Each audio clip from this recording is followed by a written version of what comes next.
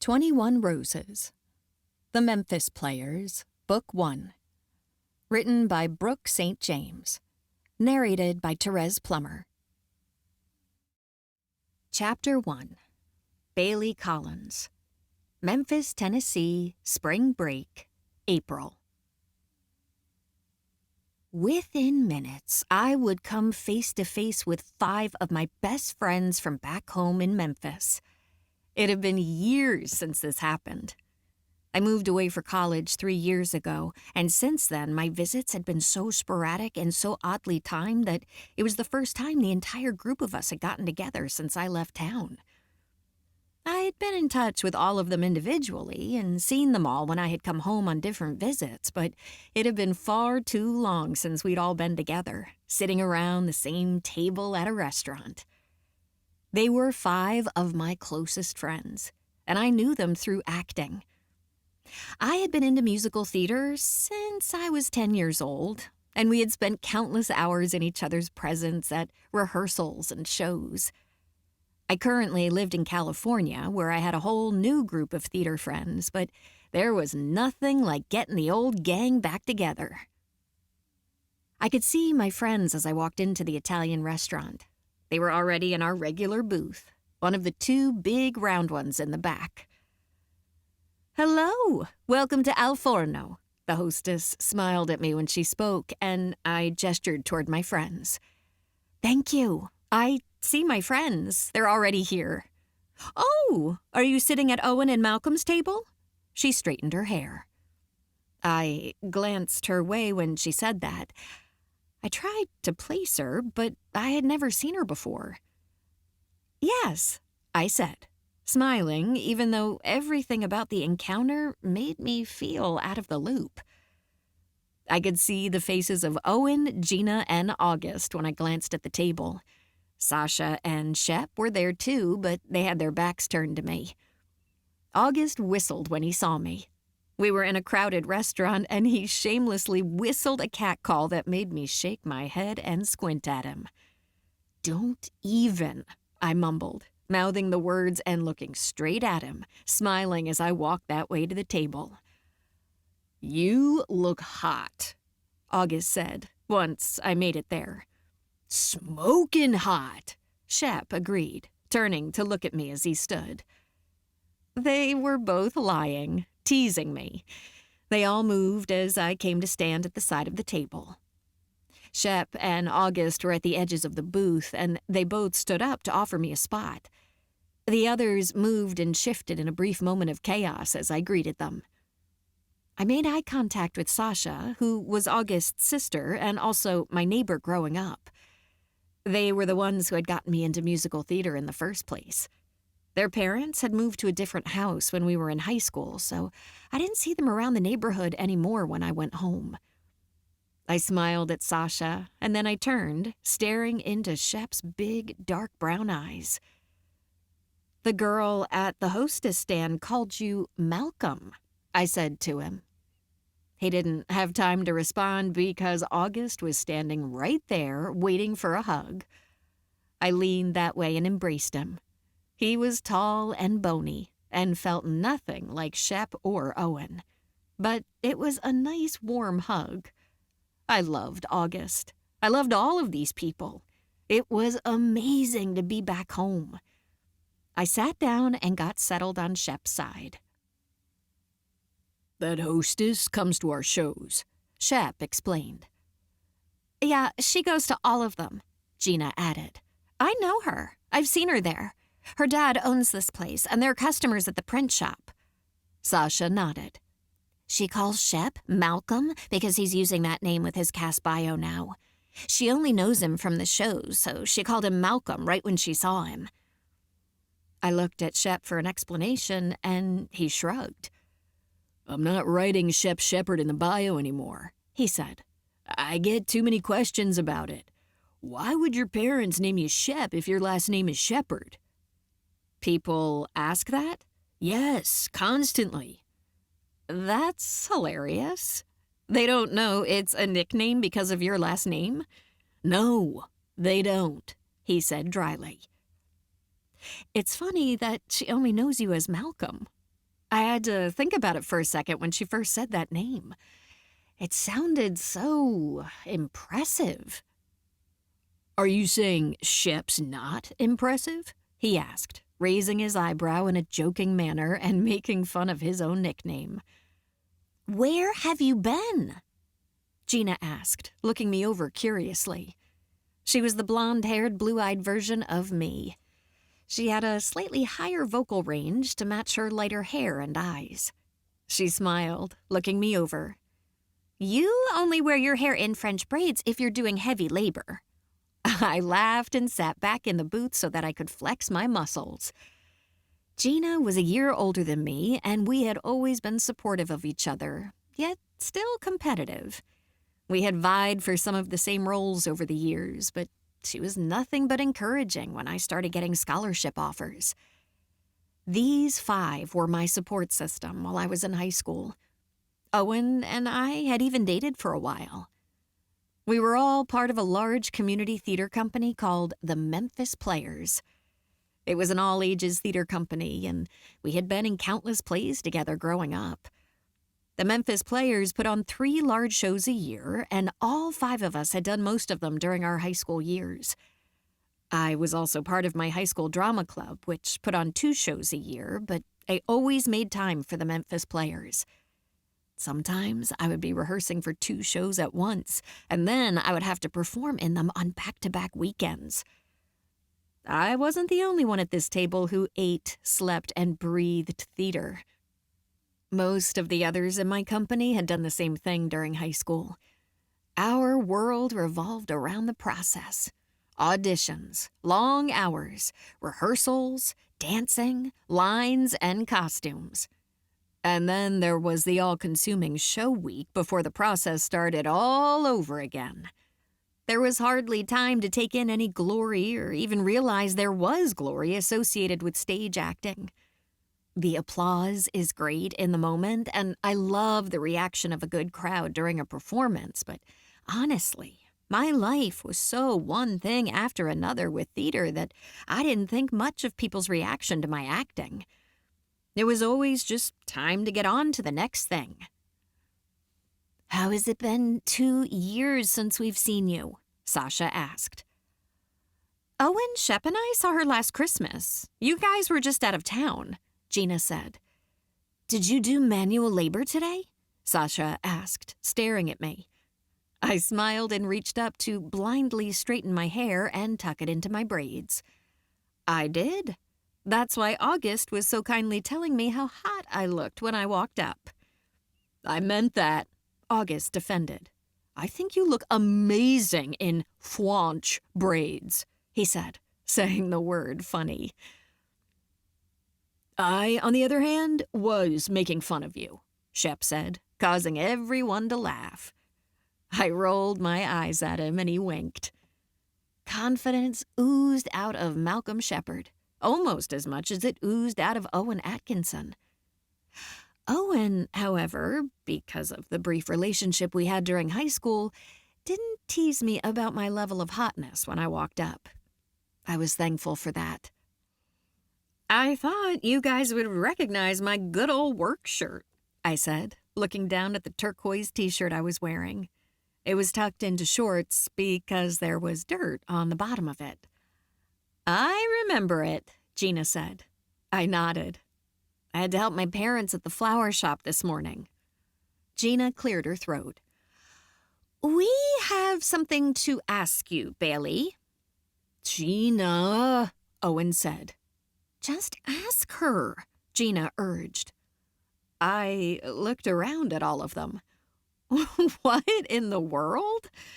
Just ask me. Brandon wants us to ask you to do a special show with us, Owen said. This summer, Sasha added. A summer show. My gaze shot to Owen. I had a job in California. I worked on campus at a coffee shop, and I couldn't quit or take that much time off. I needed the money. There was no way I could take enough time off to come home and do a play. That would take months. 3 or 4 days was the longest I'd been home in the last 3 years, since I went off to college. Even now, this spring break trip was a total of 4 days. This summer? I can't. I have bills and stuff, and my boss is depending on me to work through summer. I mean, I wish I could. I really do. I told you, Owen said, sitting back in the booth and not looking at me. What did you expect? I've been gone for 3 years. Brandon has been wanting to direct you and Owen as Ariel and Wren in Footloose for his whole life, Gina said in an unamused tone. He can't get the two of you out of his head. Then surely he can wait 1 more year, I said, hopefully. I'd love to do Footloose. If I don't get some insane job offer in California, then I'm going to be coming home next summer for good anyway. I graduate next May. That's too late, Sasha said, shaking her head. I shrugged. Too late for what? Brandon's moving. His dad died and he left him a house in Florida. He's going to be gone by next summer. Relocated. This summer is his last show in Memphis ever. Who's going to direct the company when he moves? I asked, feeling taken aback by that news. Brandon Boyd had been the one and only director at Memphis Players since I had been there. He had 2 different co-directors and different creative teams over the years, but Brandon was the man. He was the heartbeat of Memphis Players. We don't know yet, Owen said. He's moving? I asked, staring blankly at the table and feeling shocked. Yes, and this summer's show is his last one, Sasha said again. Hello, I'm Autumn, the server said, coming up to our table as I was zoned out. She set a cup of water in front of me. Is there anything else I can bring you to drink? No, thank you, I said. I'll have some coffee later, though. She smiled and looked around. I'll start a fresh pot for you. Have you guys decided what you'd like to order, or do you need a minute? We'll take a large cheese pizza, a large supreme, and an appetizer basket, and you can just bring them out at the same time.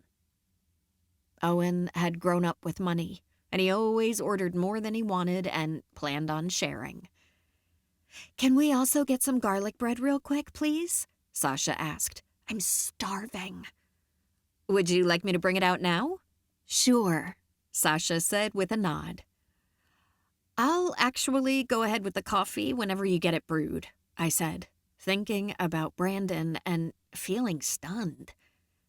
2 others, Gina and Shep, both agreed that they wanted coffee as well. The server nodded and jotted everything down. I'll be back in a moment with your garlic bread and those coffees. You know Brandon's always fantasized about you and Owen growing up and playing those roles, Shep said, barely giving the lady time to walk away. You know he's got a thing for Footloose. That's why he's doing it for his last show. It was the absolute truth. Brandon loved the movie and the musical. It was no secret that Footloose was on his list of top 5 musicals of all time. He had said before that he always wanted to direct Owen and I in those roles, but I moved away once we were old enough. I'm surprised he's not here, I said. He wanted to be. He's sick. He came down with a sore throat yesterday. Last night he ran Wonka rehearsals from Tori's phone. She held it and FaceTimed him the whole time, and he watched from bed, sounding like a zombie. From bed? He's such a control freak. You guys could run rehearsal without him. I know, Sasha said, but the whole show is already sold out, and he's freaking out. It's already sold out? I asked, blinking. Yes, Gina said. The last 2 shows we did had sold out crowds. Well, I knew you had sold out some shows lately, but I didn't realize it was multiple nights. I didn't know the whole spring show was already sold out. Willy Wonka? That's still a few weeks away. It's completely sold out, Sasha said, shaking her head like she couldn't believe it either. Me and my other little Oompa Loompas might have to get ourselves painted orange for a 6th show, if Brandon decides to add another one. Yeah, he's talking about adding Wednesday night, which is obviously our dress rehearsal, so we're going to have to figure something out with that. Reconfigure the schedule. I don't know if it'll work out. He's scrambling to do all that right now while he's sick. Everything's sold out, though, and we're really trying to accommodate him to make this all as big as possible because he's leaving after the next one. So he's going to do this show and one more, and then he's done in Memphis. He's moving? Yes, August agreed. Wonka, then Footloose, and that's it. He's leaving. Chapter 2. Within a few minutes, our server was back with coffee and breadsticks. I stared at my friends as we dug in. They had all turned into adults since we had last been together. I felt sad, but then I felt inspired and nostalgic, knowing I should make these moments expand and continue as much as I possibly could. I don't have a play this summer, I said. I knew she was going to do it, Shep said, slapping his hands together in an excited gesture. But no, listen. I have work, I said. Even if I could take off work and come here for that length of time, I have bills. I still have things to figure out, money-wise. My parents can't pay for me to come here. They're used to me paying my own bills. Don't they need your help at the flower shop? Sasha asked, around a bite of her breadstick. Yes, they do, and technically it's a job, but I have a much more comfortable job in California. When I move back here after college, I won't work for my parents, but with this type of thing, only coming home for a summer, I feel like I would need to work there. Yes, August said, pumping his fist. You're doing it. I knew you would. Owen sat back and shifted in his seat, looking upward in a resigned gesture as if his future had just been changed negatively by this decision. I did not say I was doing it, first of all, and second, Owen doesn't even want me to. I motioned toward him. He was sitting back in the booth, not looking at me. It's not that. It's just that I knew you weren't saying you'd do it. You probably won't, and they get all excited and start acting like you're agreeing to it. There was a lot to think about. It wasn't certain that I had the lead role in the bag. I knew Brandon Boyd well enough to know that I would have to go through the audition and callback process just like everyone else. There was a chance that I could do all this and rearrange my life and end up playing a supporting role. More than a few times in my theater journey, I had been cast in a supporting role when I fully expected to get the lead. But I loved Brandon, and I hated knowing that he would no longer be in Memphis when I graduated and came home from UC Berkeley next year. All of these thoughts swirled around in my head as I sat there. I absent-mindedly doctored my coffee, staring into the mug. I'm happy if they get excited about me auditioning, I said, glancing at Owen. I'm thankful that you guys brought me here to ask me this. I'm putting some serious thought into it right now. Did Brandon specifically say that I would... what about Kennedy and Anne-Marie? Are they auditioning? These were both women in their early 20s who would be serious contenders for this role. Gina, and maybe even Sasha, would be in the running for it also, and we all knew it. Brandon would give you the part, Owen said pragmatically. And he wants to do the play at the Blackbird. What Blackbird? I asked. Owen looked at me like it was obvious. The Blackbird Theater. My eyes widened because the Blackbird was a Memphis institution. It was an old opera house that was restored back to its former glory and then some. It was the place to go in Memphis to see concerts and shows. A gorgeous, vintage-looking ornate theater with reds and golds. A place that made you feel like royalty, just stepping inside.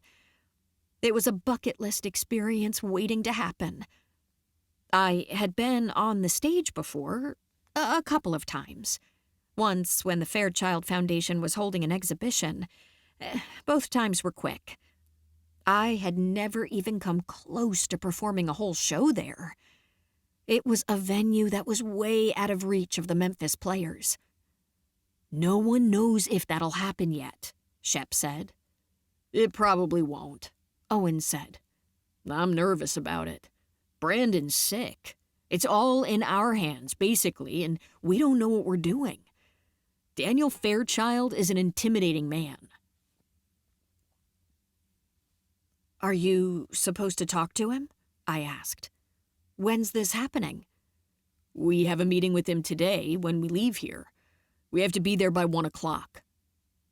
"You have a meeting with Daniel Fairchild after this?" I asked, feeling more stunned by the minute. Owen nodded. "It was supposed to be Brandon, but he's sick, obviously, so he asked Gina and me to go." "We should all go over there after we're done here," Sasha said. "Oh, that would be amazing," Gina said, looking relieved. "Brandon really wants this. He teared up when he called and asked Owen to go to the meeting for him." I shook my head, looking uncertain. I have to get back to the flower shop. I'm just on a break right now." "How are you only in Memphis for 3 days and you're working?" August asked, staring straight at me like he was dumbfounded by it. I shrugged. "My parents need it, and they're at the shop constantly this time of year. If I want to see them, I have to get in some hours." "The Blackbird is only like a mile from here," Shep said. "We should all go over there after lunch and be there for the meeting. It'll pressure him with so many of us." "Please, y'all, come with us," Gina begged. "Even if Bailey doesn't come, the rest of you should." "I would like to see the Blackbird when it's empty," Sasha said. "I've never been on stage." "I want to come too," I added. Shep leaned into me, bumping my shoulder. "This means you're doing the show." "No, definitely not. I have so much to think about. My head is spinning right now." "Yeah, and we don't even know if we're getting the Blackbird," Sasha said, chewing her breadstick. "But I do want to come to that meeting. Can we?" she asked her brother. "Are you doing a spring show right now?" August asked me after he nodded his answer to Sasha. "Is that why you're only here for a few days?" "She's never been here for longer than that," Sasha said. "She's a big-time Hollywood woman now." "I am doing a spring show," I said. "Little Mermaid." "Berkeley is nowhere near Hollywood," Owen said, talking over me like we always did. "Try San Francisco." "Still, it's California," Sasha said. "She'll probably be in a movie before we know it." The server brought a tray with our food, and we thanked her before digging in like hungry savages. My mind was so busy that the whole act of picking up a piece of cheese pizza and eating it was dreamlike and surreal. My friends had a lot to say about the meeting with Daniel Fairchild and the probability of performing Footloose at the Blackbird. That was mostly what we talked about during our lunch. "Okay, let's think about this logistically. The auditorium at Hillsdale is roughly 2,500, and we sell it out," August said. "How big is the Blackbird?" I asked. "It can't be too much bigger than that. It's not like 10,000 or anything." "I bet we can sell it out," Sasha said, "especially if we advertise it as Brandon Boyd's last show. You know how many people would come to that?" "We need to tell that to Mr. Fairchild today," Gina said. "I've got it under control," Owen said. "I'll take care of the talking. I don't think it's like that, where we just tell him we think we can sell it out. Brandon told me what to say. I have a folder. It's more of a proposition to rent the place like we do at Hillsdale. Gina sat back, nodding. Yeah, we should let Owen do the talking. He's the one who knows what Brandon wants to say. Does this mean you're doing the show? Sasha asked 30 minutes later when I got into the car with them to go to the Blackbird. No, it doesn't, I said. I hope, but I really don't know if I can afford it. Owen and Shep were in the front seat of Owen's SUV, which left Gina, Sasha, and me in the back. August was in the very back, squeezing his 2 long legs into the hatchback. It was Owen's car, one of those smaller, sporty Range Rovers. Owen drove, and Shep got carsick and always got to ride shotgun. The girls wanted the back, so August got stuck in the very back. It was small, and August was tall, but he made it work. It had been years since we all piled into one vehicle like this, and it was fun and brought back memories, even though we didn't quite fit comfortably the way we used to. Owen was one of those people who could do no wrong. He was a solid actor and singer who was athletic enough to pull off being a good dancer, too. Shep was the same. They were just normal-looking guys if you saw them on the street. But both of them were masculine-looking in the world of theater. They were muscular, gym, jock-looking guys, and it was slightly surprising to know that they happened to act, sing, and dance in front of hundreds of people on a regular basis. August was a masculine guy as well, but he had always been thin-framed, the type who was typecast into playing nerd roles or goofy sidekick roles. He was handsome and had a few girlfriends over the years, but not like Owen and Shep. They were lady killers through and through. The type of guys who things just worked out for. So it was no surprise when we pulled up to the theater and Owen found a parking spot on the street directly in front of it. "We're early," he said, shifting the vehicle into park. "We can go in. It's only 10 minutes, Shep replied. Gina was antsy and put her hand on the door handle. "I'm sure we can go in the lobby if it's open." "I love this place so much," I added, looking up and seeing the glass doors at the entryway. I was still contemplating going inside. I really had nothing to lose, but I was obviously underdressed compared to everyone else, and I didn't want to cramp their style when they were talking to Mr. Fairchild. We got out of the back of Owen's car, and I took a step backward to let Sasha get out. I could feel it when it happened. My foot planted on something soft and gushy.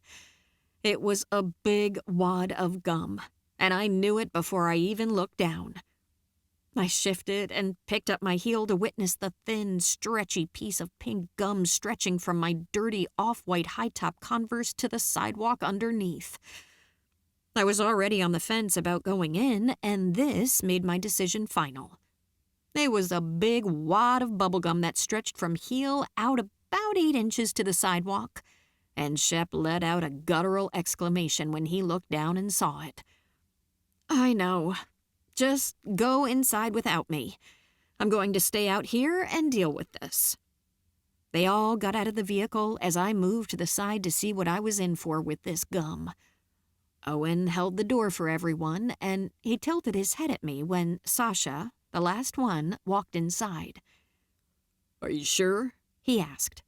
"We can all just wait a minute while you do that." "Yeah, no, thank you, but I'll just stay out here.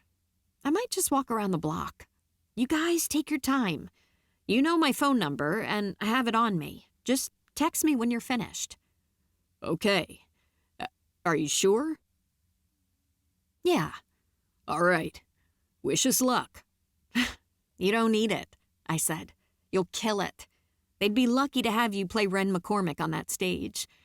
It'll be the biggest show Memphis has ever seen." "Now you're just being cheeky," Owen said, smiling and squinting at me as he swiveled to walk inside. "No, I'm not. You're amazing. I believe in you, I hollered at his back. I hobbled to the edge of the sidewalk toward a small patch of grass where I could work to get the gum off of my shoe. I began rubbing my heel against the curb to scrape most of it off. Then I moved to the grass where I did a few different heel-swiveling, heel-scraping moves to try to get the rest of the sticky substance off. I glanced at the wall as I was swiping my foot, and I couldn't help but take in the advertisements for coming shows.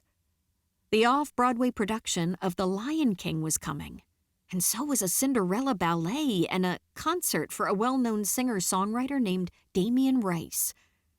The date on that one was in June, and I absent-mindedly made plans to go to it if I happened to be in town for Footloose. I couldn't believe I was even thinking about it. Coming home for the summer would take a lot of planning and compromising on my part. But being at the Blackbird made everything seem more romantic and reasonable. I was standing near the side of the street when a van pulled up and parked in front of me. The curb was painted yellow and was clearly marked as a loading zone. It was a dark van with the name Fairchild Foundation in neat gold lettering on the side. The guys who got out had on black T-shirts with the same name printed in one line across the back. Chapter 3. I was in the process of moving out of their way when one of them pointed at me with a snap and smirked like he was about to talk to me. They were big, bodyguard-looking guys, and based on his facial expression, I had no idea what he was about to say. Did the flower shop send someone to help us unload these? Pardon? I said, thinking I hadn't heard him correctly. Your shirt, he said. It's from Floral Expressions. Yes, that's my mom and dad's place. Oh, well, we just left there about 10 minutes ago. We have 12 trays of flowers back here. Whoa, oh, yeah, I'd love to help you carry them. Where are you going? I offered, knowing I had nothing better to do at the moment. I gave my heel one last small scrape, even though I pretty much had the gum off of it. I'm waiting for some friends, and I really don't mind. Don't make her work on her day off, the other guy said. No, I was looking for something to do. I followed them to the back of the van and saw the evidence of their trip to my parents' store. The bottom of the van was lined, full of trays. Without a specialized cart, there was no way to stack the flowers, so they would have to carry them 2 by 2. They weren't heavy, but there was no other way to do it since the trays were cumbersome and couldn't be stacked. I'd be happy to help, I said. I'm thankful to you guys for supporting my parents' store. Mr. Fairchild told us to go there for these things right here, the first guy said, pointing at a tray of Mexican petunias. I like those too, I said. Be careful where you put them, because they'll take over. We don't do any of the planting, he said. We just haul them up there. They have regular gardeners at the house, but these are for the rooftop. I don't know who's planting them. Not me. I reached in for a tray. I was used to carrying them. My shirt sleeves currently had small dirt stains in the exact spots where the trays rested while I carried them. Are you sure? He asked. Oh, yeah. It's no problem at all. I'm actually working today. I'll go up there again once I leave here. I had practice at hauling flower trays, and I picked 2 of them up easily, letting my forearm rest along the dirty bottom to add extra support. The guys looked to me for advice on how to balance them, but once they got them situated, they easily carried 2 trays. There was an unmarked door next to the theater, and one of the gentlemen unlocked it with a key card, opened the door, and stood to the side while we went inside. We entered a small room with a concrete flight of stairs. We went around them and found an elevator. One of the gentlemen hit the button to go up. It was nice inside, and we rode it to the 5th floor, where we got off in a beautiful hallway with carpet and wallpaper. There's no elevator to the roof, he said when we stepped off of the elevator. "We have to go back over to the stairs." The hallway was decorated in a simplified version of the theater itself. The carpets were rich red with a pattern, and the wallpaper was the same as in other places in the theater. I knew because I recognized it from the last time I was there. "What is this place?" I asked. "What's on the 5th floor?" "There are 2 apartments," he said. "Oh my goodness! People can live here?" "Not just anybody, but the owners can live here." Oh, I guess I should have assumed that. My first thought was that they might be for rent. "No, they keep these in the family." He kicked open the door and held it for me. We went back into the stairwell, but this time we only had to climb 1 flight. I followed them up the stairs, out the door, and onto the rooftop. It was suddenly sunny. I had heard him say something about the rooftop, but I hadn't taken it in. The door opened onto an area underneath a large pavilion. We had a covering, but it was still bright. The roof above us sloped in one direction, and I smiled as I looked around. I had no idea this was up here. I haven't seen any of it from the street. "I know. It's nice, isn't it?" It was lined with flower beds and pots, and there was furniture and a whole living room area. "This is bananas," I said. "I had no idea this was here." "Yeah, because of the facade on the front of the building," the guy said. "You could catch a glimpse from the back, but you wouldn't know what you're looking at." I set the trays down on a nearby table, and I gestured to the brick wall that surrounded us on 3 sides. "This isn't as big as the theater, is it?" I asked, looking around and trying to gauge the size of the patio. It was big, but not theater big. "No, it's not," the man said. His voice sounded like it was coming from a different direction, and I turned to find that there was a completely different person with us. He stood, and I regarded him. This one also had on a black shirt with muscles, only he was about 20 years younger than these other 2 guys. Handsome was an understatement. He had a face that looked like it was a work of an artist. He had dark features. My heart sped up at the sight of his face, which was perfect, awe-inspiring, distracting. He was well-built physically, and he had a look that I could not pull my eyes from. He obviously worked for the Fairchild Foundation. I could tell that by his shirt. He had been there all along, and he had his back turned to us, tending to a large raised flower bed that ran along the wall. He had on dirty gloves, and he took them off as he walked toward me. "This section of the roof is less than half of the entire roof. The other section is 12 feet below us, over that wall." He pointed to the area in front of me where the wall was lower and looked like more of a rail. It was enough that I knew I'd be able to see over it if I walked over there. "Did you come here from the nursery?" No, but I work there. I'm on break, and I just happened to be in the neighborhood. I ran my fingers through my hair, adjusting it. Why did I have the sudden desire to impress the gardener? Maybe it was because he was one of the best-looking guys I had ever seen. He seemed to be a few years older than me. I wasn't sure. I looked away before I could continue to stare. He was incredibly distracting, though. The 2 other men had set down their trays, and I saw from the corner of my eye when they took off toward the door, expecting me to follow, which I did. "Do you have any advice for me with planting?" the young one asked. "I could use your advice if you know about flowers." I had thought he was the gardener, but maybe he was just a different kind of employee who happened to be working in the garden. I turned to look at him, and he gestured to the flower bed. "Do you want my advice?" I asked, making sure. He gave me a nod. Yes, I do. I wouldn't plant those like you have them right now, I said. He already had 4 or 5 plants in the dirt, but they had just been planted, so I knew it wasn't a big deal to move them. I would put the one with the yellow flower in the back, switch those around, and put the purple in front of the yellow. Why? Is that yellow one going to get taller? Yes. And while you're at it, they might need more space. It's a shrimp plant, and they get pretty big.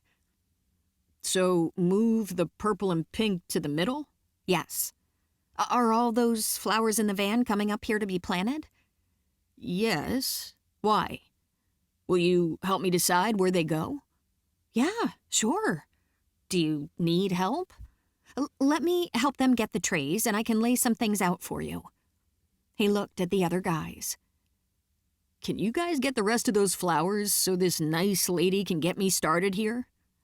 Sure thing, one of them said, before they both disappeared through the door. Do you have an extra pair of gloves? I asked. It'll go faster with both of us planting. I didn't mean for you to have to work, he said. I just thought you might point and tell me what goes where. I will, but I don't mind getting my hands dirty while I'm here. I'll want to get in there and move some things so you can see the spacing. He held out his own gloves with a slightly regretful expression, and I didn't hesitate to take them from him. I had to keep my mind busy because otherwise I would just stand there and stare at the guy. And then birds would start chirping and butterflies would flutter around us and I'd fall madly in love. I went over to the flower bed, staring at dirt instead. The soil was nice and fresh, and it looked like it had just come from a bag. I could easily get my hands through it. It only took a minute to resituate the plants he had in the soil. I showed him how to work the roots a little and how to bury them properly where they weren't so packed in. I gave him back his gloves and then quickly began setting other things out, putting them in various pots and raised beds.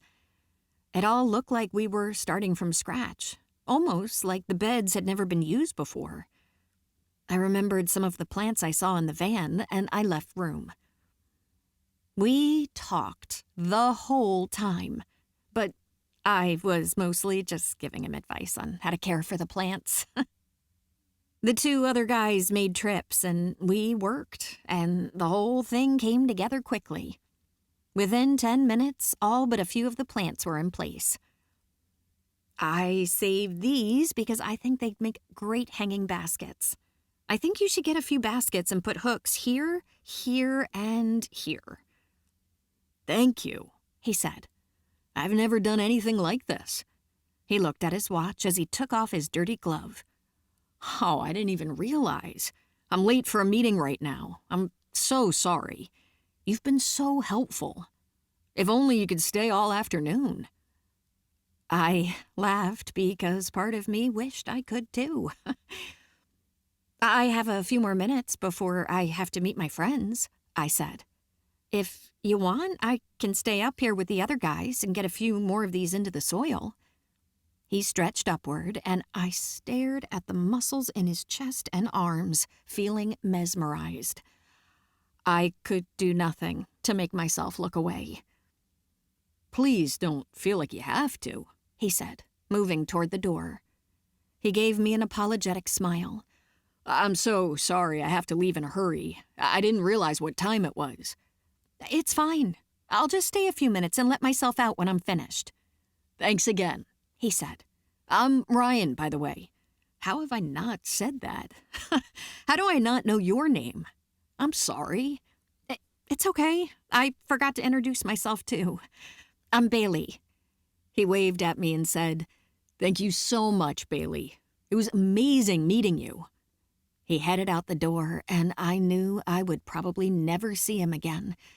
But I couldn't help but smile at the giddy feeling he gave me.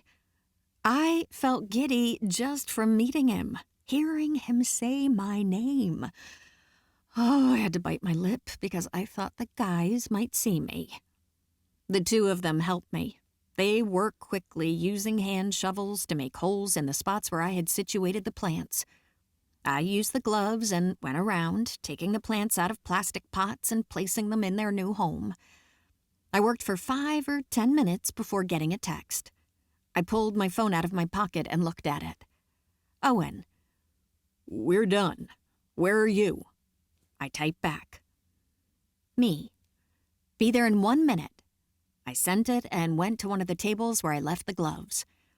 My friends are waiting, I said to the guys. Both of them thanked me as I made my way out. By the time I got to the door, they had both quit working and began making their way to the pavilion. I wished I had more time up there because they had spared no expense on the flowers, and I knew how good it was going to look once everything was in its place. I started to wave at the guys again, but they had their backs turned. I took the stairs all the way down to ground level, and I was on the sidewalk in less than a minute. Chapter 4. As I stepped outside, I dusted some stray dirt off my arms and shirt. "Where'd you go?" Gina asked when she opened the door to the SUV. "I saw some guys with flowers from my parents' store, so I helped them out. Did some planting." "We have to wait here because August had to use the restroom and couldn't hold it," Sasha informed me as I got inside. He and Shep walked to the restaurant. "He said it was an emergency," Gina said, rolling her eyes. "I knew it was going to happen because he had 2 refills with lunch," Sasha explained. "Why didn't he use it in the Blackbird? How did the meeting go?" "That's why he didn't use it in there," Owen said. "We bombed. It was the biggest waste of time. We could have stayed at the restaurant and canceled the meeting." "We could have had tiramisu," Sasha said.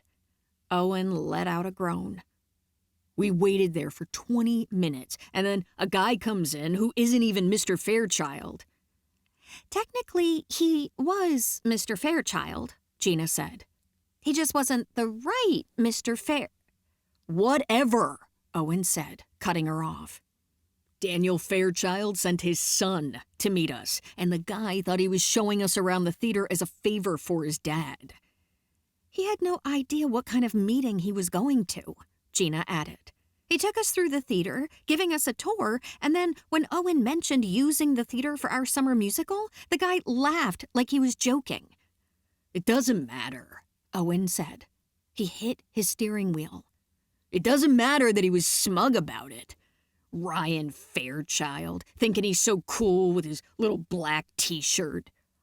"I loved his black t-shirt," Gina said in a slow, dazed tone. "And he was really nice up until Owen mentioned renting the theater. He just laughed and shut him down." "Thanks for reminding me," Owen said. "What did you say to him?" I asked. "You ask that like it's my fault." I ask because I met a guy in there named Ryan with a black shirt, and he was really nice." "So was this guy," Sasha said. "He wasn't mean. He just informed us that there was no way on God's green earth that we would ever do a musical at the Blackbird." Gina cut in. "He said there's a board of directors who have to vote on what happens at the theater. They make a schedule every year, and there's no deviating from it or casual renting of the theater. He said we could try the college if we needed a bigger auditorium." "We should try a college," Owen said. "I'm not worried about it. The theater was Brandon's big dream, not mine. I'm glad Brandon was sick and didn't have to talk to that guy, though. He thought he was meeting with Daniel Fairchild and that he actually had a chance when none of that was true. Now I have to go back and tell him it's not happening. I don't know why he wanted it so badly anyway." "Who wouldn't want to perform there?" Gina said. "You know what? I'll be right back," I said, moving. I wasn't sure what came over me or what I thought I would do, but I got out of the car. I talked to my friends for only a second before leaving them, opening the door I had just come out of and heading upstairs. My friends asked me where I was going in the process of it all, but I didn't explain and instead just told them I'd be right back. I had no idea if I would be able to find Ryan or what I would say when I got there. I knew they were talking about the same guy I had talked to, and for some reason, in that moment, I felt like it was within my reach to reason with him and make Brandon's dream come true. I was aware of the fact that I needed to hurry, and therefore took the stairs 2 at a time. I had used the elevator previously, so I hadn't realized just how many stairs there were. I had my head down and was pushing past the burning in my legs as I walked onward and upward. I breathed heavier with every step, but I pressed on. I was charging toward the 5th floor landing when the door swung open right in front of me. I gasped at the sudden interference, and the sheer surprise of it all caused me to stop in my tracks so quickly that my forward momentum shifted and turned to backward momentum. I saw that it was Ryan who had opened the door, but my body had already jumped backward, and by the time I realized I had lost my footing, it was too late. I started to stumble backward, and I felt him catch me by the arm. He pulled me so surely and suddenly that I felt like I was never in any danger of falling. And just like that, my momentum changed for a 3rd time in as many seconds, and I was set to my feet. Ryan made sure I was secure and on solid ground before letting me go, and he stayed standing close to me. His hands had been on me, and I was hyper-aware of it. I couldn't believe the timing. Now he was standing close to me, only a foot or 2 away, and I was all too aware of his proximity. I felt a sense of excitement, but then that feeling ended when I saw his expression of disapproval. "You could have died just now. You need to be more careful," he said, looking serious. I gave him a defensive glance. "You're the one who opened the door right in front of me and scared me to death." "Opening doors is normal. That's something people do all the time. You were the one running up the stairs like the building was on fire." "I was looking for you, actually," I said, trying to catch my breath. Ryan was physically close to me, and for some reason, his presence made me feel a little swoony. I touched the wall, even though my feet were securely planted on the landing. "Oh, yeah?" "Yes. Did you just have a meeting with some people from the Memphis Players?" "Yes, I did," he said, cocking his head and looking at me with newfound curiosity. "Those were my friends," I said. "I came here with them. I was waiting for them. I would have been at that meeting if I didn't... I got gum on my shoe, and then that van pulled up." Our proximity was distracting me. We were standing closer than ever, and the tension was getting thicker by the second. At least, it was on my end. "Anyway, Brandon Boyd is... I don't know what they told you, but Brandon is well-loved in Memphis, and he's leaving town for good, moving away. It's his last show, and..." "Yeah, they told me. What's it got to do with you? Do you provide the flowers or something?" "The flowers? What?" "No, I'm a stage performer. I know Brandon through acting. I grew up as an actor in his company." "Are you in the play that they want to perform here?" "No, not technically. Not yet. It hasn't been cast yet, and I don't live here right now." "Where do you live?" he asked, still standing only a foot from me. Oh, he was a good 6 inches taller than me, and I had to look up at him. I could have stepped back, but I didn't want to. "California. I'm there for college. I have one more year. But I might work it out to do that play with Brandon, since it's his last. So are you in it or not? He asked. For Footloose? He shrugged. Whatever play your friends were talking about doing here. I could be. I would be cast in it if I could take off work between semesters. Brandon made a big difference in my life. He got me my scholarship. I feel like I owe him. Where do you go to school? UC Berkeley. And you would come back for the summer to do the play? Yes, maybe. My friends were just telling me about the meeting, and I knew how much it meant to Brandon, so I sighed and shrugged. I wanted to find you and explain our situation. I think Brandon was coming here because he knew your father. My dad's flight got delayed. He said the meeting was with someone he knows. That's why I thought it was a tour. They let me talk for 5 minutes before they asked me about doing a show here. But that's not how it works. We don't just rent the theater. There's a board who votes and a lineup for the whole year.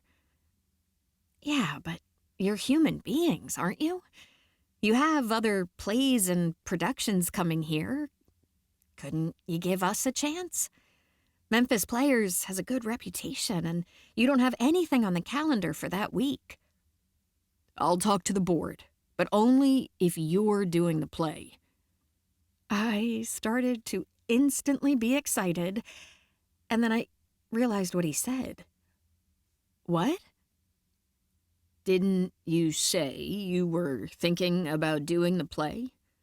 He tilted his head and spoke slowly, and I had the feeling he was in no hurry to leave the stairwell.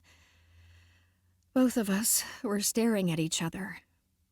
I was judging his expression and trying to gauge his intentions, and he was staring at me confidently.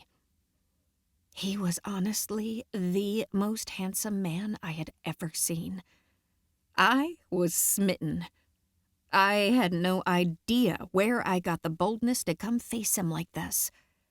And now he was asking me if I was going to act in the show, as if that was a factor.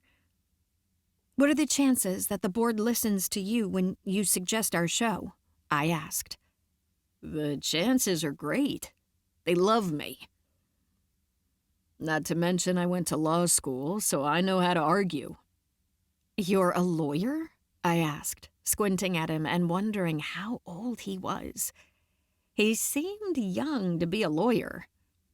I'm fresh out of law school. I took the bar, but I haven't started work. Not in its full capacity, at least. Who is Daniel Fairchild to you? I asked. My dad is Daniel Fairchild. I've been away at school. I was living in New York. I just moved back home. You moved to New York for college? I said. I thought that it was cliché, but what I said was, that's like a movie. My life is like a movie sometimes. I had no idea what he meant by that, but I was signing up for it. This isn't your home, is it? I asked. Yes, my apartment is right there. He gestured at the door he had just opened, and I knew exactly what apartment he was referring to. I had been in that hallway. Do your parents live here too? He laughed. No. They have a house in the suburbs. My mom tried to live here for a little while, but she likes the country. Is that your own personal rooftop? I asked, pointing upward and referring to the place where we had planted flowers. He shrugged one shoulder. Mine and my brother's, I guess. The other apartment belongs to him, so technically we share the rooftop. He lives in Africa, though. Whoa. Yeah. Where do you live? New York. Oh, I know, but where? I went to NYU, had an apartment in Soho. That's where I lived until 2 weeks ago. Why'd you come back? Because my dad had an episode with his health. He's fine now, and he's going to keep working and everything, but it got me thinking. I like this apartment, and I had planned on coming back here after college anyway. I'm sorry, I didn't mean to ask why you moved and then have it be personal family stuff. I'm not that guarded. I was already thinking about moving back anyway. That thing with Dad just made me pull the trigger. I have a job set up here, but I've barely started. I'm still moving in and getting settled. I might work for them part-time for a little while. Ryan and I had been standing there for what must have been 3 full minutes, and neither of us flinched. We kept our proximity close as we carried on the conversation. There was definitely tension, and it felt like we were almost daring each other not to move. My phone is going off nonstop in my pocket. My friends are waiting for me downstairs. They have no idea where I am. I just said I'd be right back.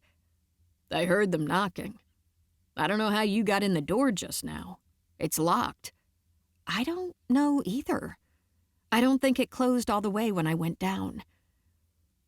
Would you be a starring role in that play? Most likely, I said, being humble but serious. If you do the play, I'll talk to the board. If you guys let us have the play here, then I will do it. I'll make a way to be here this summer. Are you the lead role? He asked, not taking his eyes from mine. I don't know. You never know about these things. Everyone has to audition. Someone could come in and sweep Brandon off his feet. What are the chances of that happening? He asked.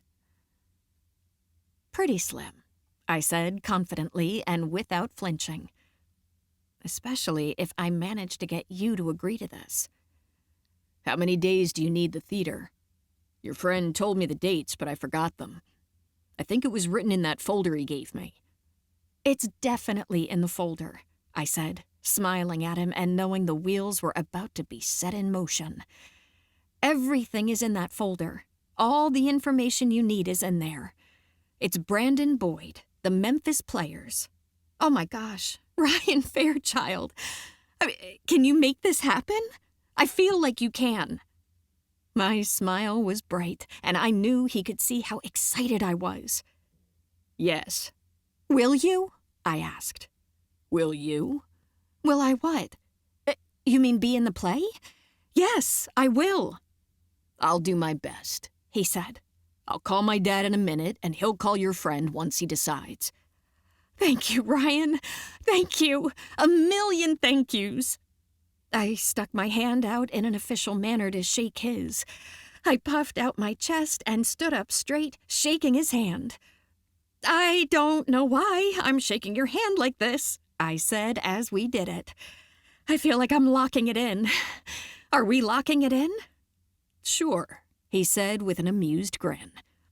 I let go of his hand even though I didn't want to. Thank you, Ryan. You're welcome, Bailey. I took a step down the stairs, and then I turned and stared up at him. I was an actress, but I wasn't pretending to be smitten and bat my eyes at him. All of that was real. It was all the truth. I smiled up at him. And thank you for saving my life just now, I said, being sincere for a second before I continued taking off. You're welcome. I'm glad you're alive. Thank you. Me too. Those were the last words we said to each other. I turned and took off down the stairwell while he went the opposite way. Chapter 5. I climbed down the stairs quickly, smiling uncontrollably the whole time I moved. I tried to manage my too big smile when I made it to ground level and opened the door.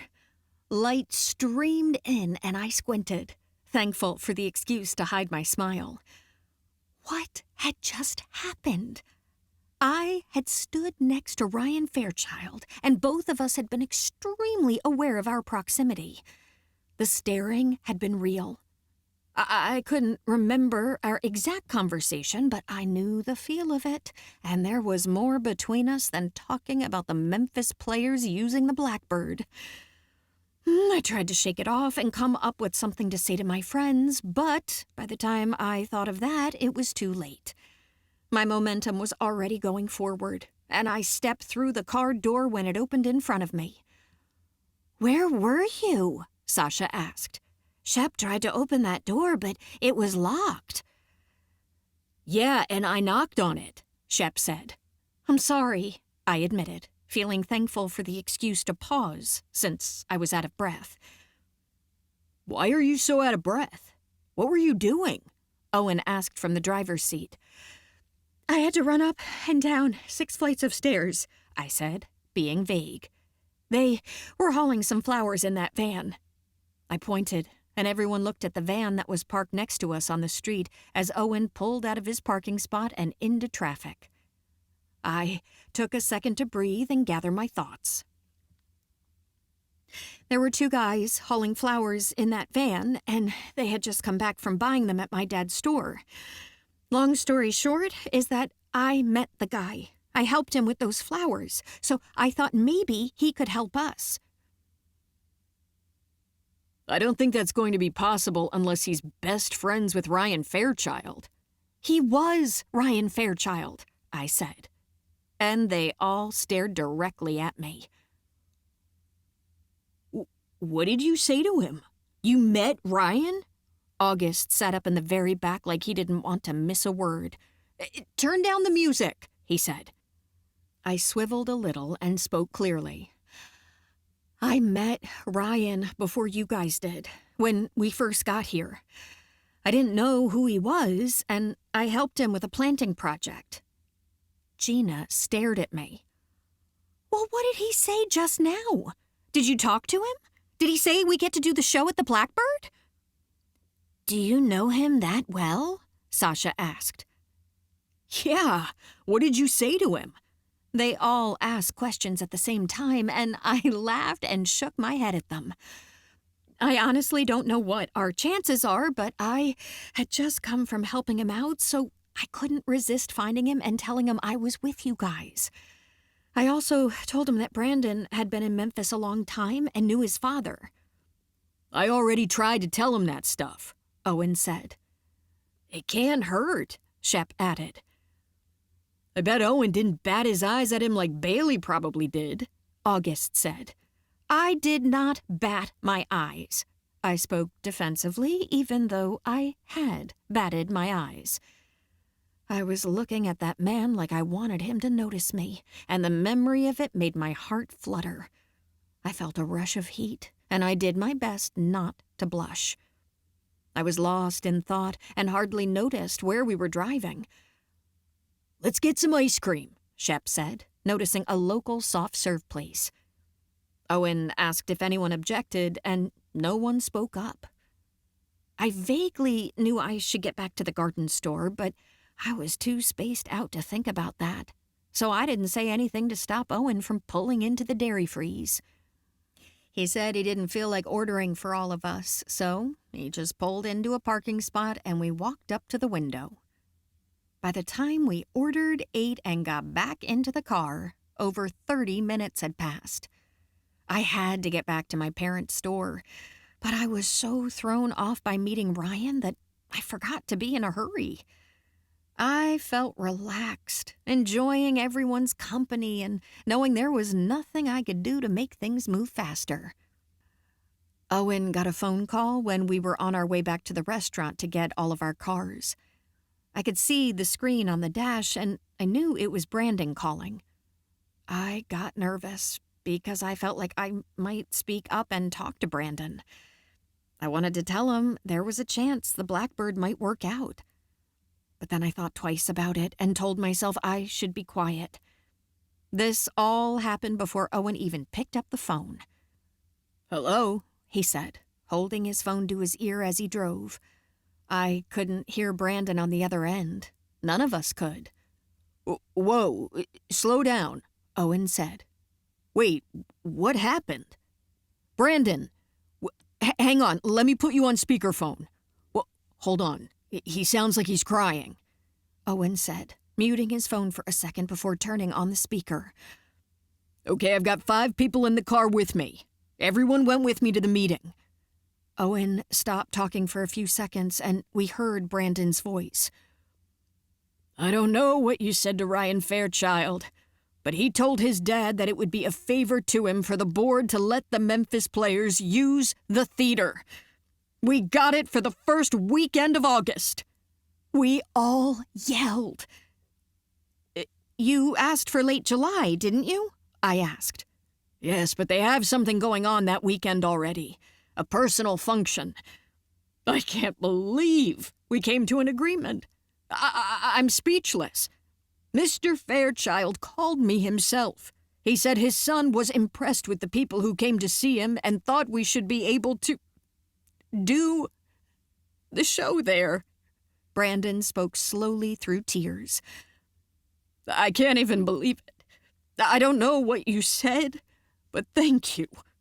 I have wanted to see one of my shows perform there for many years, so I don't know what to say besides thank you. From the bottom of my heart, thank you. We got it? Gina asked. We got it, Brandon announced triumphantly. Are you sure you don't want Les Mis or something epic like that as your last show? Sasha asked. Are you kidding? Y'all know how much I love Footloose. It wasn't us, Owen said. It was Bailey. Was Bailey with you? Is she there now? Is she doing Footloose? Brandon was hoarse and emotional from being sick and so excited. I'm here, I answered, calling out to him over speakerphone. Bailey was the one who said something to Ryan, Owen said. He wasn't hearing it from us. I helped him with some flowers, I said. I had on one of my dad's shirts and... How are you, Brandon? I'm sorry you're not feeling well. Bailey, honey, I'm so much better now. Ever since Daniel Fairchild personally called me and invited me to do a show at his theater, I've been just fine. Did you have something to do with it? Does this mean you're doing the show? Don't get your hopes up, Shep said. She's busy with work and school, Owen said. Actually, I'm going to do it, I said, remembering the promise I made to Ryan. You are? Owen asked, looking at me in the rearview mirror. I am, I said, speaking loudly enough to confirm it with Brandon. I'm going to have to do auditions on Zoom, but I'll come back for summer. Everyone was telling me it's your last show. I paused and waited for Brandon to respond, but it was quiet. We all waited for a few more seconds. Brandon? Shep said. I'm here, he said, barely getting out the words, trying his hardest not to cry. He opted for silence. I'm here, he said after another few seconds. I love you guys so much. Thank you. Yes, Bailey, it's my last show. Are you sure it's happening at the Blackbird? Sasha asked. Yes, it's happening. I can't believe it, but it's happening. They're sending over paperwork. Oh, I feel like I'm dreaming right now. I don't know what to say. I'll let you go for now. I'm sick, and I know you guys need to go, but what a dream. Thank you, and I love you all. Yeah, we're so happy, Sasha said. Feel better? We yelled our goodbyes and hung up with Brandon, and all of us sat there, shocked, not saying a thing for a few seconds. Does this mean that we are actually going to perform at the Blackbird Theater? That's That's like Carnegie Hall. The Carnegie Hall of Memphis, August said. Our name is going to be in lights on that sign. Your name's going to be all over it anyway, since we're not doing it in July, Shep said. We always made August jokes, so none of us even reacted. Yeah, I was hoping for July, I said. August means an extra week I have to take off work. What made you decide to do it? Owen asked. Performing at the Blackbird, Gina guessed. Or was it Brandon crying? Sasha asked.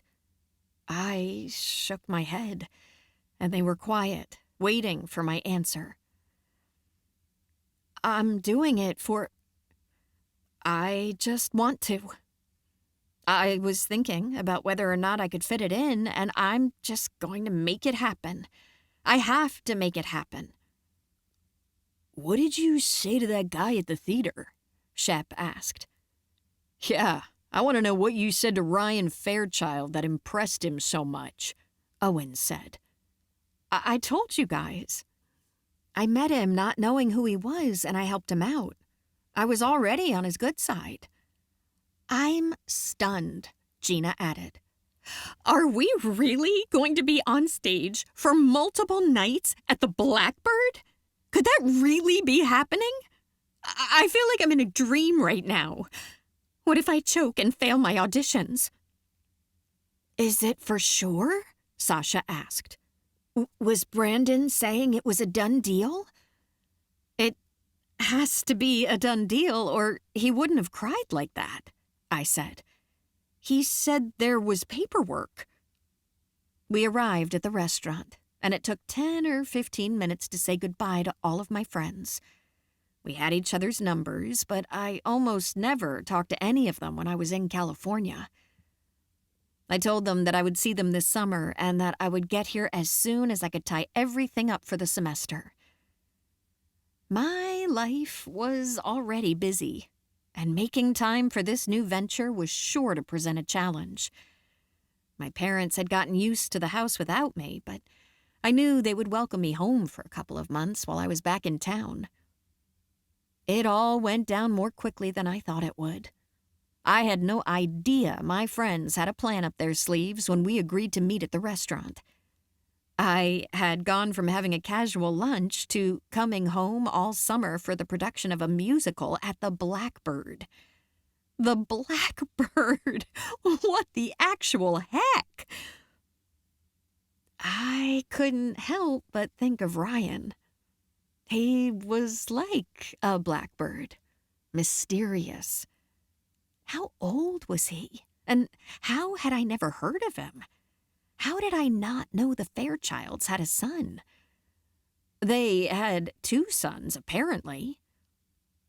I had a brother of my own to think about, 2 of them. Soon I would be seeing a lot more of them.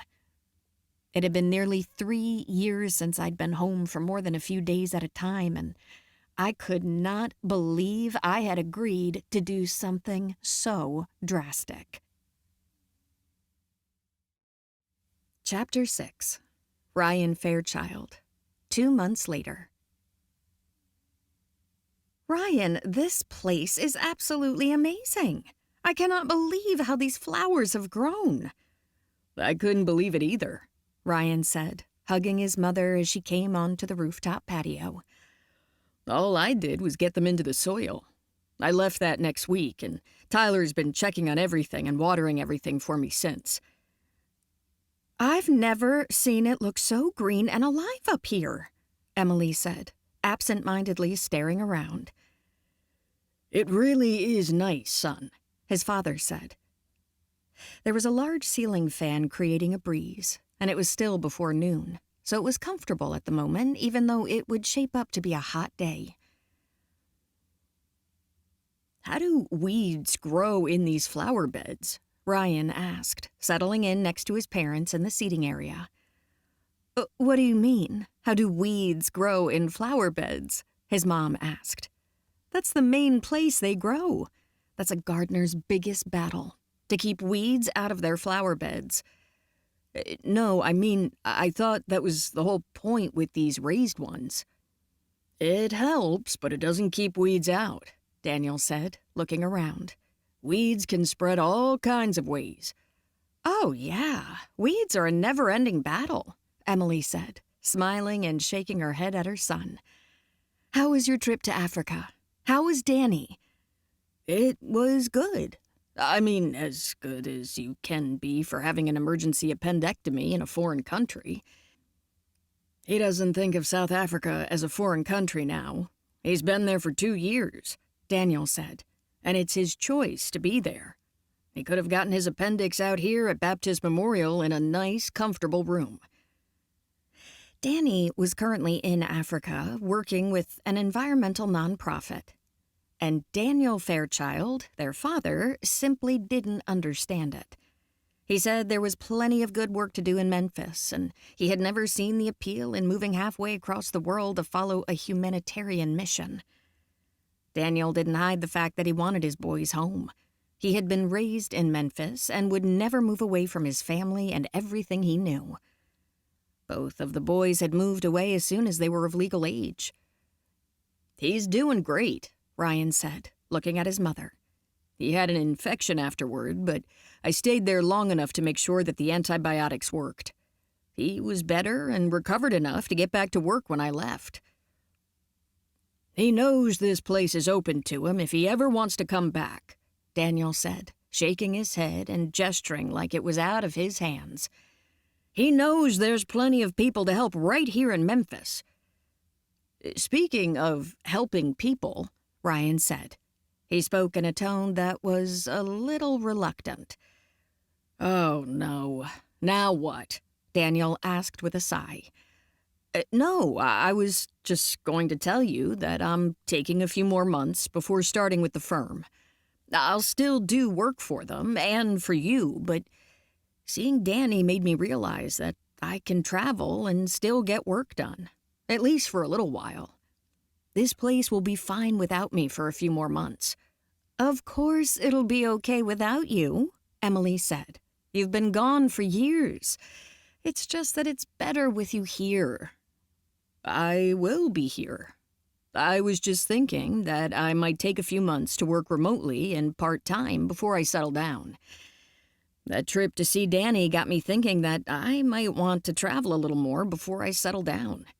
I'll work from home until next summer. If you want me to lease out the apartment during the times when I'm not here, I can. Don't be silly. Danny's is empty. Are you talking about leaving Memphis for good until next year? I don't want to be out of town full time, but I do want to use this time to travel. I've been locked in for a long time with school. Are you asking our opinions, son, or are you just telling us something you've already decided? I'm going to do it, Ryan said. I'll be here half the time. I just wanted to check in with you about it since I won't officially be working that job yet. I'll do part-time stuff for now, and in a few months I'll start working more. You don't have to try to convince me, Daniel said. You have your mind made up. Is Africa where you want to go? Emily asked. No. I liked visiting Danny, but no. It's not about Africa, and it's not even about traveling to a specific place. I just want freedom for a while. I know I'll have vacations and things like that once I'm established, but I want to feel somewhat settled in my heart when I start full-time, and I just don't have that yet. I need a few months. When I was your age, I didn't have the privilege of following my heart, Daniel said. And I don't take that privilege for granted, Ryan said. I don't want to come across as ungrateful, but I'm young, and I'm in a position where I can take a few months to breathe before I go straight to work. You know I'll be fully committed once I start. You saw how I was with law school. Have you talked to Neil about it? Emily asked. Neil was the lawyer and family friend who Ryan would be working with. Neil had been a mentor to Ryan for years. Yes, I have. And you're just telling us this and not asking. Yeah, I guess so, Dad. I hope to have your approval about it. I'll be willing to rent the apartment to vacationers when I'm out of town. You know we don't want that. We can't have just anyone staying up here, Emily said. And the apartment is yours. Your father and I wanted to give these to you and your brother. We would love it if you both lived here, but that's not our choice to make. I promise I'm not trying to get out of living here. I love it, and I'm thankful. So thankful. I mean, look around.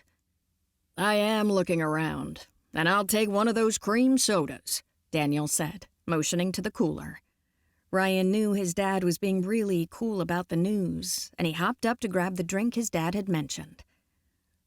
I was wondering about that play, Ryan said.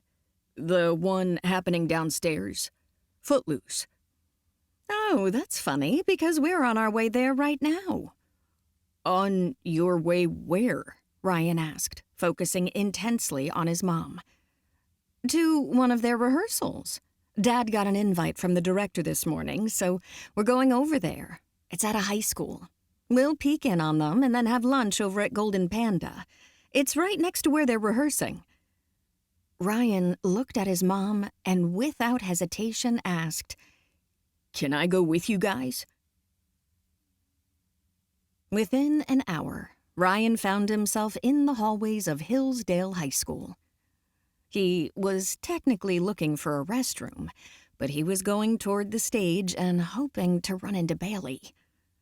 They would be treated to a scene from the musical at 11:30, which meant that he had 10 minutes to get back to his seat in the auditorium. His parents were waiting for him there. They had seats on the 8th row, center. The curtains were drawn, so Ryan had no idea what to expect. There were still weeks to go before the production, so he figured they wouldn't have costumes or set pieces. He couldn't stop thinking about Bailey. He wondered if she was going to be there. He was on edge and excited to see the rehearsal. He heard singing as he came to the end of the hall. It was 2 voices, both female. They stopped abruptly. That's the difference, though, one of them said. Owen doesn't hit that high note like you're doing. Whatever note he's hitting, that middle note is throwing off my harmony. It's not a comfortable harmony for me anyway, and I just can't hold it with him hitting that lower one. It's weird. Did you talk to Brandon about it? Yeah, that note is written as an option in the score. I just don't like it. It throws me off. Okay, try this one with it. The 2 women sang a few notes before settling on one and holding the last one and harmonizing perfectly together. Ryan stood there, listening, transfixed, assuming and hoping that one of the voices was Bailey. Thank you, Gina. I needed that. You're welcome. You know that man's here to watch y'all's song, don't you? Yes, I know. Daniel Fairchild. That's why I was working on that last note. I have a feeling Brandon's going to end up having us change it before the show, but I need to work something out right now. His son is here. What? Who? Mr. Fairchild's son, Ryan.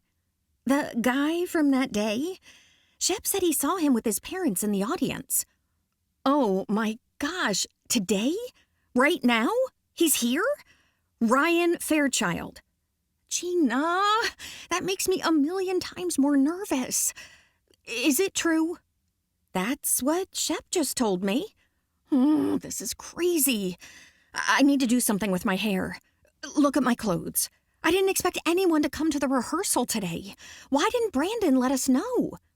Because he just called him this morning. Are you okay? Ariel, Brandon has notes. He said he needs you on stage with Ren in 2 minutes. Okay, she called. Ariel. I bet you're tired of that name. You go from Ariel in The Little Mermaid straight to another Ariel. I bet you think you're not even Bailey anymore.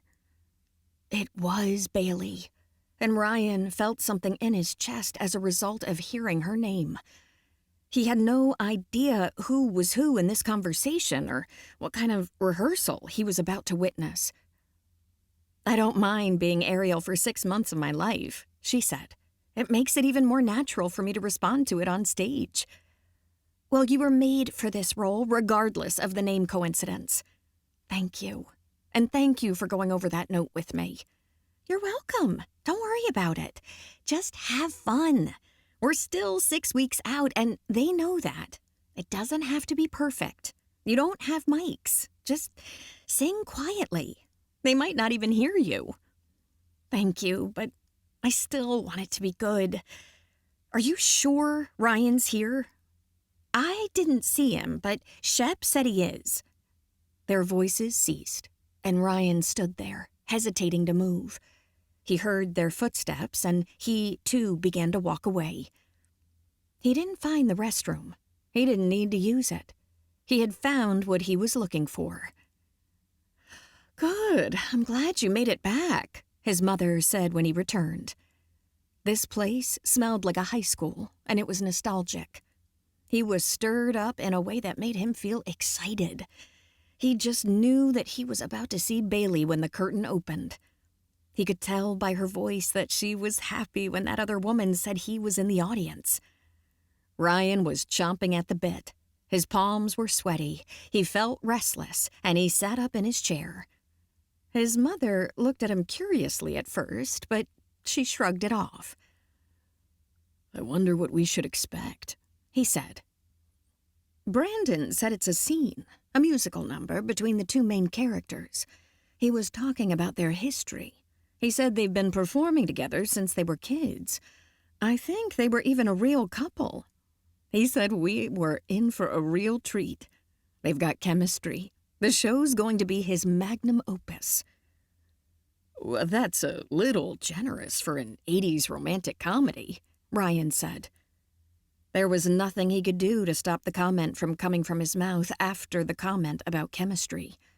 He was angry, and his mother flashed him another curious glance because she knew it. He shrugged. "I'm just saying, don't get your heart set on some moving piece. It's not going to be a theatrical masterpiece. It's Footloose, Kevin Bacon, cheesy rom-com." "I happen to like Kevin Bacon," Emily said, looking at her son like she was surprised at his tone. Their eyes were still locked when the curtain opened. Ryan cleared his throat and turned to stare at the stage. There was a large, half-built structure spanning the back part of the stage, and there were 2 people on the top of it. One was Bailey, and the other was a guy he recognized from that meeting. The director was on the stage, and he proudly announced something to Ryan and his parents, telling them what they were about to see. But Ryan could not concentrate on the words the man was saying. He watched the 2 on the platform. They said something to each other, and Ryan felt like he wanted to float over all the chairs and get to the girl. He wanted to toss the guy off of the structure and take his place. He didn't care about the show one bit. It took all of his concentration to remain in the chair and not stand up and do something about his feelings. These 2 were about to sing a song together. He knew who his mom was talking about when she said they used to date. He had seen enough. It hadn't even started, and he didn't want to see any more. And then they began. Brandon waved his arm and stepped out of the way, and then the 2 of them started to say something to each other before the music started. It was the song Ryan had heard before, an 80s song called Almost Paradise. It was made up of multiple choruses and verses, and there was plenty of drama and angst. Plenty of romance. They moved and sang in harmony. They stared at each other with adoring expressions, and Ryan was about to blow his freaking top. She was exquisite, and it should be him who was there, looking into her eyes and singing back to her. The problem is that Ryan would never get up on stage and perform this routine. This was not his thing. He thought he liked her personality or the fact that she knew a lot about plants. But seeing this woman up there, performing, Ryan had never looked at a female singer longingly before. He could appreciate talent and good looks, but he had never felt the desire to go after a singer until now. Her voice became instantly embedded into his ears, into his head, into his heart. She was an amazing actress and singer, and he was actually perturbed by it, ticked off. They finished the song. They sang that last note, and Ryan saw them look at each other with a knowing smile when she hit the new note. The guy smiled just slightly at her as they sang together in harmony. They held the note, and it was moving and wonderful and the most infuriating thing Ryan had ever seen. He wanted to go up to that guy and hit him square in the jaw. "I swear that I can see forever in your eyes?" What a load of garbage. He would love to have a fair fight with that guy right then. A one-on-one fair fight. Ryan could take him. He snapped out of his daydream when he heard his mom let out a yelp of approval. He glanced over at her to find that she was already clapping. "Yes!" she said. Was she crying? Her eyes were glossed over like she was affected by their singing. She was crying as a result of them singing a song. Ryan clapped a few times and smiled, doing his best to stay outwardly calm. He looked at the stage, locking eyes with the beautiful young woman. The two of them waved and bowed, and someone pulled the curtain closed. Memphis Players had a few of the staff positioned in the auditorium, but there were no more than 10.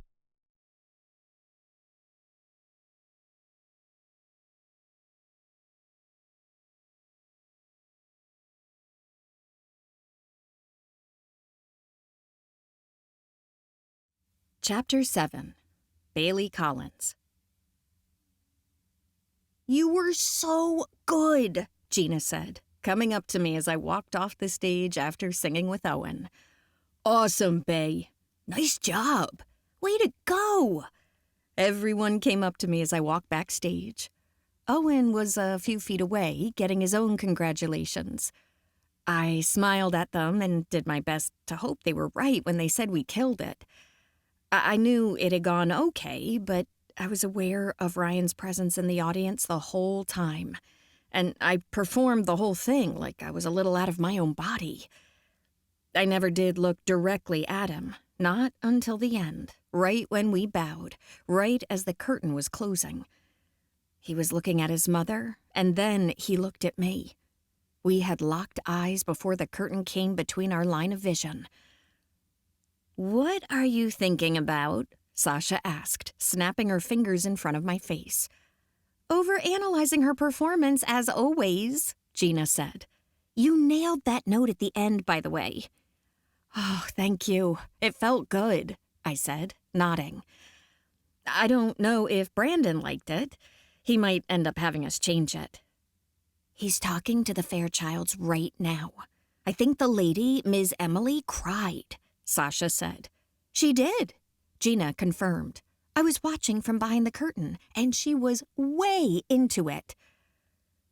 "It was a great run-through," someone else said. I thanked them all and went to use the restroom while they went through the motions of getting ready for whatever we'd be doing next. This moment had been in my mind for weeks, and now it had taken me by surprise, hitting me like a ton of bricks. For the last 2 months, I had thought about Ryan Fairchild. He was in my thoughts quite a bit at first. I couldn't believe he had waved a magic wand that day, and now we were moving forward with plans to perform Footloose at the Blackbird. I thought maybe it meant something that he was willing to do that, especially when he made the condition of me being in it. All that made me think of him. I stayed in California and wrapped up the Little Mermaid show that we put on at school. I was able to function and tend to all of my responsibilities with the theater and with school, but my mind drifted back to Ryan a lot. I never heard from him, though. By the time the semester ended and I came back home to Memphis, I had sort of lost hope of anything happening between us. Even just now, when I saw him in the audience, I begged myself not to think of him that way. But I couldn't help it. I remembered standing in that stairwell with him.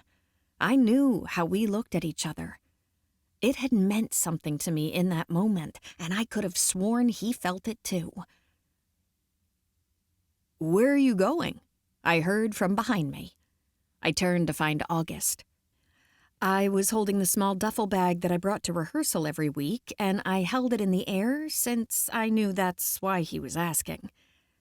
"Just to the restroom. I need to freshen up." "Okay, we're going to run through the opening number while we're waiting for Brandon." I nodded and smiled. "Have Anne-Marie play Ariel if I'm not back. I'll be there in a few." I went into the bathroom and spent a minute freshening up. I wiped my arms and face with a damp paper towel and smiled when the cool air hit my skin. Ryan was staring straight at me from the audience when the curtain closed. I kept picturing it. I sprayed 2 squirts of light body spray into the air in front of me and then walked through it. I turned upside down and fluffed my hair, and then I took a deep, settling breath.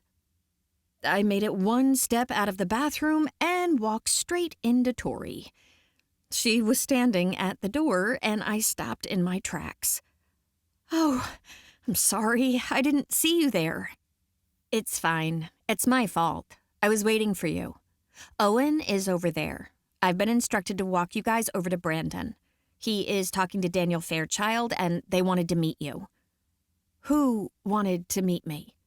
"Well, Daniel and his family. They enjoyed the performance and were looking forward to telling you that in person, so Brandon asked me to come get you and Owen. Is that okay? Are you okay?" "Yes, I'm fine. Why, do I not look fine?" "No, you look good and you smell good." "Why do you have your bag? Are you leaving?" "No, I'm not leaving. I got sweaty and I was in there. Never mind. Do I smell too strong? Where are the Fairchilds?" "No, you don't, and right this way," she said, walking. "Come on, Owen," she yelled as we passed that way. Owen ran over and began walking alongside us. "Do you think they liked it?" he asked. "They loved it," Tori said. "Mrs. Fairchild gushed about it. You'll have to ask Brandon what all she said, but I know she loved it." I wanted to ask about Ryan. I wanted to know if he gushed or had anything to say about it at all. I just smiled and followed Tori as she and Owen continued to talk. I overanalyzed everything as we walked that way. I hadn't checked my teeth in the mirror, and I also doubted myself and thought I smelled too strongly of body spray. That thought caused me to tug on the front of my shirt a few times. "Are you all right?" Tori asked. "Oh, yeah, I'm fine," I said, even though I wasn't. I was totally affected by the thought of seeing Ryan again. We walked past the auditorium, not even entering it. The Fairchild family was waiting in the hallway of the school. I could see them standing there, talking to Brandon. They turned and smiled as we walked that way. Ryan stared at me with a serious, unreadable expression. I turned to the side and cleared my throat, just to have something to do with all the nervous energy. We shook hands with them, and they said how it had been a pleasure to sit in on one of our rehearsals.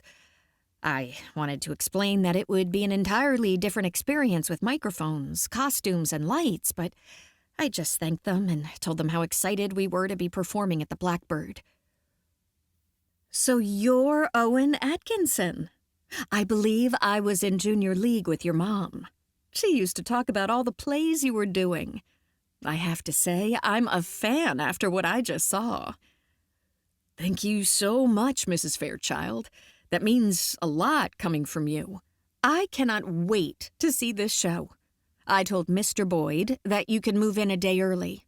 Most of our acts are traveling, but since you're here in town, it might be convenient for you guys to move in a little early and get used to the place." She had glanced at me by the time she finished that sentence, and I smiled at her and said, I am so happy we get to perform there. Thank you guys so much. Bailey and I know each other quite well, Ryan said, speaking up unexpectedly. Everyone looked at him. He was standing next to his mother. He and his dad were about the same size, and his mom was quite a bit shorter than both of them. My heart sped up with nervous anticipation when he said my name. He had also met Owen, but he didn't mention that. I have a question about one of my flowers. Bailey helped me with all that planting on the roof. He looked at me again. Could you take a second to walk me to the car and answer my question? Is that too much to ask? He asked the question to Brandon, who instantly shook his head. No, not at all, Brandon said. Ryan glanced at his parents. We'll walk ahead of you guys so I can ask her. It was nice meeting you, he said to Brandon. Emily waved. Okay, yes, dear, we'll be right there. You two go ahead. So, you know those yellow flowers you had me put in the beds along the wall? Yes, I remember, I said, nodding and glancing at him as we walked off. He had asked to walk ahead with me, and I was out of my mind with expectancy. I wanted to throw myself in his arms and fall madly in love with him. I thought it was better to err on the side of indifference. Are the flowers not doing well in that spot? I asked casually. I don't really have a question about the flowers. His voice was low and smooth, and I quickly turned to stare at him when he said that. He smiled coolly and licked his lips, and I had heart palpitations from it. My flowers are fine. I just wanted to talk to you. We walked for a few paces while I searched my mind for something to say to respond.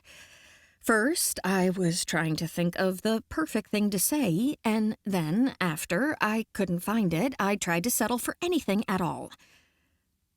Thank you for following through and getting us that spot at the Blackbird, I said by default. I did my parents a favor as far as they're concerned. They're all excited about being a part of your friend's farewell. But you were thanking me, and maybe if you're thanking me, that means you might feel a little indebted, and maybe if you feel indebted, you would agree to see me again. I don't need to be made to feel a certain way to want to see you again. It's been a while since the last time, and I was sort of hoping it would have happened already. I was not usually this bold with men, but I didn't want most men the way I wanted Ryan. He opened the door for me, and we stepped outside. We moved to put a few feet of space between ourselves and the door, and then he stopped walking and stood there, staring at me.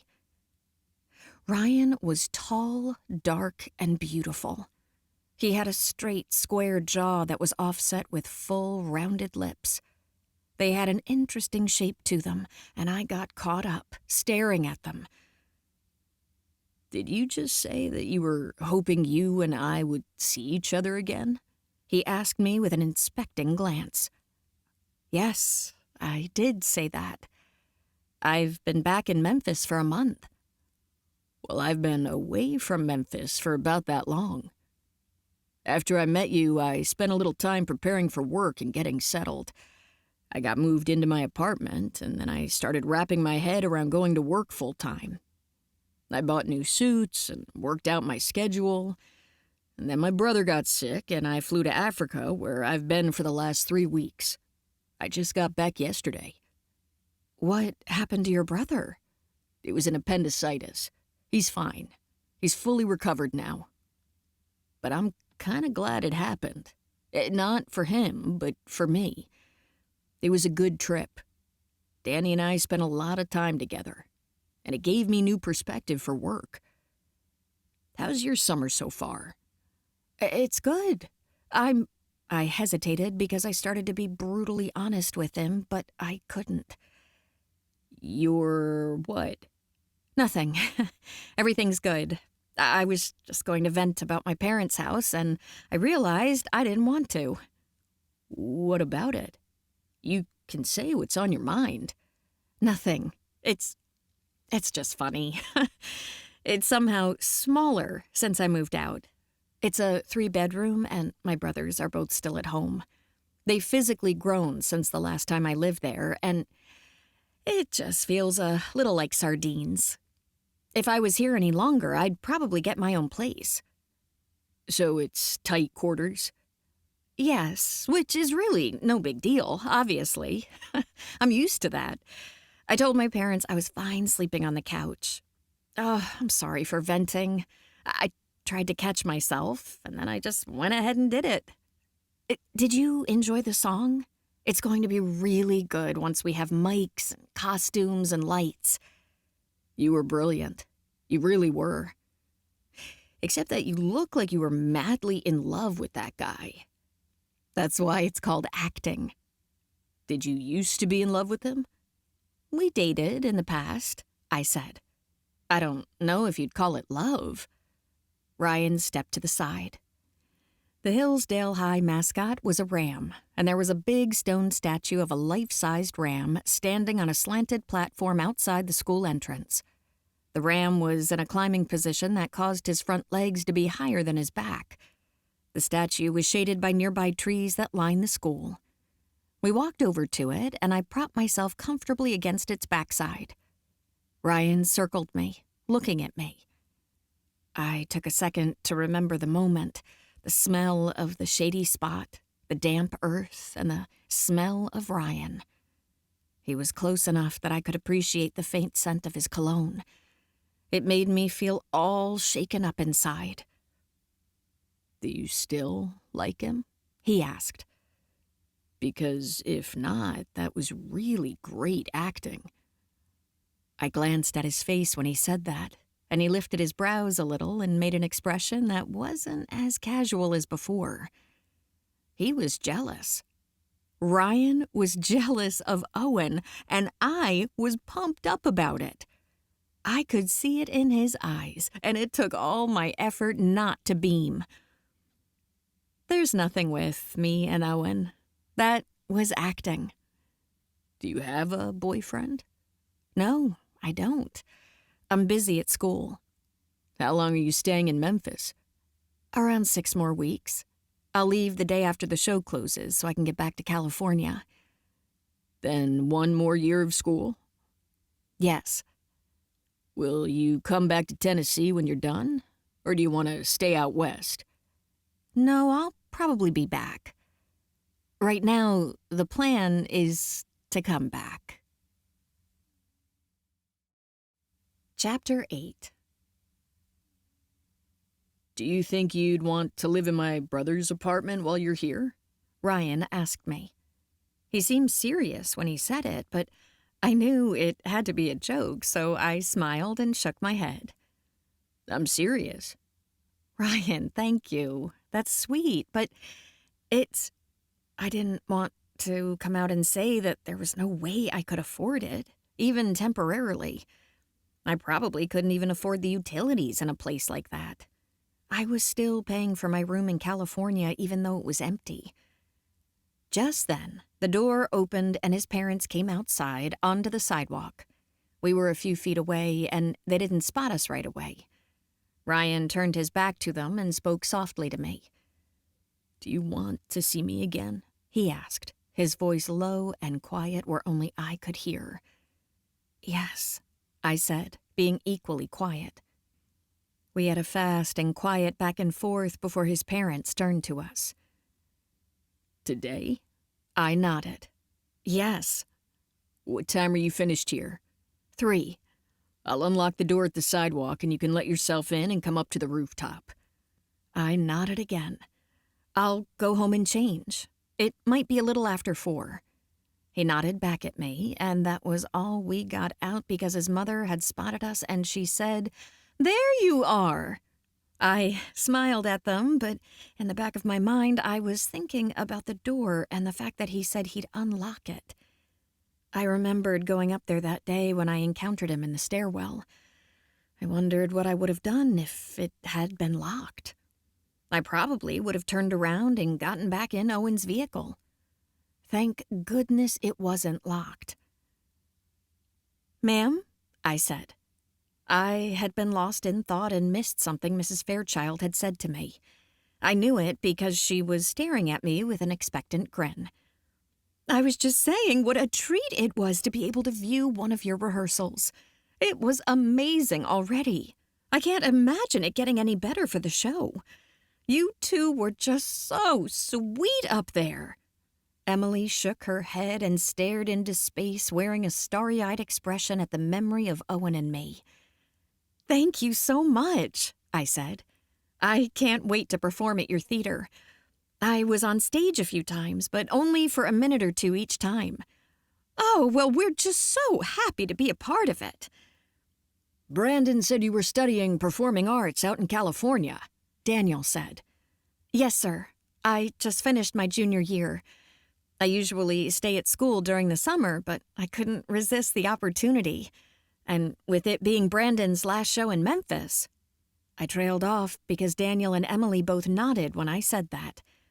She leaned forward to hug me, and I hugged her back. She smelled like expensive perfume, and her clothes were perfect and freshly ironed. I noticed how perfect she was because I was in my Saturday morning rehearsal garb, which was a threadbare cut-off t-shirt with sweatpants. "I feel like I'm hugging a superstar," she said.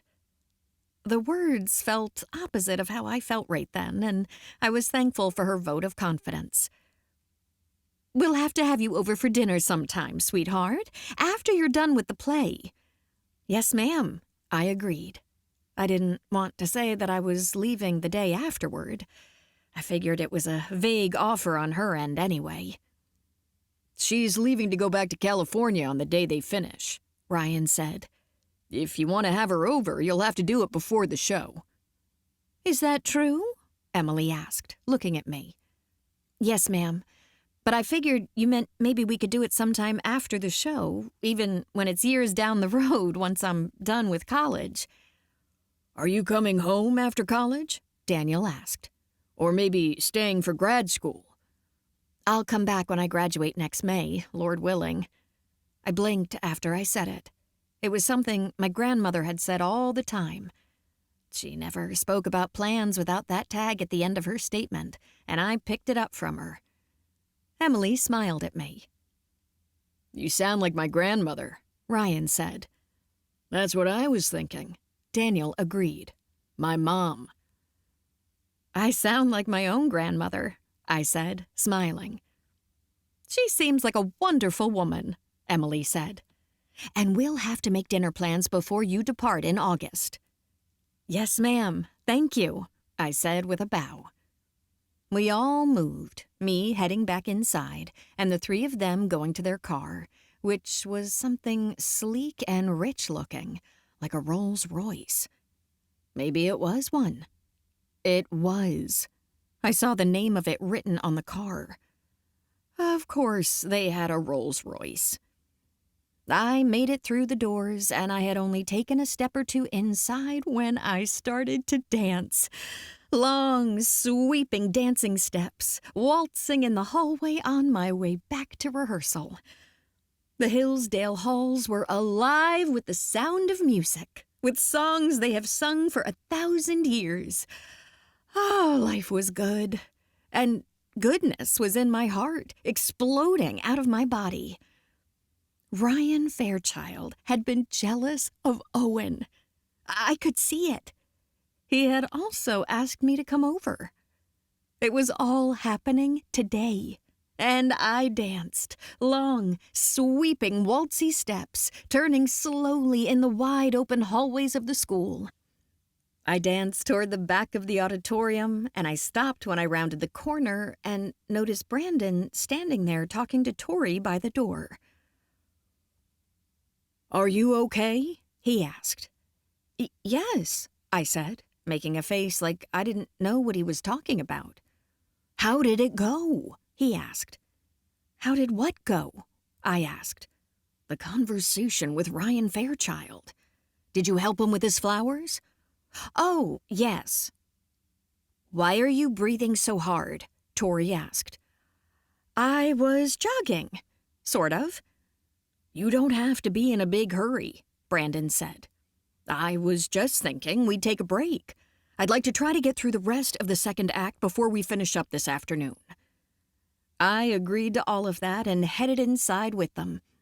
By the time I got to the back with all my castmates, they had heard from Owen that I went outside with Ryan Fairchild. They were more curious about what he said about the performance and the show in general, and they really didn't even think to ask if there was anything going on between us. I vaguely wondered if my friends thought there would be no way Ryan would like me. He was a little older than me, and he came from a rich family. Technically, my parents were business owners, but their shop was seasonal, and they made a modest living. It was a stretch for my parents to have me involved in Memphis Players. Brandon worked with people on a sliding scale and had always given me a discount. He was the one who got me the scholarship at school. His college friend was the dean of the College of Arts at Berkeley, and that was the main reason I got noticed and got the scholarship there. It was all my parents could do to keep up with theater and baseball and put food on the table. It was a stretch for me to be home this summer doing this play. I would be proud to have a degree from such a nice institution, but my goal was to be a theater teacher. I was currently a barista with hopes of teaching. On paper, I wasn't the right type of girl for someone like Ryan Fairchild. I got a sense of that when no one thought to ask if Ryan took me outside to ask about more than the play. It didn't matter. Maybe I was overthinking it, and no one even considered what league I was in. It didn't matter that Ryan was out of my league anyway. I liked him, and I knew he liked me too. I finished the remainder of the rehearsal with my thoughts drifting back toward Ryan and what could possibly happen when I met him on the rooftop later. Ariel was an intense role for me to play, so I focused on rehearsal as much as possible with wandering thoughts. And before I knew it, Brandon gathered us for dismissal. I went to my parents' house afterward and got straight in the shower. I was in my brother's bathroom drying my hair when my mom came in. "Why is your grandma's car parked behind Dad?" she asked. "Because I'm leaving in a minute." "Does Grammy know you're using her car?" "Yes, I called her and asked if I could keep it all night." "What are you doing?" she asked. "Drying my hair," I said, regarding her in the mirror. "I can see that, but where are you going in your grandma's car, and why are you taking a shower in the middle of the day?" "Because I wanted to get clean." She eyeballed me like I was being sarcastic. "No, I'm being sincere. I was sweaty from rehearsal and I needed a shower. Footloose has some heavy dancing." "I know, but you know we like to hold off and just take one bath at night. It's not going to kill you to wait 5 hours. I'm sure you wore deodorant. And that's a lot of water. You know that. 1 per day. Is this the last one you plan on taking today?" "Mom, if it's that big of a deal, I can pay you for a shower. We can find out how much water one shower uses, and I'll pay you." "No, Bailey. It's just that between you and your brothers with all their practices, I could have water running 24 hours a day. There's the shower, the washing machine, and the dishwasher, too. It's constantly running. And your dad needs to water the flower beds. You should see our utility bills." "Okay, I know. I'm sorry," I said. "If I take a bath tonight, I'll try to be quick. And I don't need to shower after every rehearsal. I'm just going to see a friend right now." "Who? Gina? Are you eating dinner with someone else? Because I'm making meatloaf, and your dad usually eats the leftovers for lunch the next day." "Oh, no, don't worry about me for dinner. I'll get some food while I'm out." I skipped over the fact that she mentioned Gina. My mother didn't notice. She was consoled that I was on my own for dinner, and she smiled at me. She had always been a worrier. I didn't hold it against her that she was nervous about dinner or the bath. She had been pinching pennies since we were young. They had inherited the business from my mother's parents, and it was just successful enough to keep them afloat. Other nurseries had been started in town and gotten bigger with official storefronts and things like that, but my parents had always kept a seasonal format where they were open for spring and summer flowers, then fall pumpkins, then for trees at Christmas. Their store basically looked like a small shack and some makeshift shade sails in the middle of a giant parking lot. During the weeks when it was closed, it didn't look like much at all. A far cry from the Blackbird Theater, one of the most ornate, luxurious places in the whole world. I didn't resent my lot in life most of the time, but getting flack for the shower was a little aggravating. I chose to get past it and move on. I had no idea what I would end up doing for dinner, but worst case scenario, I could run through and get fast food on my way home. I finished drying my hair, and then I brushed and flossed my teeth and put on some mascara and lip gloss. It was a minimal amount of makeup, but I was completely without any the first 2 times I saw Ryan, so I didn't want to wear a lot and make it seem like I was too anxious to impress him, even though I was. It was a good thing I didn't have on a bunch of makeup, because I ran into my brothers on my way out of the house, and my youngest brother, Nick, put me in a headlock and gave me a noogie. I had to wrestle my way free. "Whoa, she's a feisty one tonight," he said, side-eyeing me. I made a face at him. "I am feisty tonight, so you better watch out." Nick looked me over. "Where are you going?" "On a date?" William asked, speculating, but then walking off and leaving me there with Nick to answer. "No, you're not," Nick said. I scrunched up my face at him. "Why does that seem like an impossibility to you?" "Because. Who's it with? Owen? Some other theater guy?" "No, he's not. Well, kind of. Anyway, Mom made meatloaf, so enjoy that." "Oh, I will, with extra ketchup." "Bye, Nick." "Bye. Hey, Bae, are you really going out with someone right now?" "I wouldn't call it going out. It's 4 in the afternoon, and we have no plans other than meeting up." "Who is he?" "His name's Ryan. But don't go talking about it, telling people I met up with him. It's not a date. In fact, please don't mention it to anyone else." "I won't. I just wanted to know where you were going." "Thank you, brother. I'm going to that old theater, the Blackbird, where we're doing Footloose later." "Oh, you're meeting a guy there?" "Yes." My brother seemed like he thought that was a curious bit of information, but he didn't ask me any more questions. Chapter 9. I was constantly testing my threshold for nerve-wracking situations. I did a lot of things in life that put me out of my comfort zone, and I was better for it. Musical theater had been character building in so many ways that I couldn't even think of them all. I was normally calm and collected in stressful situations or under pressure. But I was buzzing with excitement in those moments when I parked the car and took off down the sidewalk. I went past the suit maker's shop toward the door that led upstairs. It was unlocked, and I opened it and instantly headed up the stairwell.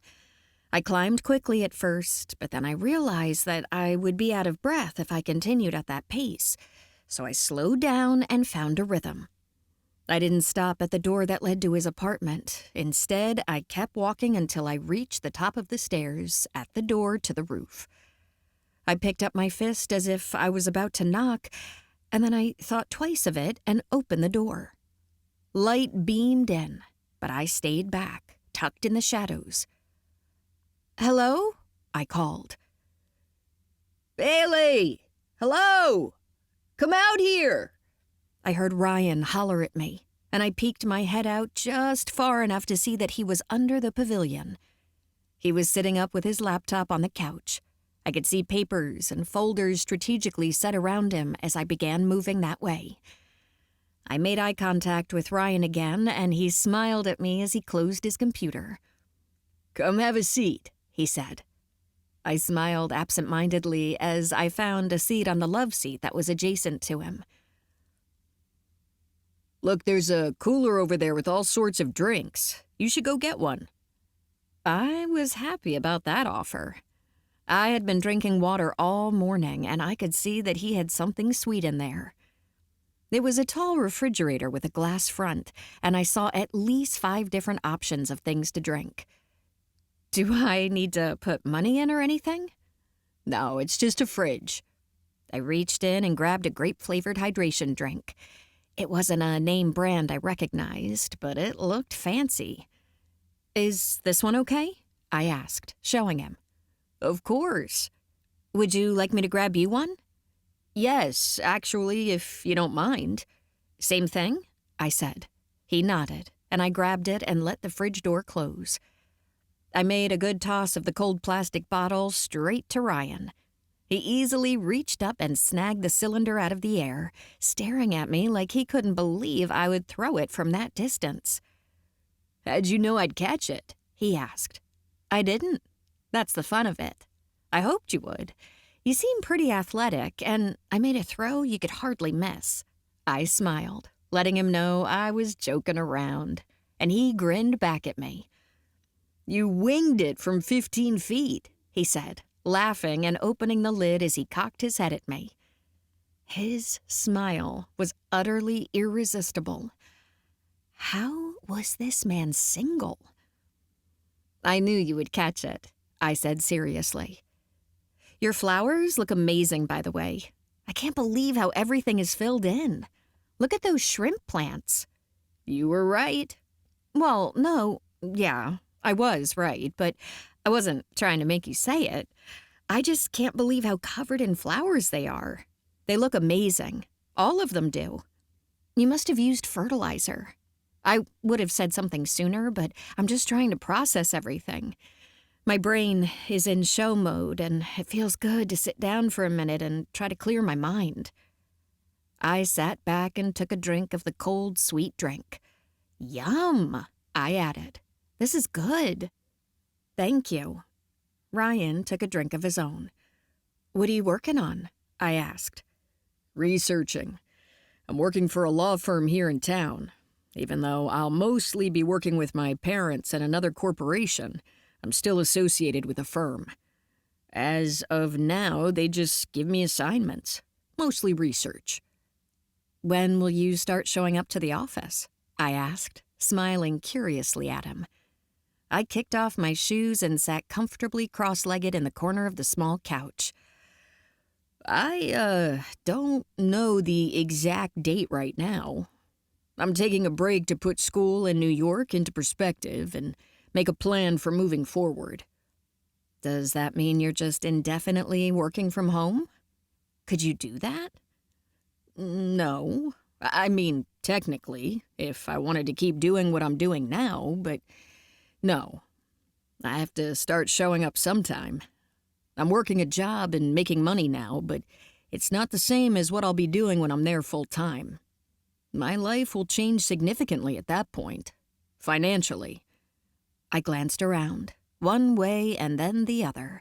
Then I glanced at him and we smiled at each other. I'm not saying I'm in a bad place right now, but what you see here is a result of my parents and grandparents. I have comfort to fall back on, but I don't want that to make me complacent. I do plan on working full time. I'm just taking a few months to take a breather before I start that. That's smart of you, I said. I feel like I could be making that same choice if I were in your situation. So you're saying you're smart? Basically, yes, I said with a completely serious expression that made him smile. I like doing that, slipping a compliment to myself. He grinned. Teach me something, he said. What do you mean? About what? Plants? No, about acting. I want to know more about your process, what you have to do to make those scenes come to life. I smiled absent-mindedly and tried to think of the best thing to say.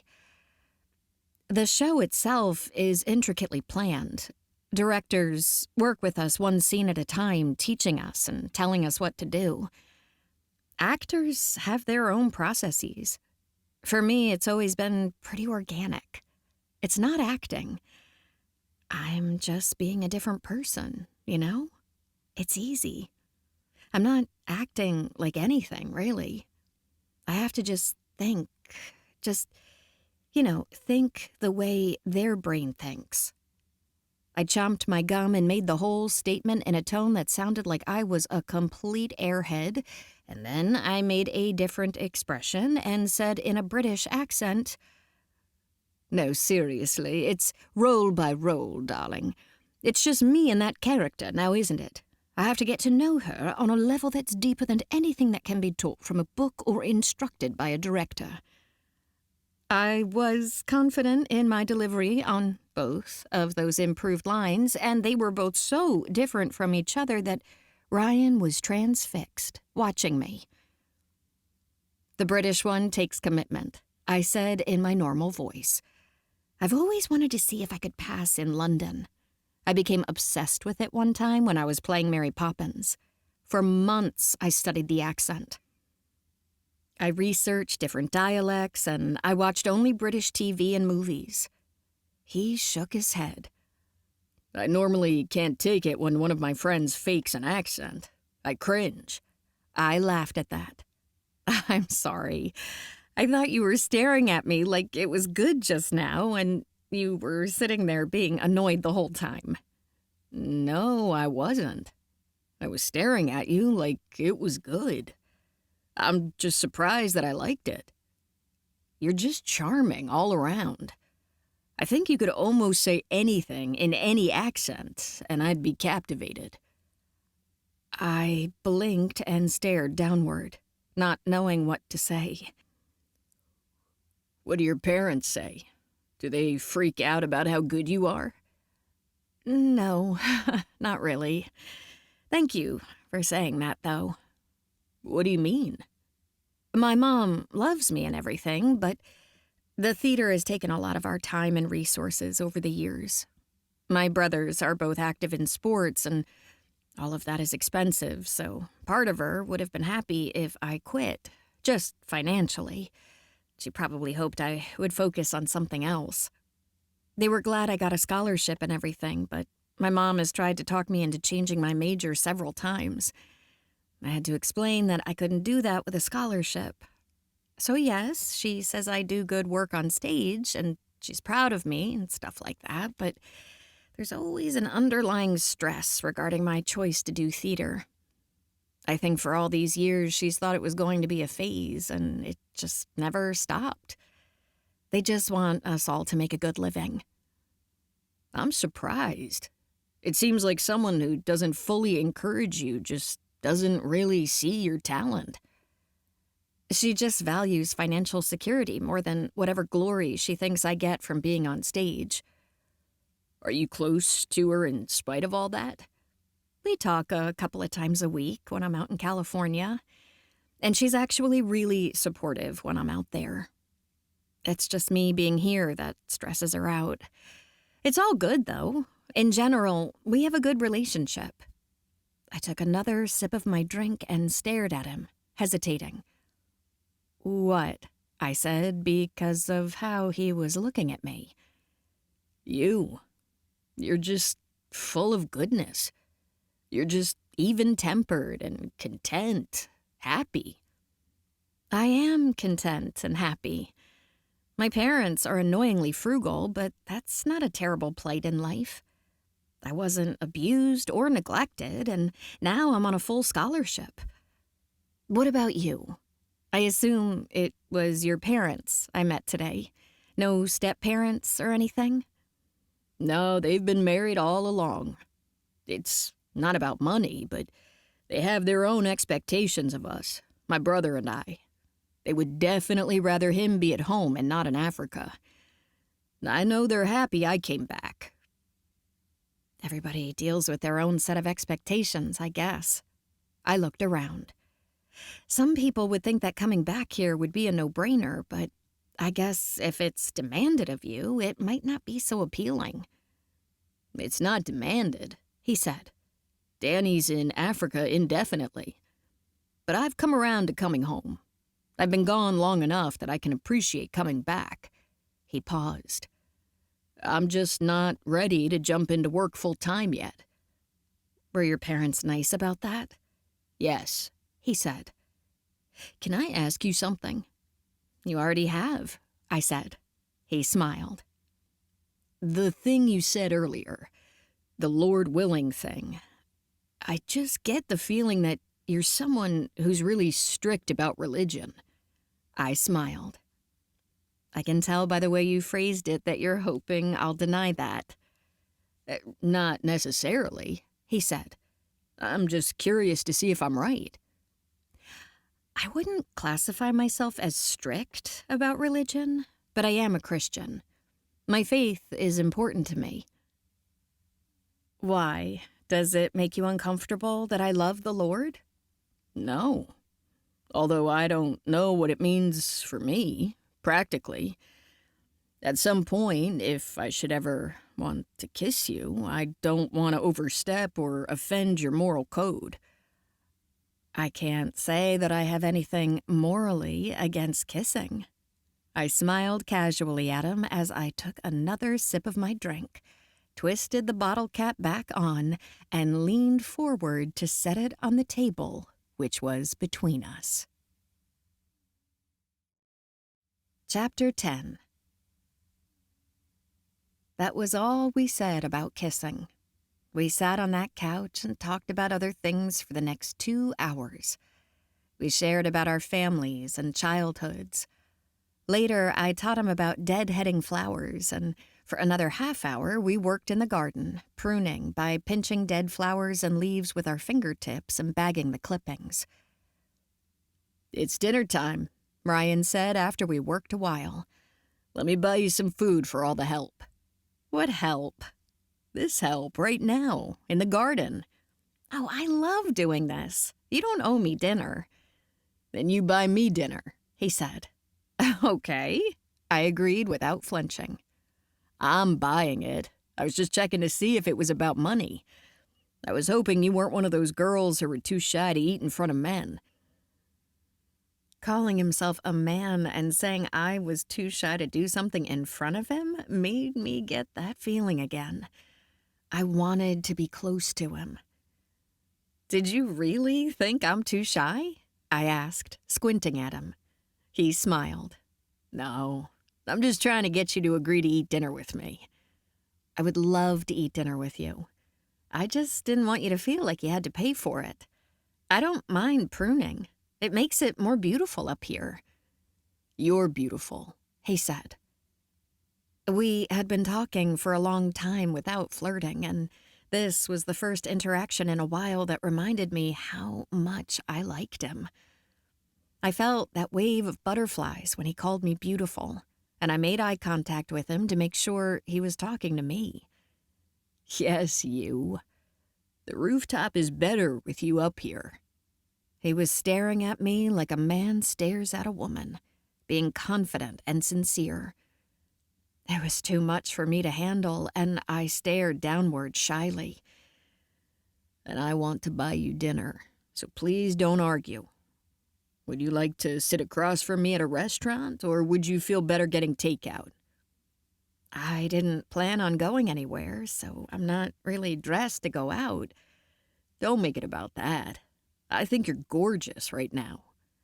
You're making me blush. "Can I take you out?" To a restaurant? I asked. "Yes." He knew the reason why I didn't want to go. He knew I thought I was underdressed. If he was still asking me in spite of my appearance, then I felt it was my duty to simply agree. "Yes," I said. And we started moving. There was a sink area near the outdoor fridge, and I went to it and washed my hands. Then we went through the whole process of leaving, getting into his car, which was parked in an area behind the theater. "I'm going to get a truck instead of this," he said, "to haul things I need for my apartment instead of having to use the company van." "I like this car," I said. "I do too. It was great for New York because it's small, but I'll definitely get a truck next." "What kind of car do you have?" he asked. "A little Camry. It was my aunt's." I bought it used in high school, so it's older, but she took really good care of it so it never breaks down or anything. I drove it all the way out to California. It's still there. Oh, you don't have it while you're here? No, I drove it to California when I moved there, but I didn't want to take it here and back for this trip. I flew. I'm just bumming rides while I'm here. I have my grandmother's Cadillac right now. You drove to meet me in a Cadillac? Yes, a big boat. He smiled. We should be driving that right now. Oh, no, we shouldn't. It's a boat car. She's really cool about letting me use it, though, because my grandpa has a truck. She'll let me use it the whole time I'm here, as long as I put gas in it. I'm surprised you're not staying at your grandma's, with it being so tight at your mom's. I would be, honestly, but I hesitated because there was just no way I was going to tell him the truth. But what? I searched my brain to try to come up with a good lie. Their house was larger than my parents', so I couldn't say that it was too small and they didn't have room for me. I knew seconds had passed and I tried frantically to think of a good lie, something good to say to explain why I couldn't stay with my grandparents. Because, this is going to sound horrible, and it's not horrible, so therefore I don't want to say it. What? Are your grandparents jerks? No, they're not jerks. You don't have to tell me if... It's a smell, I said. They have enough room for me, and I could stay there. They're nice people, and their house is actually nice, but it has a smell to it. It's an old person smell. I don't know if it's mothballs or what. I don't want you to think bad of my grandparents because of that. They are such nice people. It's just that my clothes would sort of smell like... I hesitated again, pausing. I tried to think of a good lie, I admitted. He smiled at me from across the console as he drove. I was going to make up something, but I didn't want to lie. Sorry that the truth was so weird. It's fine. I've been in houses that have smells. It's no big deal. That used to be my gym, I said as we passed. I used to go there. I'm friends with the owner, Mr. Ricky Tanner. He's a good guy. I've met him, Ryan said. He's been owning that place for years. What? Oh, no, you cannot. We cannot. Are we going to Zach's? Yes, we are. Ryan, I can't go in there. Yes, you can, he said with an easy grin. I'll embarrass you, I said, being honest. I'm in jeans and a t-shirt, he said. That was correct, but he was still completely flawless. I'm willing to if you want to, but just please know that I have something I can change into if you want to go by my parents' house. I don't want to go to your parents' house, he said, pulling into a parking spot at the upscale restaurant. Not just for you to change. You look great. I didn't say another word to protest, even though I felt like it. I wasn't dressed in formal clothes, but I was freshly showered, and that would have to be good enough. I got out of the car, smiling and standing up straight even though it wasn't my most confident moment. Ryan met me at the back of the car, and we walked toward the restaurant together. Have you ever eaten here? No, I said. My dad had called this place rabbit food. He said it was way overpriced and that the portions were so small you have to stop at McDonald's on the way home. I did not say any of that to Ryan. He held the door for me and I stepped inside, feeling overwhelmed by how dimly lit and intimate it was. This was not a chain restaurant. It was beautifully decorated in there, and I took it all in with wide eyes. Welcome to Zach's. Do you have a table reserved with us tonight? No, we don't, but Zach is a friend of mine. Can you please tell him Ryan Fairchild is here? We'd love a table for two if he can work us in. Okay, no problem. I'll go talk to him and see what we can do. Thank you for waiting, sir. I'll be right back. Do you think he'll have time? I asked, curiously.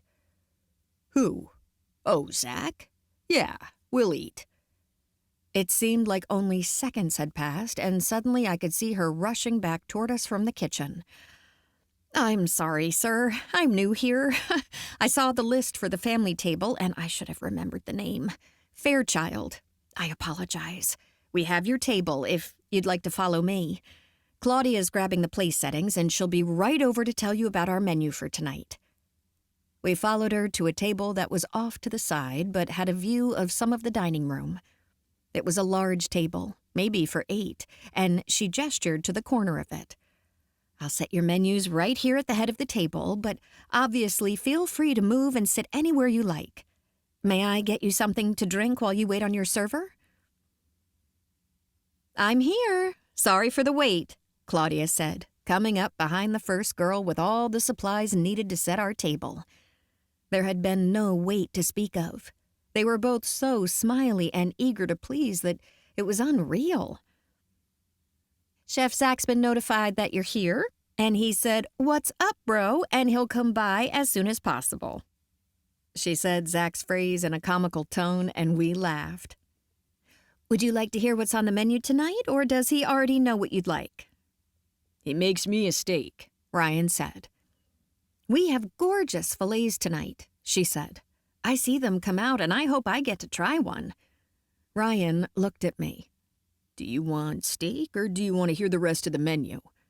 Steak is great, I said, out of sheer panic and not wanting her to feel obligated to list the other choices. Okay, 2 filet mignons. I did hear Zach saying he was sending an amuse-bouche for you, so I'm sure that will be here shortly. But is there anything I can bring you to drink besides water? We gave her our drink orders, and just like that, she turned to walk away, leaving us at the table. I guess you know the guy who owns this place. We grew up together. Our families are close. I've heard of him. He went on one of those cooking shows. Top Chef. Did he win? I asked. Yes, he won. He's got another restaurant that my friends have been to. The burger place? Ryan asked. Yes. That's a good one, too. Zach's rarely there since this one is his baby. I glanced around and then looked back at him. It's going to be difficult for me to not worry about money in a place like this, though, Ryan. Take that out of the equation, he said. I'm a big-shot lawyer, and I really want to buy you dinner. This is my pleasure. I stared down shyly, feeling humbled, thinking about the shower I took this afternoon and how this dinner would probably pay for 1,000 of them. It's going to be amazing, I'm sure. Thank you for this treat. Chapter 11. Conversation between Ryan and I flowed so easily that it felt like we only waited 1 minute before the amuse-bouche was served. And then it felt like only 1 minute after that when Chef Zach walked up to our table. He was followed by the server who was carrying our entree. Ryan stood up to hug his friend, and I stood as well. Zach, this is Bailey. Bailey, Zach. It's a pleasure, Bailey, the handsome chef said, turning to me. I reached out to hug him, and he seemed pleasantly surprised that I did that. Thank you, Claudia, Zach said. You're welcome, Chef. I'll let you guys catch up. But does it look like I can bring you anything else for now? She gestured at the table, and we all looked at it. No, this is amazing. Thank you, Ryan said. I have 2 more minutes, Zach said apologetically, moving to a seat after she walked off. When did you get home? I thought you were with Danny in Africa. I was. I just got back. How's Danny? Good. I stayed a few more days than I should have because he had an infection, and I was working up the nerve to talk to Dad. You mean about starting work? Yes. Did you talk to him? Yes, and it went fine. I talked to your uncle, too, and he's fine with me working remote for a while longer. Go ahead and cut into it, Zach said, seeing me stare at my steak. This is gorgeous. It's so cute and round, and that crust looks like maybe it will be the most delicious thing I've ever eaten. It might very well be, Zach said confidently. You should cut into it. How do you two know each other? He added. I glanced at him, and he was looking straight at me with his blue-gray eyes, so I felt compelled to be the one to answer. I perform with a local acting company, and we're doing a play at the Blackbird. And when we went to the Blackbird, I happened to have on a shirt from my parents' flower shop. I helped Brian plant a bunch of stuff in his garden. I've also helped him maintain it. The garden? Yes. So she's your gardener? Zach asked, staring at Ryan. He said it in a challenging tone, and it was obvious they had been friends for years. No, she's not my gardener, Ryan said. He was confident and sure, and I smiled inwardly. He cut a bite of steak and put it into his mouth to chew it. And you're also in a show that's happening at the Fairchild's Theater? Yes, I am. I will be. We'll be there the first weekend in August. A concert? A musical. Like Broadway? Exactly, I said. He smiled. What musical? Footloose. Kevin Bacon? Yes, I said. Who are you? Ariel Moore, I said. The main girl, Ryan added. Kevin Bacon's girlfriend? Zach asked. Yes, Wren is his name. It'll be a good show, Ryan said. I went to see them rehearse earlier. Oh yeah? Where? At a high school, I said. That's usually where we do the plays. Hillsdale. The Mighty Rams, Zach said. He patted the table twice as he stood. I have to get back. My food's back there, and my customers are up here, so I have to make something happen with that. The food, Zach? It's amazing, Ryan said. Thank you. No worries, brother. I'm so glad you came by. Call me this week. We'll play some golf Saturday. Sounds good, Ryan said. It was nice meeting you, Zach said, waving at me as he left. You too, I called. He's cool, I said to Ryan. He really is. Zach's one of the most laid-back people I've ever met. He didn't want to go on that TV show. It was a lot of pressure. He cooks for pleasure, and that's not at all his style, but he decided to win, so he made it happen. He was miserable the whole time, though. I watched the whole season, and knowing him, it was just inspiring to see him push through. That is inspiring, I agreed. I cut into the steak, which was like nothing I had ever eaten before. Every steak I've ever had was flat and thin, and this thing looked like you had taken a 2-inch cross-section of a baseball bat. I tried it, and it was the most glorious thing I had ever tasted. It was buttery and lightly charred on the outside and tender and juicy on the inside. Oh, goodness, I said after I chewed it. Do you like it? Is this how steak is supposed to taste? Because I've never had one like this. I thought you've been to a nice restaurant, he said, recalling something I told him earlier. I have, but not as nice as this, where the chef comes to your table and everything. And even then, I had seafood. It was scallops with rice. It was soupy rice, and it was called something else. Risotto? Yes, I think it was that. Is risotto rice, or is that the little rice-shaped pasta thingies? I think that's orzo, he said. Yeah, it was risotto I had, if that's rice. I was just trying to get that scene out of my head, and Zach had to bring up the play again. My gaze snapped up to meet Ryan's because I had been thinking about pasta. Am I going to be able to watch the play? He asked. I don't know. Are you? Do you have to kiss that guy at the end of that song? He asked. Owen? That's... it's just acting. A stage kiss or whatever. We don't really kiss. And it has to happen multiple times.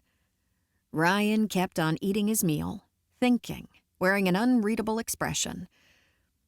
Obviously, it's none of my business, he said, finally. You probably have to do that in every single show you're in.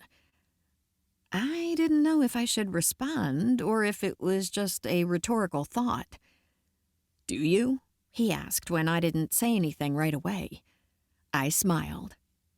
No, but I'm smiling because I had to in the last one. You did? There was a whole song about sha-la-la-la-la, don't be scared, you've got the mood prepared, go on and kiss the girl. I did a quiet but silly imitation of Sebastian the Crab when I sang it, and Ryan stopped eating and stared at me. And you were the girl this guy was supposed to kiss? Yes. Ariel. I'm Ariel twice in a row. I was laughing about that earlier. Who did you have to kiss in that show? Prince Eric. His name was Braden. Aren't you allowed to fake it? He asked. Isn't there some way to make it look like it's happening when it's really not? Oh, yeah, that's basically what we do. We're not really up there making out or anything. Our mouths are barely touching, really. It's clinical. A few silent seconds passed, and we took another bite of food. I could tell that he almost asked something else about stage kissing, but instead he just said, How do you like the steak? I love it. It's really amazing. The broccoli, too. I didn't even think I liked broccoli before tonight. You don't like broccoli? I didn't think I did, unless it was smothered in cheese, like a casserole. But I like this. It's wonderful. Thank you for this experience. It's a really nice place. This is absolutely my pleasure, he said. I glanced at him when he said it, and our eyes locked. His eyes. They were set deep and so dark I could get lost in them. His whole face was captivating. There was stubble on his jaw, and I was unable to look away as I took in the lines and shapes of his face.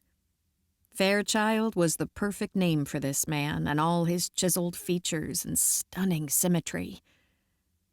I asked him something about his job to distract me from staring, and for the rest of our dinner, we talked about his professional goals and hopes. I knew he was a corporate lawyer, but I didn't understand how it worked, and he explained it to me. Before I knew it, the server picked up our empty plates and traded them for dessert. We hadn't even ordered anything, but she put a plate with a small morsel in front of each of us, and we ate it gratefully. Mine was chocolate and Ryan's off-white, and he said it tasted like lemon. Zach came by and talked to us again before we left. We thanked him and told him it was the best meal I ever had, which was the absolute truth. It was the best date I ever had. I had been out to eat with several guys in my life, and this dinner experience with Ryan was hands down the best. I was smiling when Zach walked away from our table.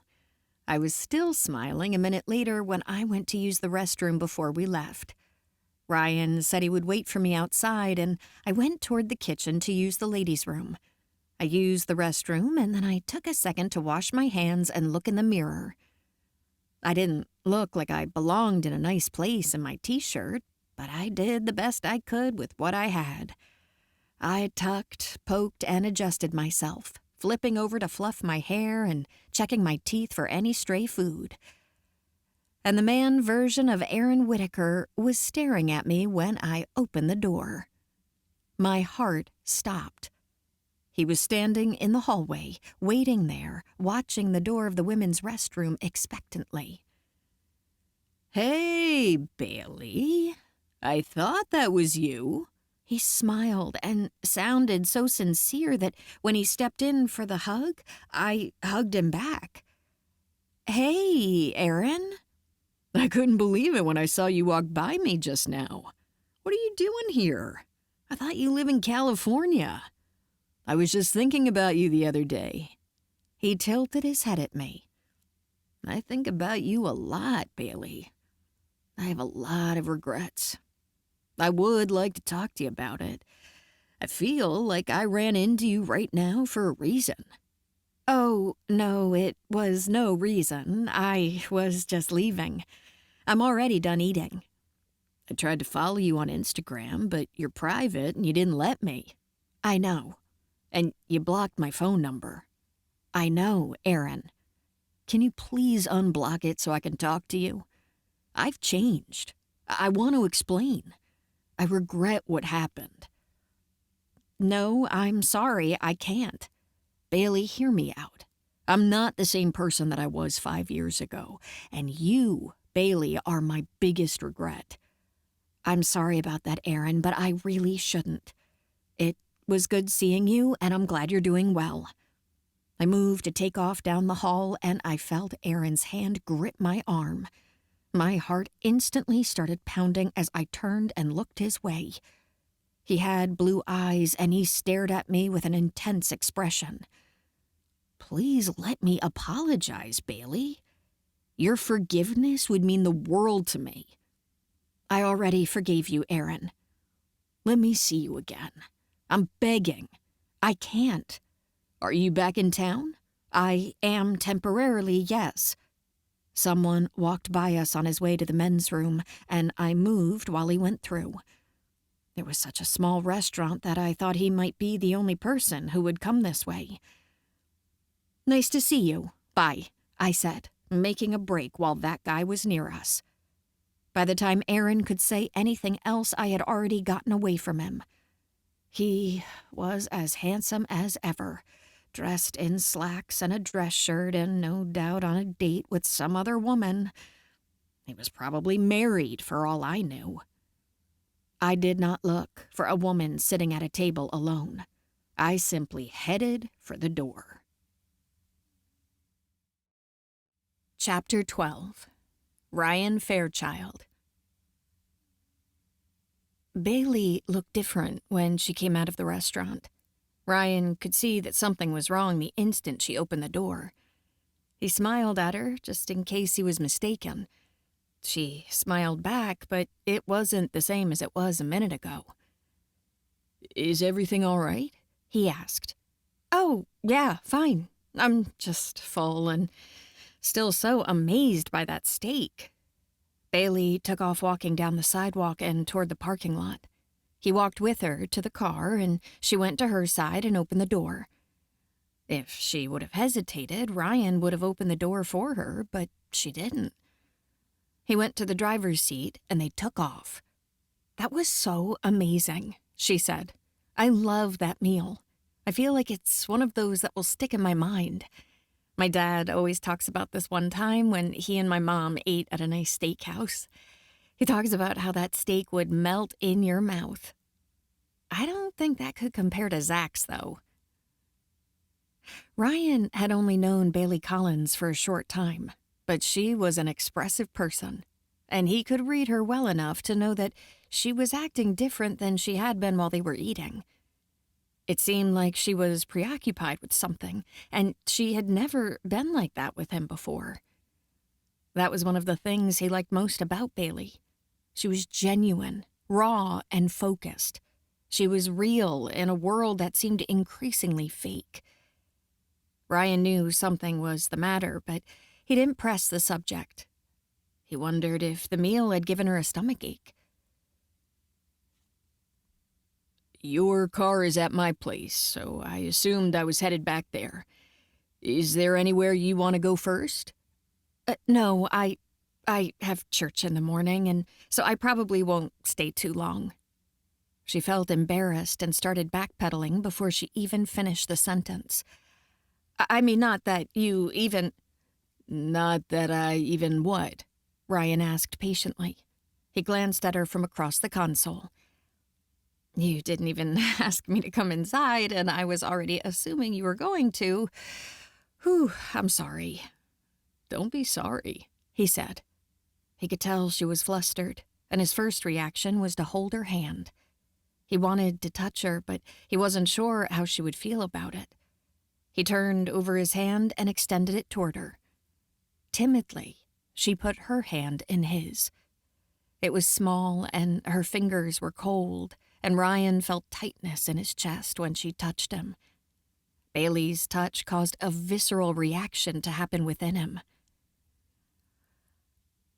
I want you to come over and stay as late as you want, Ryan clarified. Is church important to you? It is. If I don't stay plugged in on the weekend, I tend to fall away more during the week. Fall away from what? You know, my studies. No, I don't know. What studies? The Bible. The Bible? You study the Bible? Yes.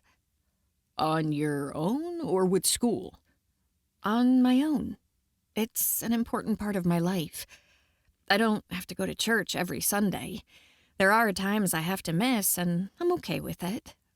But I function about 1,000,000 times better if Christ is at the center of my life. And studying my Bible is how I keep it that way. I don't walk around talking church or preaching to people, but I flat out cherish my relationship with Christ. Jesus is big time in my heart. I love and believe the Bible and know its contents to be true and life-changing. And I totally understand if you don't want to hold my hand anymore. I'd get it. I figured I have said a few things alluding to being a Christian, but I should go ahead and get it out of the way. I love God. A lot. Seeing Aaron confirms that I should just go ahead and put my faith out there before I start anything with anybody. I was following you for most of what you said, but I didn't understand that last part at all. Who is Aaron? Oh, geez. I talked to someone I knew when I was leaving the restaurant just now. We had history, and talking to him reminded me that my life would have been better without him. So I was saying that I should have given Aaron that whole God talk years ago. It would have saved me a lot of trouble. Oh, I'm babbling. I know. I'm a mess right now. I'm sorry, Ryan. Did a guy try to talk to you just now in Zach's restaurant? For a second. It was nothing. On your phone or in person? No, he was there. I talked to him after I used the restroom. I saw him on my way out. Ryan was quiet for a second, thinking. Do you want me to go back there? No. He was jealous. He couldn't believe someone had tried to go up to Bailey the second he had left her alone. Bailey. What? Nothing you said just now scared me. I still want to hold your hand. You do? Her voice was timid, and the tension in the air was thick. Yes, I very much do.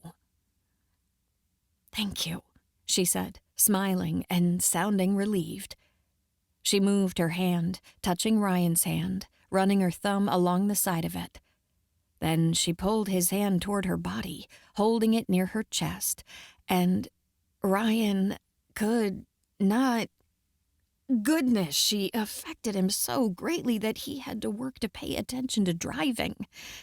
He blinked, focusing on the road. His heart pounded. He wanted Bailey Collins in a way that he had never wanted a woman. The God thing had somehow, amazingly, made it even worse. It was attractive to him that she knew what she wanted, and she was so grounded, spiritually. It made him think that she was a stable, good person who would do right things in life. He thought she would be an amazing mom and wife. These things made him want to make her his own. He already wanted her before he knew all of this, and now the feeling was more intense. Ryan had to calm down because right then he wanted to ask about 1,000 questions about this guy named Aaron. What kind of history did they have anyway, and why had he waited until Ryan left the restaurant to go up to her? The two of them were quiet for a minute. Ryan was caught up in thoughts and in the feeling of her touch. He wanted to protect her. He had dated a lot of women over the years, and never had he felt this way. Ryan felt like he loved this one. Right down in his bones, he felt an urge to be with her, next to her, forever, I am not an actor or singer, he said. I don't mind speaking in front of people, and I'll have to make some foundation announcements at the Blackbird, but that's out of obligation, not desire. Why are you telling me that? I don't know. Just sitting here thinking about everything, and was that guy Aaron an actor too? No, he was the quarterback. What quarterback? High school, she said. We were only together for 6 months. It feels like a lifetime ago. She shifted in her seat, still hanging on to his hand. I actually don't want to talk about him anymore, she said. Will you come upstairs when we get back? He asked. The lights will be on. I love being up on the roof this time of night. Oh, yeah, I'd love to come up and see it. Ryan's heart was being tugged. He could tell it had ruffled her feathers to see that guy, but he chose to move past it because she asked him to. They talked about other things for the remainder of the car ride, and she went upstairs with him once they arrived at the theater. They sat on the swing together, and Bailey sat close enough to him that the side of her leg touched his. They stayed there for about a half hour, and time moved so quickly that Ryan had a feeling of dread when she mentioned leaving. I have to go, she said. I know, he said reluctantly. I love the way the city looks from here, she added. It's so different at night. She had already commented on how nice the view was, and Ryan just agreed again. Pretty cool. She was leaving, and he didn't know how to say goodbye. He wanted to kiss her, but he couldn't. He had kissed his fair share of women and never had a problem with it before. It was different with Bailey because he truly cared about her. Kissing her was the tip of the iceberg of what he wanted to do. He wanted to kiss her for the rest of her life. He would start by doing it for the next hour or so, and then he would drive over to her parents' house and get her stuff so she could move into his brother's apartment for the summer. It was empty, and she would be a perfect candidate for a temporary tenant. Ryan had thought about it all night, but felt like too much to mention it to her again. He wanted so much with Bailey that he couldn't decide where to start. She stood up, and just like that, he was faced with letting her go. He wanted to pull her into his arms and kiss her, but he was already overthinking it and knew he would refrain from doing it. He pulled her to the door that led to the stairwell, and they walked down to the 5th floor. This was where they had been before. She would leave and walk downstairs, and he would go to his apartment. Can I walk you to your car? No, I parked close, but thank you.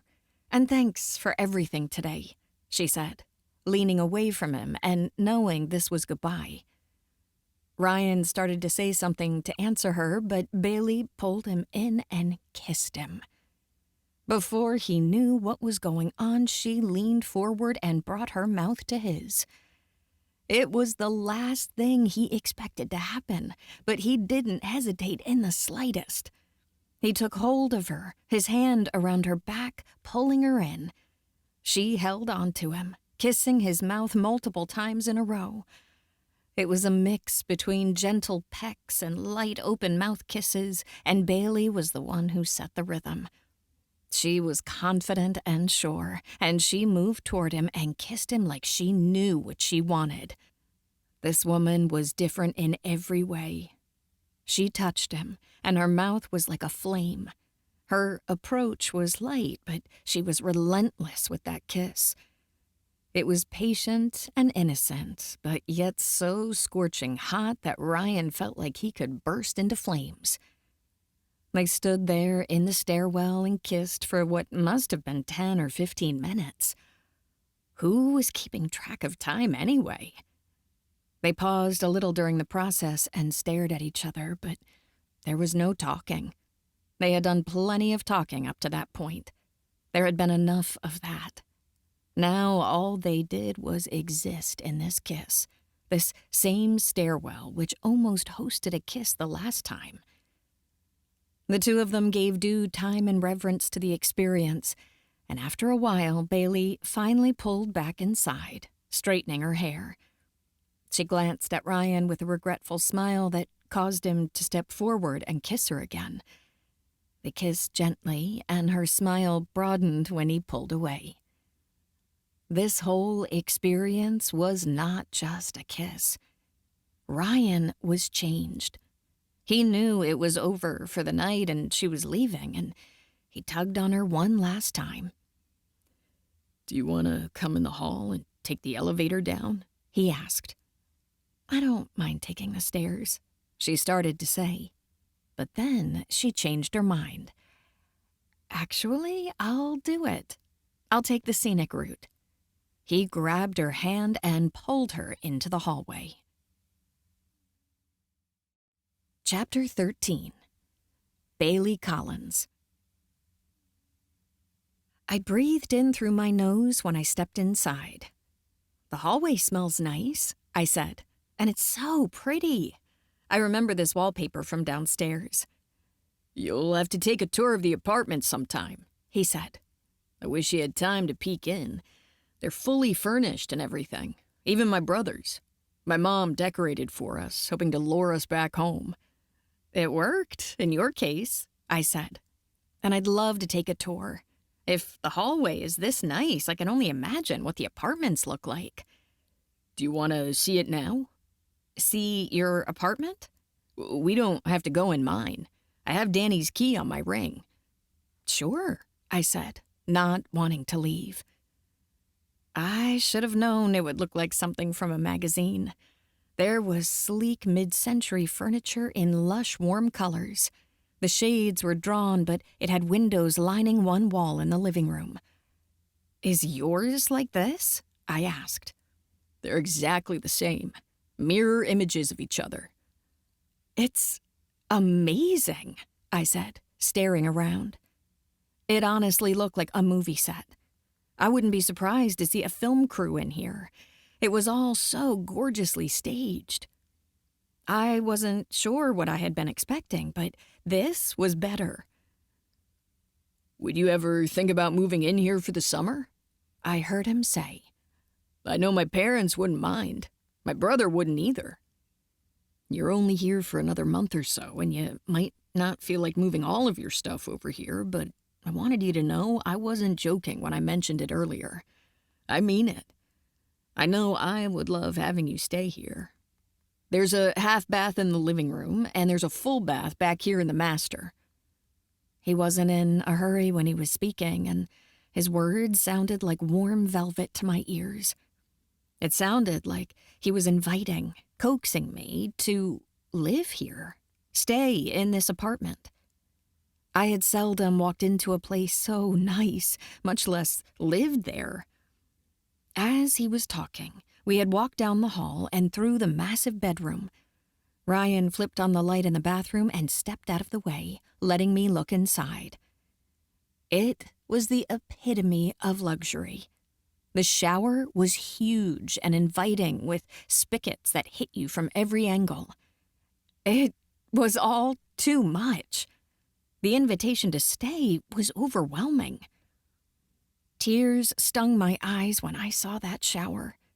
It was the nicest bathroom I had ever seen, and I blinked, staring at the shower. I imagine that whoever took a shower in that thing didn't have to hear a lecture afterward. I knew there was no way I could stay, and in that moment I felt overcome with emotion about it. There was nothing I could do to stop tears from welling in my eyes. I wanted to say that I would stay, but that was impossible. I couldn't do that. I couldn't pay for it, and I wouldn't take a handout. My parents would never allow me to do that. A wave of frustration hit me, and I told myself it was self-pity. I turned and blinked and smiled, knowing that I had to change the subject and distract myself. "Thank you for being so sweet," I said. "Thank you for showing me around. I'm going to go ahead and go so I can get back to the house." "Will you call me?" he asked. I moved toward the door and he followed me. "Tomorrow?" I asked. "Or tonight?" I'll answer my phone whenever you call, Bailey. How about that?" "That sounds amazing," I said, smiling as I turned to him one last time. By that time, I had done some walking and talking, and my emotions were under control. My eyes were mostly dry, and I didn't feel like I had to make an excuse about tears when I turned to him. "I'll give you a call once I get back home," I promised. I got out of there. I went down the hall, down the elevator, out the door, and to my grandmother's car. I cried when I sat inside it and realized it smelled like mothballs. There was no way I could live in that fancy apartment after one verbal invitation. It was simply too good to be true. The disappointment of the reality of that caused me to cry bitter tears. I let them out for all of 10 seconds, and then I rolled down the windows, turned up the music, and decided to make myself stop. Instead of crying, I sang along to a Fleetwood Mac song that I knew by heart. I didn't feel bad for shedding a few tears over it, though. I allowed myself to react emotionally to a glorious apartment with a pristine shower that I would never get to use. Life would go on, and I knew that. There was just no way that I could agree to move in there. He hadn't even asked his parents about it. I would obviously stay at my parents' house as planned. My thoughts were all over the place as I drove. Once I made it to my parents' house, I glanced at the driveway and noticed something different. There was a strange SUV parked there. I assumed it belonged to one of my brother's friends, but I hadn't seen it before, so I stared at it from the street. I was about to slow down and pull in, but then my heart fell when I saw that Aaron Whitaker was walking toward it. He was at my parents' house, and I froze up and just kept driving down the street. I drove for a minute, keeping my focus divided between the road in front of me and my rearview mirror. I lost sight of my parents' house before he could start his vehicle. I watched for the lights, and I never saw them. I drove down another street before digging for my phone. I had been so focused on other things that I didn't even look at it earlier. I had missed calls and texts. My mom had called me 3 times and left messages. I called her back as I was driving.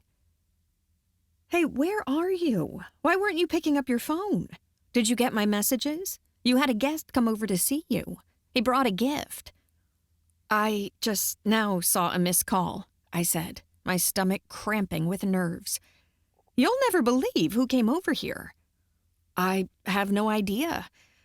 I'm spending the night with a friend. I just called to tell you that. But I already made plans. I'll be home to get ready for church in the morning."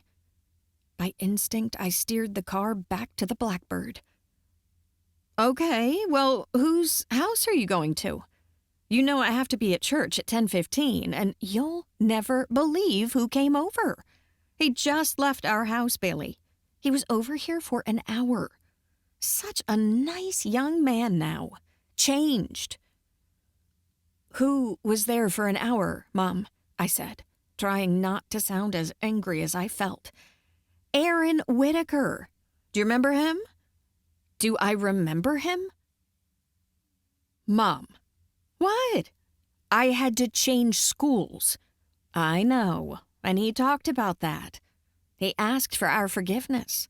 He cried, Bailey. You should have seen it. He's so sweet. He's tender now that he's gotten older. He's handsome, too, and doing well at his job. He's taking over his dad's business. He told me all about it. He's really changed, Bailey. We had a long talk." "Mom, I had to move schools." "We chose to move schools," she said.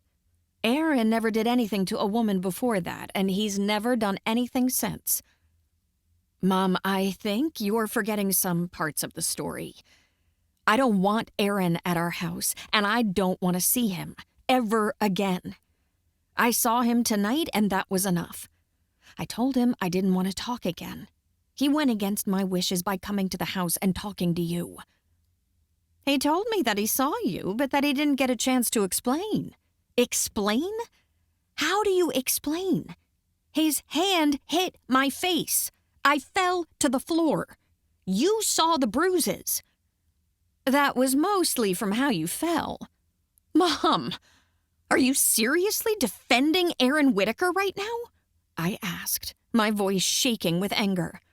No, Bailey, heavens, no. It's just that he was sorry and sincere, and he brought you a gift. He said there's no strings attached. It's just for you to keep. He said he tried to contact you, but you have him blocked. Again, Mom, he hit me in the face. I got knocked out. I switched schools to avoid this person, Mom. I thought you moved schools because of the embarrassment of it all. I am actually mad at you for defending him right now, I said, trying not to cry as I drove. He said he's never done anything like that before then or since, but you don't know. You don't know him. He could still be a horrible person for all you know. They own the biggest flooring center in Memphis, Bailey. I don't think they could run a business if he went around beating women. Okay, Mom. Well, my friends are waiting for me, I said. I'll see you in the morning for church. Why are you cutting me off? She asked. Because I can tell that you were charmed by him, and I don't want any part of it. I don't want to see Aaron or talk to him. I saw him tonight, and that was enough. It was too much. I don't like him any more today than I did back then. Well, I don't know what's in the gift, she said. I think it might be valuable.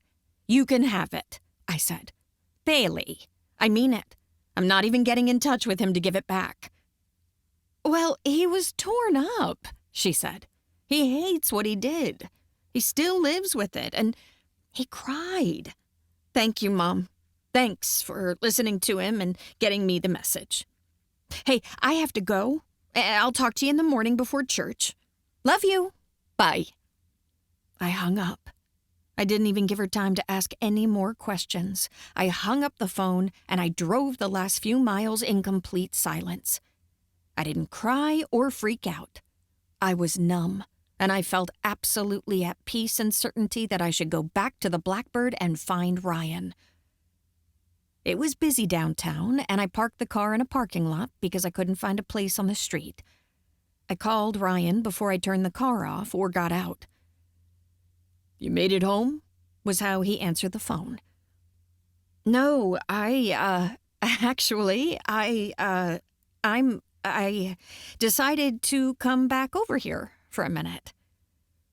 Come back over here? To my place? Yes. Do you mind if I come up for a second? No, I don't. Where are you? Downstairs? I'll ring you up. I'm not there yet. I just parked. I'm about to walk over there. I'll be at the theater in 2 minutes. Okay. I'm unlocking the door. Chapter 14. By the time I made it to the door, Ryan was standing on the sidewalk. I made a reluctant face as I approached, and he got the idea that I wasn't simply there because I missed him. We walked inside and immediately into the elevator. Are you okay? He asked. I am okay. I was just wondering if I might possibly stay tonight because at first it seemed like a great idea to ask you, and now that I'm here, now that the words are coming out of my mouth, I feel weird about it. Are you trying to spend the night here? Because if so, then the answer is yes. Really? Just like that? In your brother's apartment? No, I thought you were staying in mine. I'm just joking. Bad joke. Are you sure you're okay? Of course you'd be in Danny's place. Come on. I'm telling you, no one's even spent the night up here since my mom redid it. She'd be thrilled to have someone stay. The elevator stopped and we got off of it, heading for the door to his brother's apartment. He took out the key to unlock it, and his back was turned to me when I said, Aaron Whitaker was at my house, my parents' house, just now when I got there. He turned to look at me, and I gestured at the apartment. He had opened the door, and I thought we should walk inside. I don't want to make it seem like more of a big deal than it was, but I have reasons that I don't want to see or talk to Aaron again, and I honestly didn't expect him to be in my driveway when I got there. I just kept driving. I didn't pull in. I'm sure he's gone by now, but I thought I might crash here. I want you to, Ryan said. I told you the offer stood, and I'm glad you came back. He pulled me into his arms, and I went to him gratefully. So far, I had told him that my grandparents smell like mothballs and that I'm some kind of Bible thumper. The last thing I needed to do was to unload on him about my history with Aaron. It would seem like a lot of baggage when it wasn't. I knew it was best that I keep my mouth shut about it, and yet it just came right out of my mouth. I dated him for 6 months, starting in the summer before my junior year. He was a big football player, so he was really strong, physically strong. And one time, he got jealous of me talking to another guy, and he said he slapped me, but it felt like a punch. I went flying. He insisted I never got knocked out, but I saw stars, and I think I was... Anyway, I fell on a chair. I had visible bruising, and it was hard to eat. It was around Christmas, so I had to cancel plans, and, well, we broke up. I ended up switching high schools after that. It was a whole ordeal. Owen and the guys in my theater company were there for me when that happened. It was my junior year, and that's when I ended up dating Owen. Our thing was a result of all that happening with Aaron. Owen was just comfortable and secure for me at a time when things felt uprooted and insecure. My mom said Aaron stayed over there for the longest, waiting for me to get back tonight. She seemed happy to see him, said he apologized. I sighed and made myself close my mouth. I had been staring down the whole time I was speaking, and I got to the end of it and found myself regretting the fact that I had just spilled my guts. I wondered what Ryan could possibly be thinking. He probably regretted offering me the apartment with drama like this. This stuff is not a part of my life normally. Seeing Aaron tonight was a complete surprise for me. It's been years. I'm sure he's got a wife or something by now. Your mom said he stayed over there? I know. She said they had a heart-to-heart. I guess he apologized, and it sounded like she forgave him. I guess she thinks he's successful, or... it doesn't matter. It's over now. I told her I don't want to see him again. Did she say he was trying to get back together with you? No, but he brought a gift. A gift? I looked at him with an expression of regret. I'm sorry. This seems like more drama than it is. I didn't tell you all this to scare you or anything. Aaron wouldn't do anything to me. He was over at my house to apologize. That's what the gift was about. I told my mom I didn't want it. I'm happy to be back here, though, Ryan, I said, reaching out for him. And I'm sorry about all this. I would love to just hang out with you and pretend none of this happened. We could act like I was planning on sleeping here all along. I smiled shyly as I spoke, and Ryan took me by the hand, pulling me into his arms. I went to him, loving the sweet relief of his welcoming embrace. I breathed a sigh. He smelled nice, and I felt comfortable and at home in his arms. Do you need to go home and get some things for the night? I could go with you. I'll definitely talk to that guy if you want me to. No, thank you. I'll just sleep in this and then go back in the morning.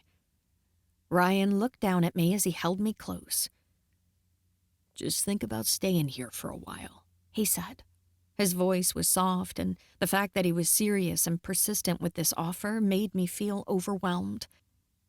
I wanted to live there so badly, and there he was, offering it to me again. I lifted my hand and touched the side of his face. I ran my fingertips along his hairline, and I felt the warmth of his skin. I thought it was all too good to be true. This scenario was the stuff of fairy tales. "Just stay here," he said. "No rent and no commitment. No obligation to me or my parents. Just take the summer to focus on your play. You can use the apartment with no obligations at all." Tears sprang to my eyes at his words, and I had to work hard to keep them at bay. I don't know how I could accept a gift like that, Ryan. "You just say yes to it," he said. "You let me hand you the key." He put his hand lightly around my back, and I leaned into him, getting closer, staring up at him. "I'll stay a few days, if you don't mind." "I don't mind," he said, smiling. "Bailey?" "Yes." "I know you said you didn't want to talk about that guy anymore, and I get it. I really don't want to have to talk about him either. But I want to know what happened in high school. How bad was it? I'm sorry, but I don't like this guy going over to your house tonight." "I don't like it either. That's why I came here." "And you're staying a few days?" he asked, holding me, looking at me like I was important to him. "Yes, I am," I said, relief and happiness coursing through my body. "I'm staying a few days at least." It was exactly a week later when I heard from Aaron again. I was completely caught off guard when it happened. We had just finished a long Saturday rehearsal, and several of my theater friends had plans to come over to Ryan's rooftop with me. I was in the mindset of making it over there before them so that I could play hostess, and Aaron showed up in the parking lot of Hillsdale High. He was standing there when we finished rehearsal. "What is he doing?" Owen asked. We were in a group, walking to the parking lot, and he saw Aaron standing there, propped against my grandmother's car.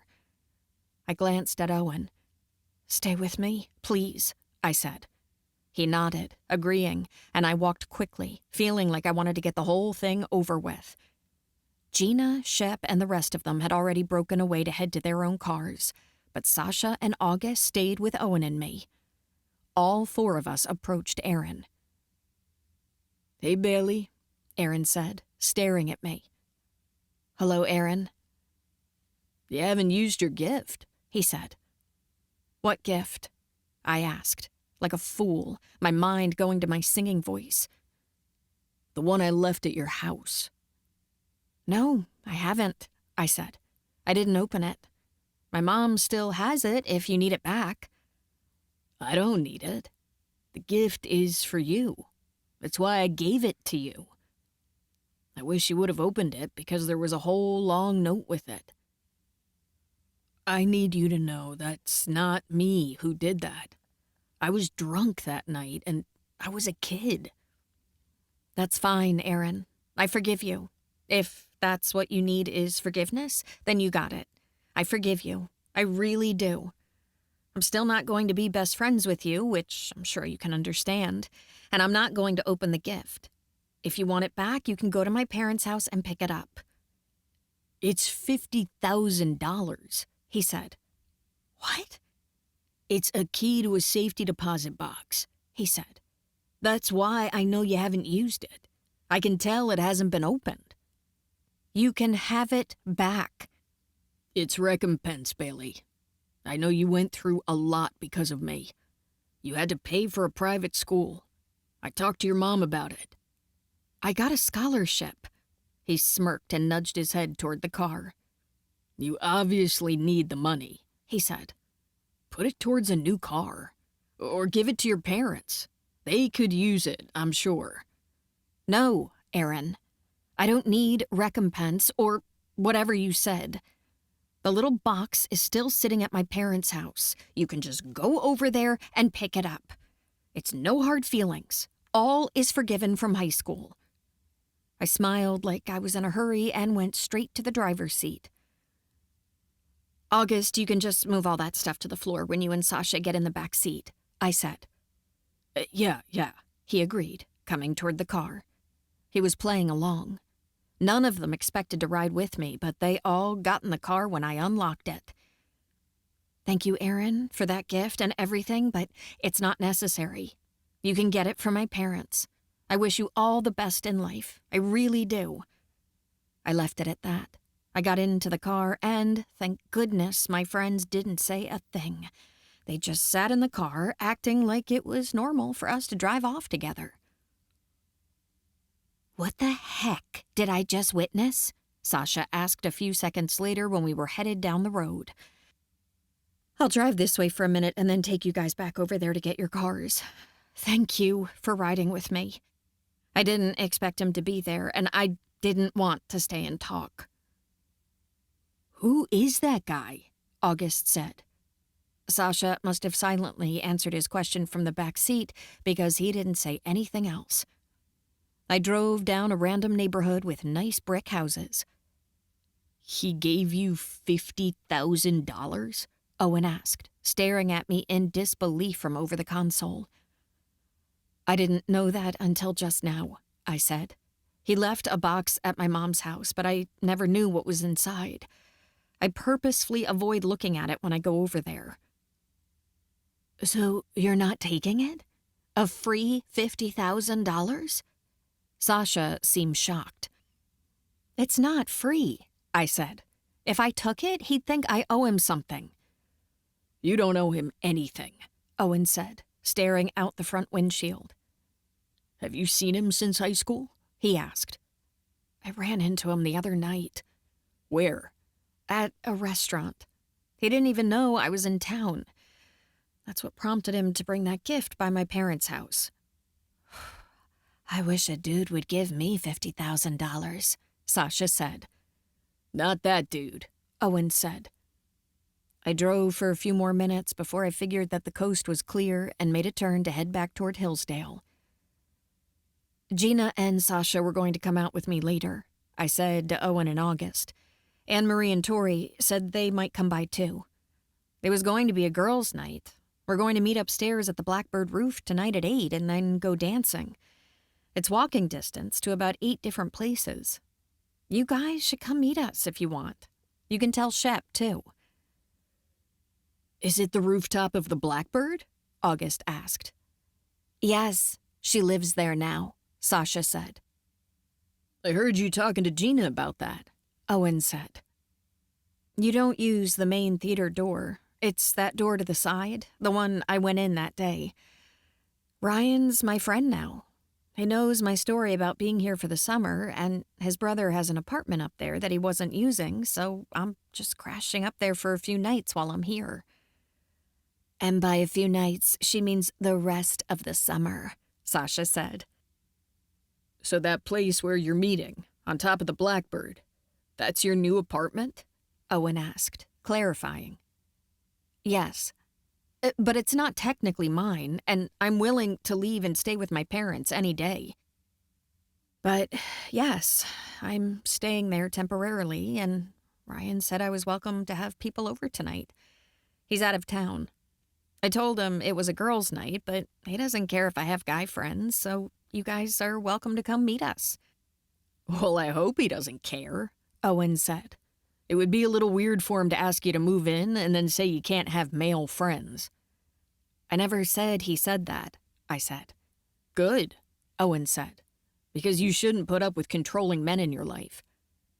"She knows that," August said. "I know," I said, "and he's not. No one ever said Ryan was controlling." "That Aaron guy was controlling," Owen said. "Yeah, but we're not talking about him. I'm talking about Ryan. He's not controlling at all. He's nothing but a big fat bunch of amazing. So seriously, none of you do anything to make him have second thoughts tonight. I like him a lot. I'm trying to make him think I'm cool." You are cool, Bailey, Sasha said. Thank you. But seriously, it's important to me that he's comfortable, so please don't be talking about Aaron.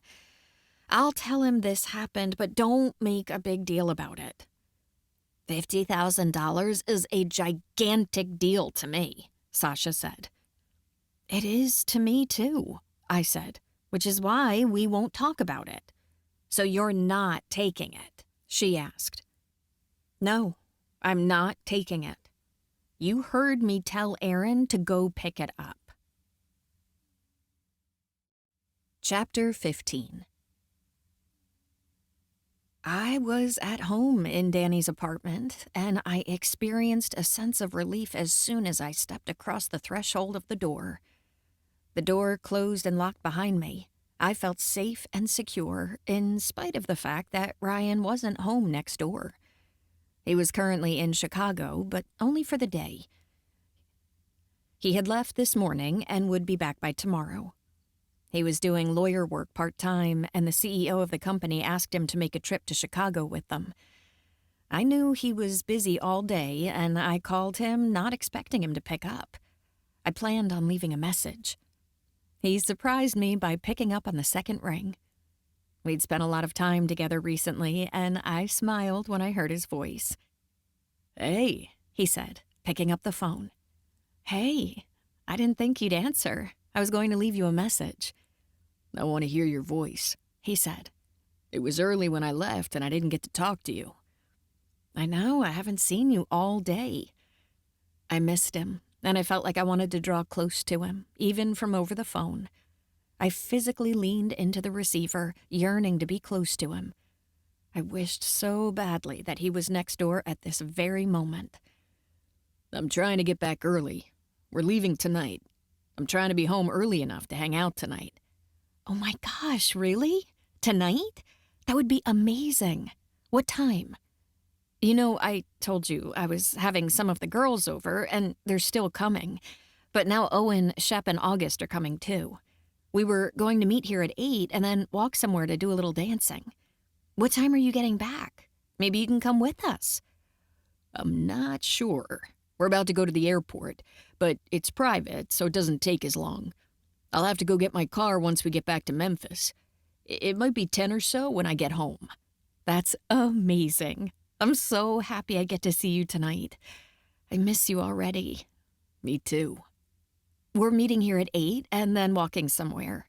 I'll probably walk over there with them. I don't need to stay, though. Text me when you get home and I'll come back."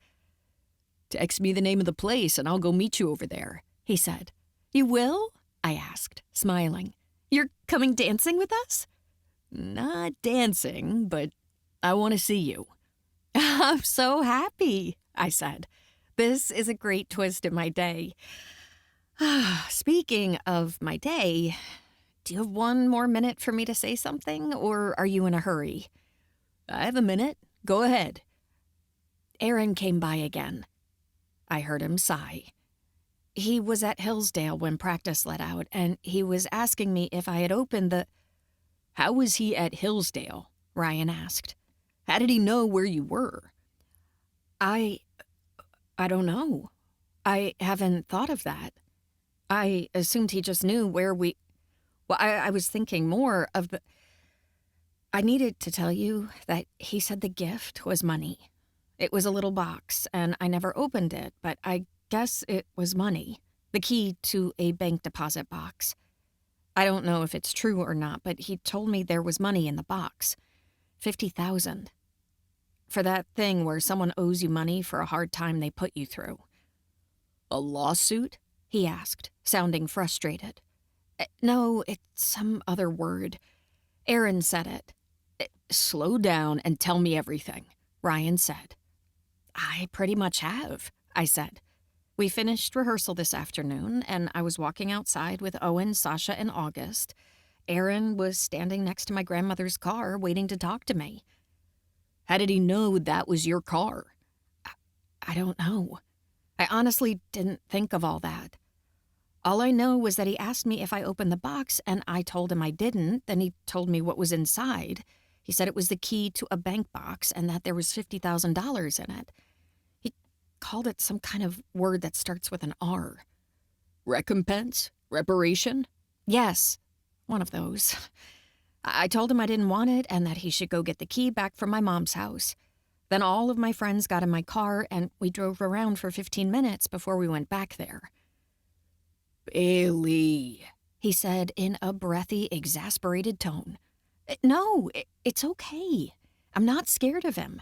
He just knows he did something terrible and he's trying to make himself feel better. I told him I forgive him. I said I'm not taking the gift. I actually told my brother Nick to take the box over to the company Aaron's dad owns.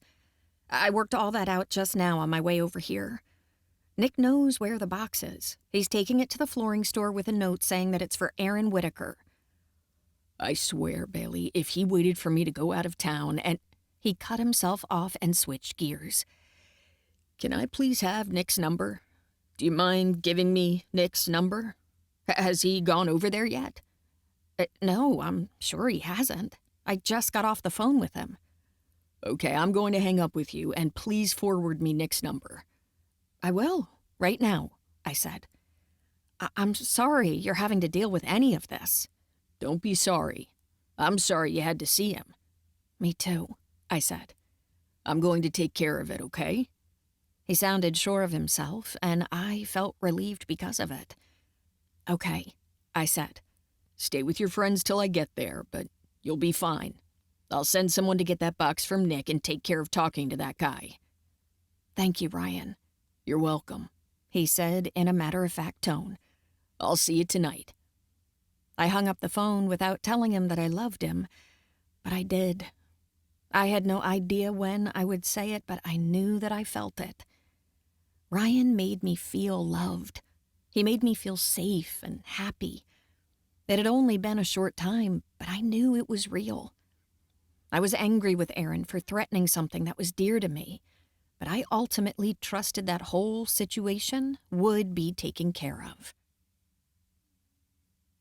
It was just after 8 p.m. when I got a call from my brother. My friends had already arrived at Ryan's, and we were hanging out on the roof. I excused myself and went to stand in the stairwell when I saw Nick's name on my phone. "Hello?" I said. "Did you talk to Ryan? How'd it go?" Oh, snap, Bailey. That was the coolest thing I've ever seen in my whole life. I was standing there like, what the... You should have seen it. Ryan called me, your boyfriend. He called me and said he was sending someone to pick up the box. He said I could go with him to return it if I wanted, and I am so glad I did. That dude punched Aaron Whitaker right in the gut and threatened him all smooth like James Bond style. What? Yeah, Aaron crumpled. It was one of Ryan's tough guy friends, and he had a painful left hook. Aaron's going to be feeling that tomorrow. He beat him up?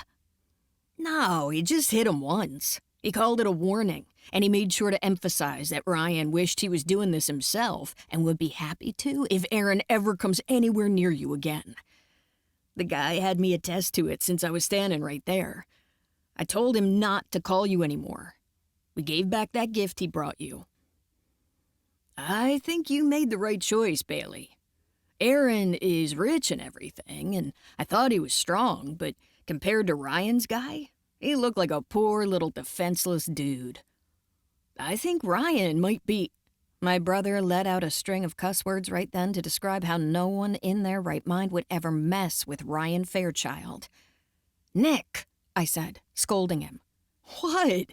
I'm serious. Ryan's dude was not messing around. He was definitely a professional. I wonder how you get into that." "Get into what? Personal security?" I asked.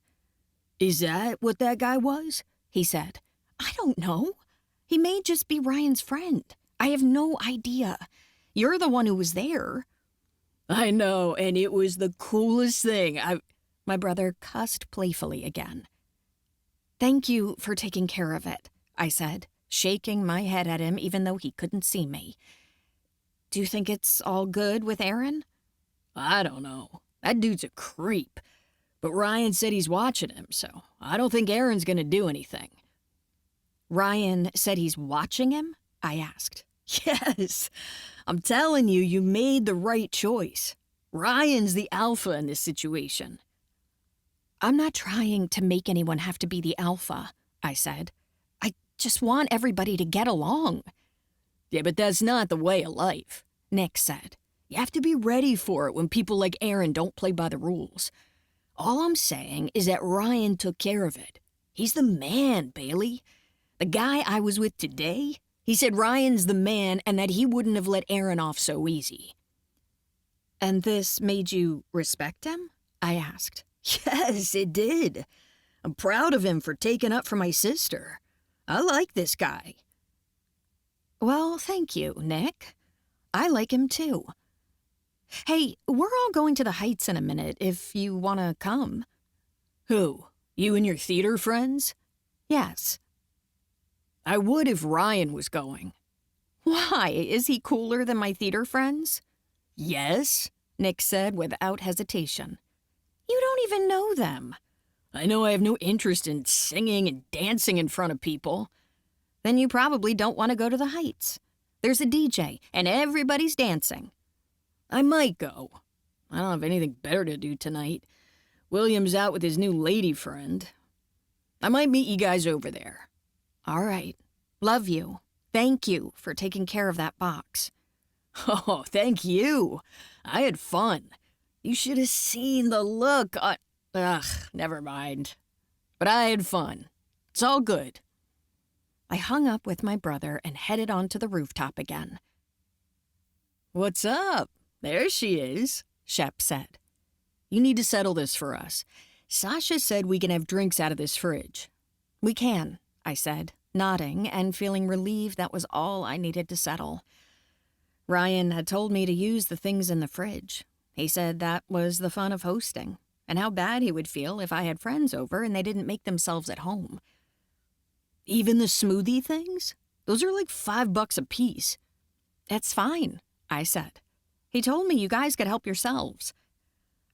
I told you, Sasha said, lifting her own drink. When are we going to meet this guy? She added.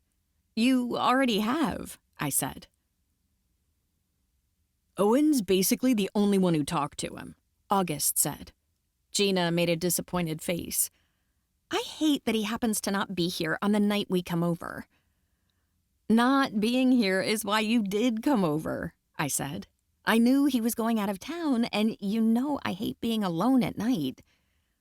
I would too, with that dude following you, Sasha said. Who is she talking about? Shep asked. I saw someone outside when we were leaving rehearsal today.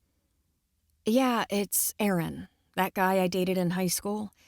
He was trying to talk to me again, but Ryan took care of it, which makes me so thankful. Did Ryan talk to him today, since that happened with the money? Owen asked. He did, I said. What money? Gina asked. The other day, Aaron tried to give me a bunch of money for what he did in high school. I didn't accept the money, and he could see that, so he came to check up on it today. And Ryan did something about it? Yes, he did. He has a friend that already went to talk to Aaron and warn him. Why is he doing that? Owen asked. Is he your boyfriend now? He must be if she's living here. No, he's not. I'm not living here because of that. He's letting me stay here, but it has nothing to do with him being my boyfriend, which he is. You just said he wasn't your boyfriend, and then you said he was, Gina said. Is he or isn't he? I think he is. I hope he is. We've never said that to each other, but I'm pretty sure he wouldn't have messed with Aaron if he didn't have some feelings for me. I know he has feelings. I'm mortified right now because I know there's a camera up here. I don't know how much he can hear. I spoke stiffly and looked around. It's not like you're yelling, Gina said. What did he do to Aaron? Owen asked. I hope he punched him in the face, August said. He had someone else do it because he's out of town, but he did punch him. He had him punched. Aaron got punched tonight. I think it was in the stomach. Yes, August said. That guy gave me the creeps. Who gives someone $50,000 in a safety deposit box? So sketchy. Just don't mention it anymore, I said. I don't want to talk about it. I feel like if he affects me, he wins. I need to let the whole incident slip on past me as fast as possible. I hear you, girl. Self-care, living your best life, Tori said, chiming in after listening to all of this. I hadn't meant to invite everyone into the errand thing, but now they all knew about it. I was thankful to have Ryan help me take care of it. I felt like it was over and we could all still enjoy a nice evening. We only had a few short weeks until opening night, so we had things to discuss about the play. We attempted to talk about other things, and we would succeed at it some of the time, but inevitably we would bring up something about Footloose again. It was part of our lives, and our conversation naturally went back to it. We were talking about one particular scene when my brother texted me and told me he was downstairs on the sidewalk. He met us upstairs, and it was about 10 minutes later when we all walked down the street to go dancing. I had been out in Memphis before, but never to this place, and I was glad to be surrounded by my friends.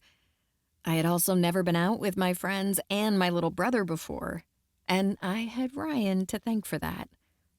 We paid our entrance fee, and then we danced to 3 or 4 songs, having fun and singing along to the music. Theatrical people were usually fun to dance with, and tonight was no different. We all cracked up when we finished a song because for a minute there, we had started doing some of our Footloose choreography. Oh my gosh, Bailey, stop. I knew we were just going out dancing as an excuse for this one to practice, Gina said, pointing at me. I smiled. What? I wasn't the one who started that. Sasha was. Sasha shrugged. I can't help it if I like to rehearse. I need the practice. Brandon let Jane go ham on the choreography this time. It's going to be amazing, Tori said, laughing at us. And Brandon's going to be so proud that you guys practiced on your nights off. We're not telling Brandon we did that, I said. Yeah, I think we should never tell anyone that happened, my brother said, looking wide-eyed like he was disturbed. He was obviously joking. He had been entertained by our little choreographed interlude.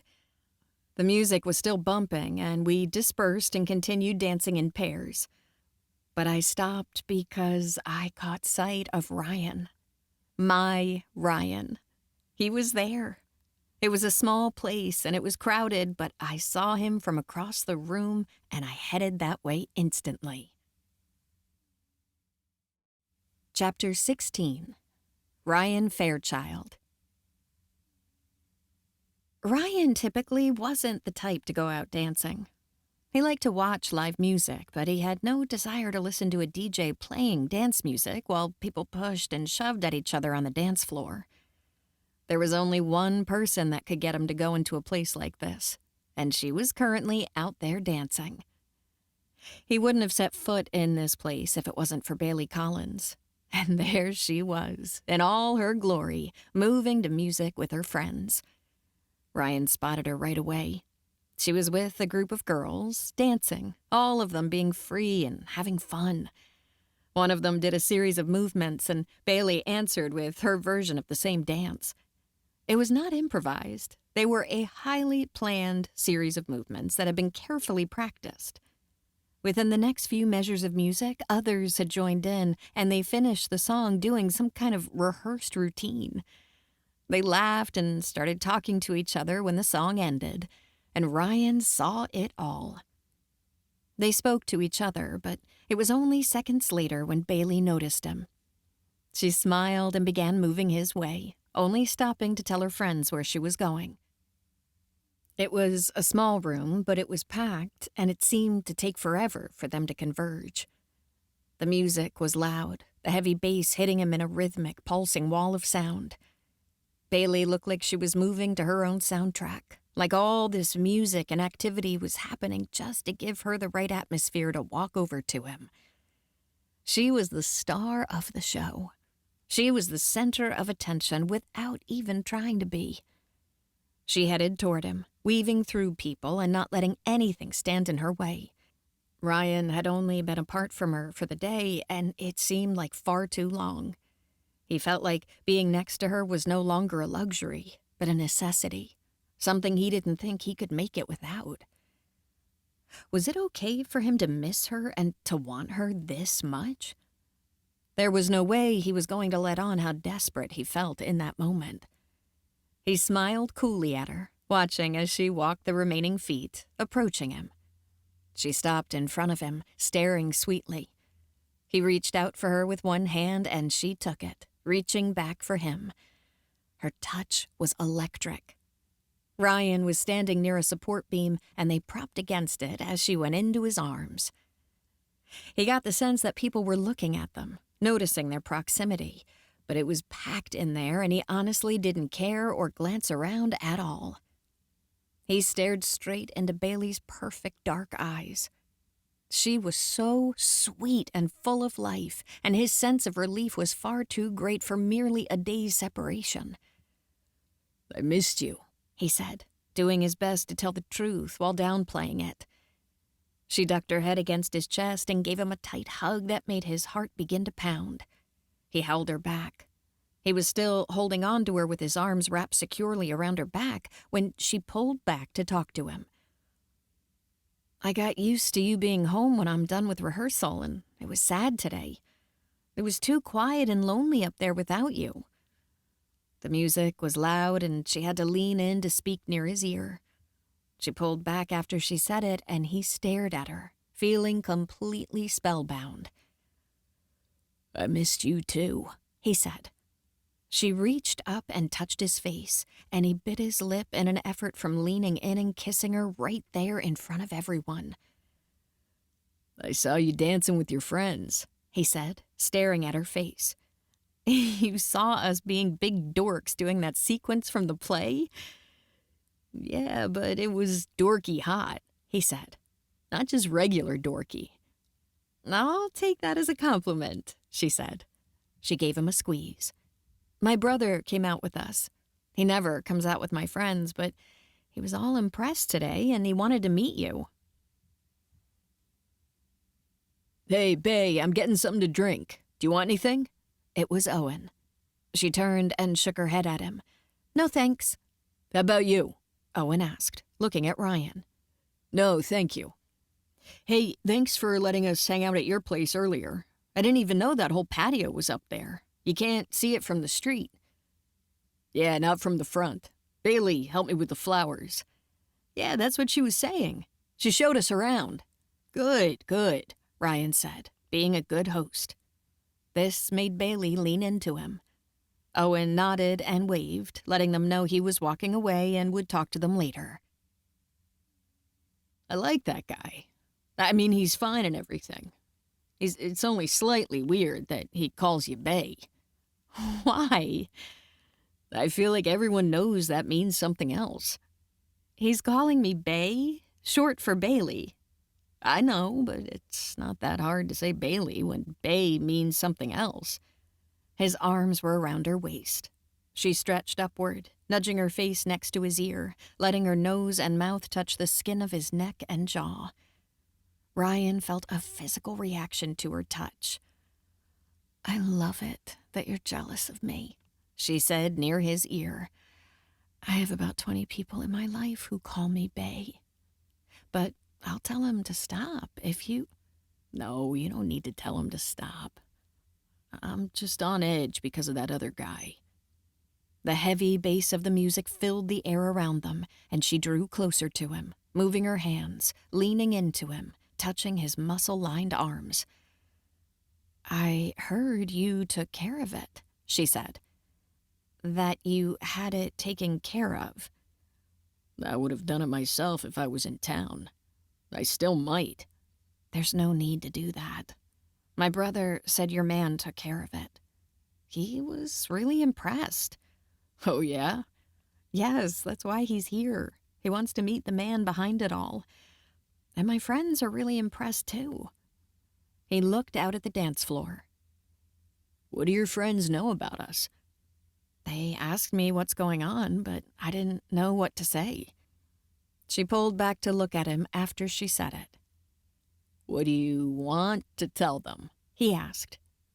They asked me if you were my boyfriend, and I told them I wished you were. That someday I wanted you to be. "Someday?" He asked, smiling at her and speaking loudly over the music. She leaned in toward him again, smiling. "No, for real. I thought you weren't coming back tonight, and that made me miss you all day. I had it in my head that I wasn't going to see you until tomorrow, and that seemed like a long time. Too long." She was vulnerable, flirting with him, and he absolutely loved it. In this moment, it all felt staged, like they were in a play, two people who were falling in love, right there with other people watching. Ryan knew he would change his life, switch his plans around to be with her. Bailey was worth it. "You were lonely even with all your friends over?" He asked. "It's different without you," she said. "I've grown accustomed to seeing you." She was talking with her face near his ear and let her mouth brush gently against his skin when she spoke. She did it on purpose. She held her lips there for the space of a second or two, lingering, barely touching his ear, pretending to do it on accident. "Bailey," he said in a groaning tone. "You are... I don't want to be apart from you." Me neither, Ryan. I'm glad you said that. I'm thinking about having to go to California, and "I'll go to you," he said, cutting her off. "I'll take trips and go out there and see you." You will? Because if you can't, I could try to transfer and finish my... I could afford an apartment here and just do my last year at... No, that's too much trouble.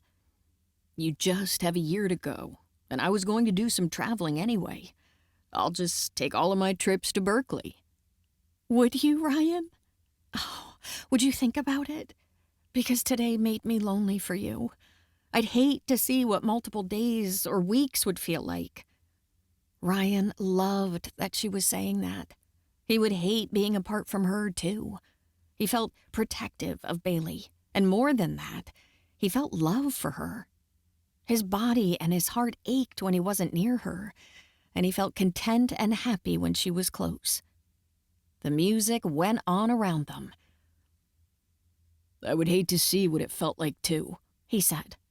"I don't think we should try it."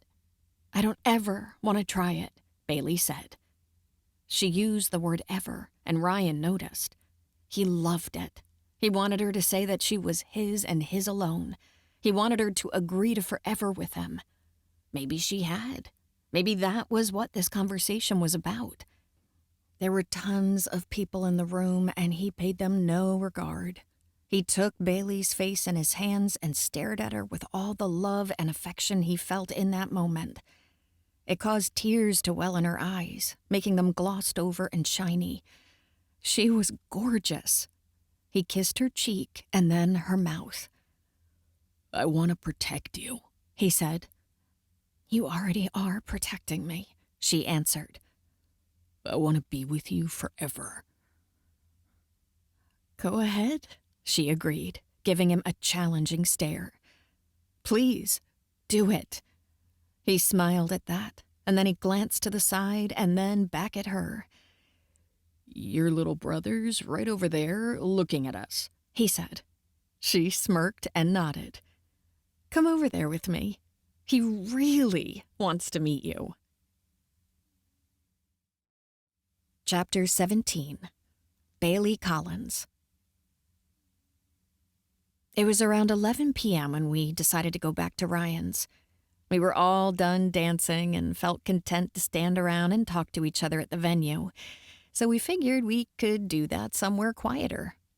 The plan was to go straight back to the rooftop, but while we were walking, my brother mentioned stopping for food, and everyone agreed that they were hungry.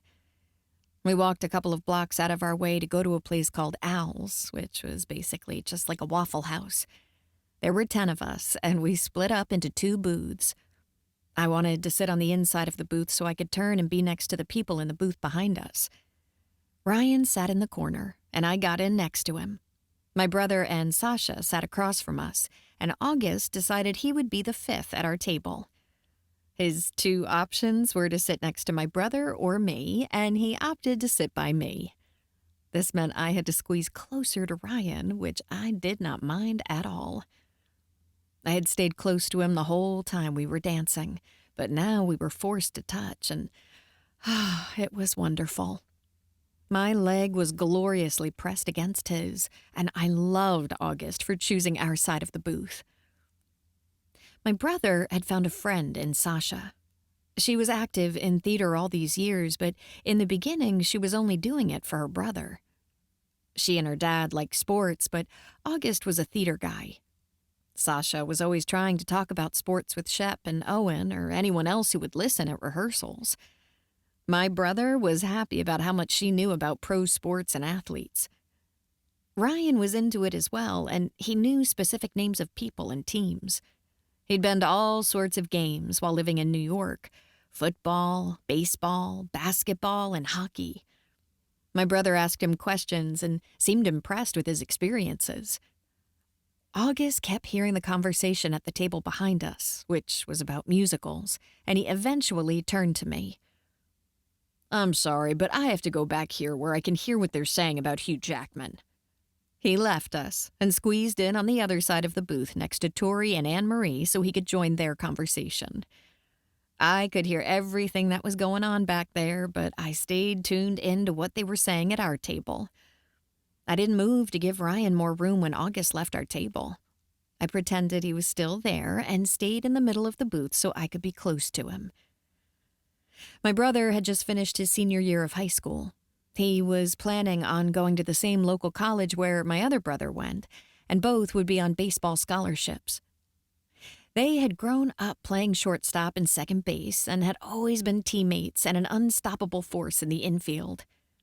They were separated this year while William started his freshman year of college, but Nick would join him at the same university now that he was out of high school. Both of them wanted to play professional baseball and eventually go into coaching. Ryan and Sasha both had questions for Nick about that. They asked him about his goals and plans. They asked him questions, and he revealed things I had never heard him say before. I got to see a side of my brother I hadn't known existed until tonight. We ordered and ate waffles and coffee, and I got to sit next to Ryan and also spend some unexpected quality time with Nick. Sasha was a good go-between with my friends and my brother, and I was thankful she was there. We were almost finished with our late-night meal when Nick looked at his phone. This made Ryan turn to me. "Are you still planning on having lunch with my parents tomorrow?" We had made plans a few days before, and this was the first time he had checked in with me about it since. I was happy he still wanted to do it. "Yeah, I'm usually out of church by 12:30. Is that a good time? Do you want me to just meet you back at the apartment?" He nodded and was about to tell me something, but we stopped when my brother interjected. "Oh, whoa, Mom's texting me. Hold up. This text is like 4 pages long. Looks like she's trying to get a hold of you." Nick looked up at me. I haven't looked at my phone," I said. Hang on. I'm reading this message. She said for you to call her as soon as possible." By that time, I was fishing for my phone from my bag. I had calls and texts from my mom and my dad. I had so many that I stood up from the table. "I'm gonna call Dad," I said, letting them know what was going on. "Go ahead and step outside. I'll take care of the check," Ryan said. I gave him a thankful nod and walked away, shaking, pressing buttons to call as I walked. I had seen words like "come home immediately" written by my dad, and my heart raced, thinking and assuming something was wrong with my mom. My heart pounded as I walked through the diner on my way outside. I was vaguely aware that Nick was following me. My dad picked up on the first ring. "Hey, Dad, is everything okay?" "Where are you, and why haven't you or your brother picked up your phone? Your mother is having a fit. I don't know, but William doesn't know anything, and could you get over here, please, Bailey? Your mother really needs to speak with you." About what?" "I guess Nicholas told William something about a financial gift that you plan on giving back to—" "Look, can you just come home, Bailey? Your mother is extremely anxious to speak with you." Nick came up behind me, and we conspired for a minute, and before I knew it, he and I were taking off, heading home, going to see what situation faced us with our mom. We drove separately, and I sat in silence in my grandmother's car. I was in a dazed sort of state as my mind went 10 different directions at once. I knew from what my dad said that this was going to be about the money I returned to Aaron. Our parents were in the kitchen when we arrived. My mother had obviously been crying because her face was red and puffy. She was in a frazzled state, and my father was helpless-looking and regarded us with a pleading expression from the moment we walked in. William was nowhere in sight. "Mom, what's going on? Are you okay?" Her eyes were wide when she looked at me. She was in a bad place. She began talking, and she used a low tone, speaking quickly, unloading all of her thoughts at once. "I'll be okay, Bailey, once you can tell me you did not try to refuse a heartfelt gift from that boy. You weren't the one who talked to Aaron Whitaker that day. He was sorry, Bailey. I could tell that he felt it in his heart. He wanted you to have that gift. I cannot understand why you would ever think about giving it back. That's offensive to him. Plus, you flat out said I could have it, and then you go and tell William that you're going to give it back." "That box has been sitting in there for days, doing no one any good. So what if I gave it back? Why has this all hit you at once, Mom?" "Because I didn't know what was in the box. I didn't realize there was all the money inside. It looked so small." "It was a key. What did William tell you?" "He said that it was a lot of money and that you planned on giving it back.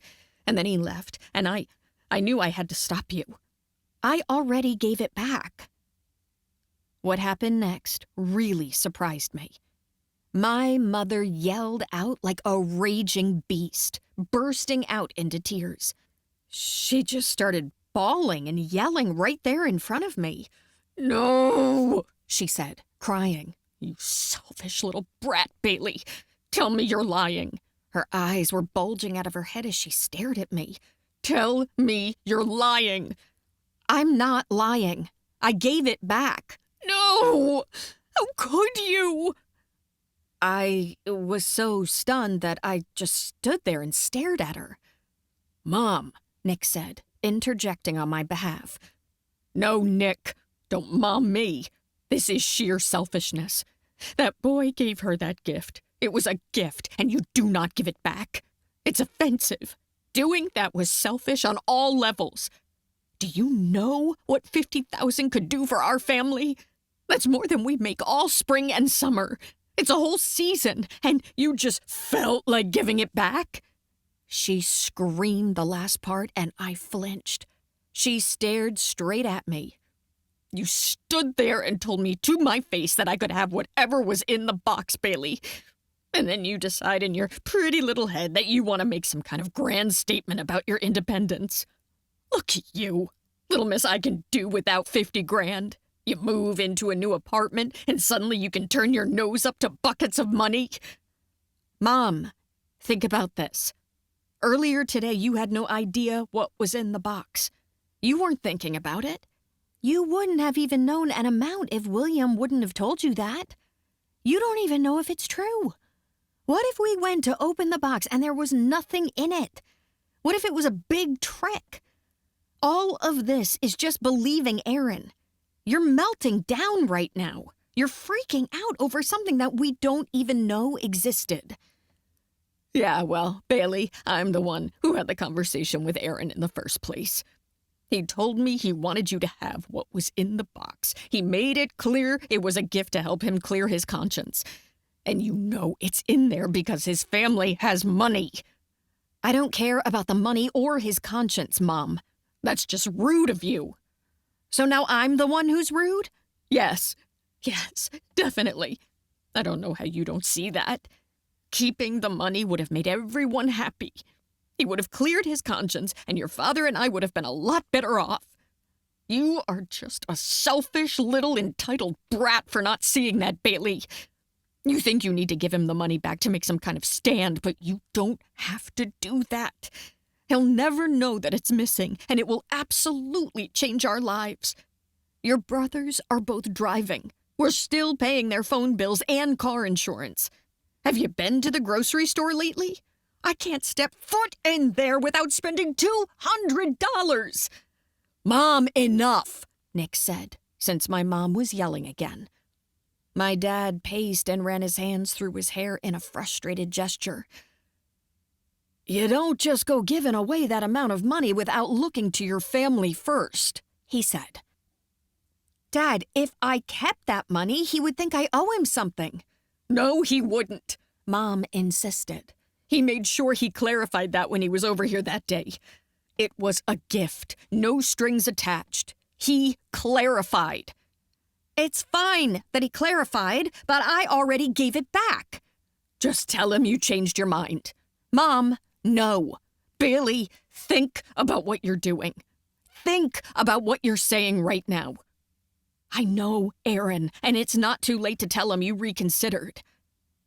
She just absolutely didn't get it. One time, when I was a kid, I had convinced myself that I had a winning lottery ticket. I was so excited prior to the drawing that the second I realized I didn't win, it seemed like my life was over. My mother was like a kid who thought she won the lottery. Only she was an adult with bills and responsibilities, and the weight of $50,000 was obviously crushing to her. I tried to remain patient and understanding in a moment when I felt traumatized. I felt like I shouldn't have been put in a position to see my mother beg pitifully like this. And my father seemed helpless to stop it, which, in a way, was equally as unsettling. Mom, I agree with Bailey. She shouldn't take that kind of money from someone if she doesn't want a connection with him. She doesn't want the money because she's never worked a day in her life. She leaves her life in California and comes here and gets Gammy's car. No questions asked.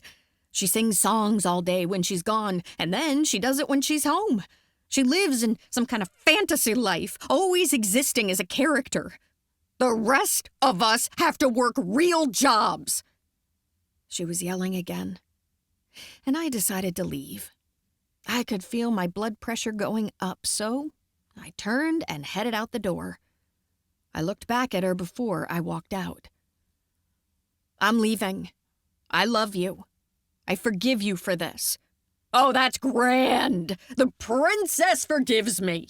Did you hear that? Mom, that's not necessary. What's not necessary is for me to apologize to you. I'm not the one who gave you 50 grand and then took it back. Sorry if you think that's what I did, I said. It is what you did. Well, I'm sorry, Mom. Sorry it doesn't put food on the table.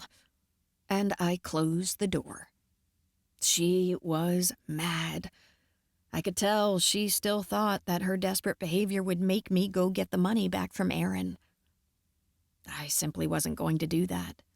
And I knew it would take her a while to understand that and deal with it, so I left.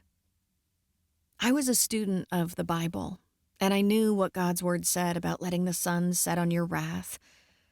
But in that moment, I thought the making up was up to her, and not me. I felt hurt and rejected. I felt like my very own family wanted to use me for money. Like $50,000 was more important to my mother than I was. I left there feeling numb, and I didn't cry until I remembered where I was going. Chapter 18. I headed toward the Blackbird Theater because, for the moment, that was home. It was late, and my instinct was to find my bedroom, my most comfortable location. And then I remembered the luxurious apartment, and that was when I cried. I had been living there for days. And maybe my mom was right. Maybe I was a selfish brat. Who was I to turn up my nose to $50,000? I was in a borrowed car, and I had just left my mother in meltdown mode. My vulnerable feelings became too much when I thought about Ryan. I imagined going out to a fancy lunch with his parents the following day, and it was more than I could handle. My usually non-mathematical mind started calculating what we might spend at lunch with the Fairchilds the following day, and what that amount might do to my mother. It was just all too much. I was too poor for Ryan Fairchild. There was a reason why rich people didn't marry poor people, and it was because the rich ones gave the poor ones heart attacks with their perceived greed. It was the poor who didn't like the rich, and not the other way around. I could never marry Ryan and live life with him in comfortable luxury. It would simply kill my mother. It was off. Lunch was off. Ryan was off. There was no way I could go back to that apartment and pretend things were normal. There was no way I could account for what had just happened and how it had changed me, changed my perspective. My mom had done some messed up things over the years, but this was a doozy. I drove vaguely toward the Blackbird, knowing I was not going back there. I called Tori, the assistant director. She had been out with us, so I figured she was still up. She was single with a dog, and she had a day job as a computer programmer. She had a nice apartment, and I knew she would be low-key about having me stay over there until I got something else figured out. I called her, hoping and praying she would pick up. She did. Tori was like family to me, and it didn't surprise me that she agreed instantly to me coming over. I started driving toward her house, but my next move was to call Ryan. He picked up the phone, and I was so affected by hearing his voice that I had to pull the car over. Bailey? My girl, are you good? Is your mom okay? Yes, and I was so sad that I started crying instantly. I said no words because I could not physically get them out. And what? He asked. Hang on, I said, barely squeaking out the words. I parked in a business that was closed, some kind of mattress place. I pictured Brandon, who had chewed me out for being emotional more than one time. He said that I shouldn't let my own emotions get in the way of what needed to be said. I'm spending the night at a friend's, I said. It's nothing you did. But my mom's not happy with me living in your brother's apartment, and I understand. It's not worth the... Honestly, I just need to focus on the play right now. I was breaking up with Ryan, and it was the suckiest, most horrific thing I had ever done. I hated the fact that I was doing it, and yet I knew it was necessary. Those things coexisting caused me to cry. We're not eating lunch tomorrow, and I'm not coming back to the apartment. It's pretty much untouched anyway. I have a couple of things in there, and I'll come by to get them later. I'll leave the key for you. Bailey, listen to yourself. You sound like a robot. What happened to you? I'm not being emotional about this. Well, that's pretty obvious. What happened to you at your mom's? Nothing. Everything. It doesn't matter. She's fine. She's got mental problems, and I'm not bringing you into that, Ryan. We have family problems. My family's not like your family. And that's making you spend the night somewhere else? I don't get it. I was silent for a few heartbeats. You don't need this drama. I need you, Bailey, he said. I started to say something to deny him, but I wasn't expecting him to say that, and it stopped me in my tracks. I fought against tears. I'm staying at Tori's. Please don't, Bailey. Don't do this. I feel like you're ending things with me right now. I am. You can't. I can. You shouldn't. I should. You love me, he said. I never... We need to stop before it comes to that. My mom completely just freaked me out just now. She made me... I can't even think straight, Ryan. I'm parked in an empty parking lot at a mattress store. I just need to be left alone. Turn your car on and come to the apartment, Bailey. No. Please. It's late. Your stuff is here. You don't have to see me. I want you to, but you don't have to. Just come sleep here. Get some rest. If you feel the same way in the morning, you can pack up and go to your friends. You don't have to see me. I felt a wave of relief at the proposition. Deep down, I didn't want to go to Tori's and sleep on her couch. I sighed into the phone. Thank you, I said. I just need to be quiet. Come here, he said. I can tell you're sad. Come be quiet here. I don't want anything from you. I know you don't. That's why I trailed off before I could say something hopeless, like, that's why I don't deserve you. I'm staying the night, but I'm leaving in the morning. I'm sorry about your parents and lunch. I'll leave the keys. Thank you for everything, Ryan. Don't start thanking me for everything. Just get some rest. Okay, I said, knowing it was wise to avoid going to Tori's. I called her and told her it was a false alarm and that I was able to stay at the apartment after all.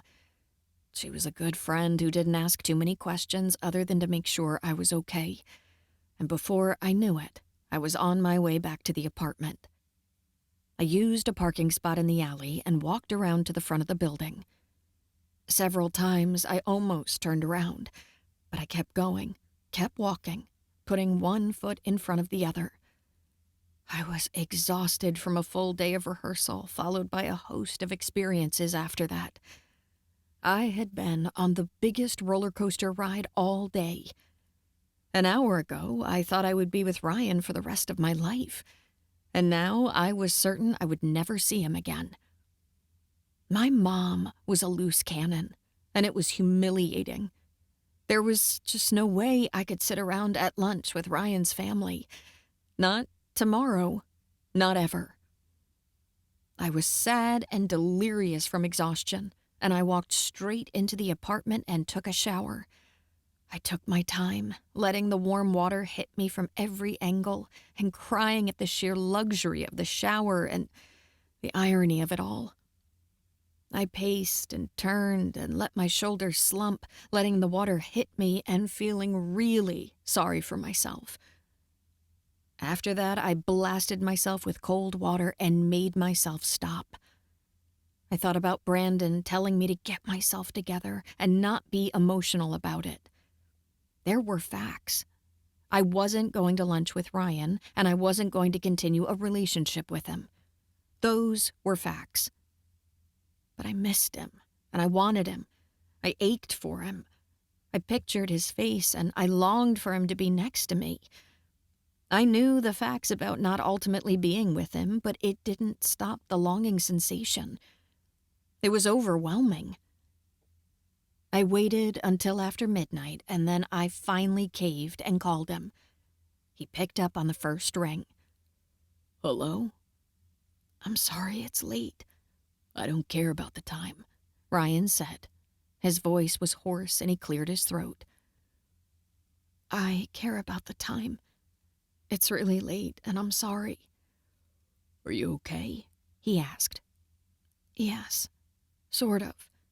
"What can I do for you?" "I would like to be next to you for a minute, if possible. A hug." "Are you asking me to come over there right now?" "Yes. Can you?" "I'm on my way. Unlock your door." "Thank you, Ryan." He hung up, and within a minute he was at the door. He was wearing sweats and looking glorious, and he smiled sweetly at me.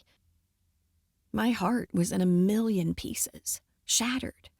I was exhausted and confused, and I couldn't decide whether to slap him or kiss him. Maybe he was going to slap me. I was the one who deserved it. I was standing nearby the door when he came in, and my shoulders slumped in spite of the fact that I wanted to throw myself into his arms. He was like an Abercrombie model, and there I was with my face feeling tight and my mind going 100 different directions. I'm sorry, Ryan, but I'm being selfish. Ultimately, I know we can't, but I felt like I needed a hug, and so I cut off talking because he took me into his arms. He asked no questions and said no words at all. He just stepped forward and took me into his embrace, letting the door close behind him. I sighed and let myself go completely relaxed, leaning into him, letting him hold me. What happened, my girl?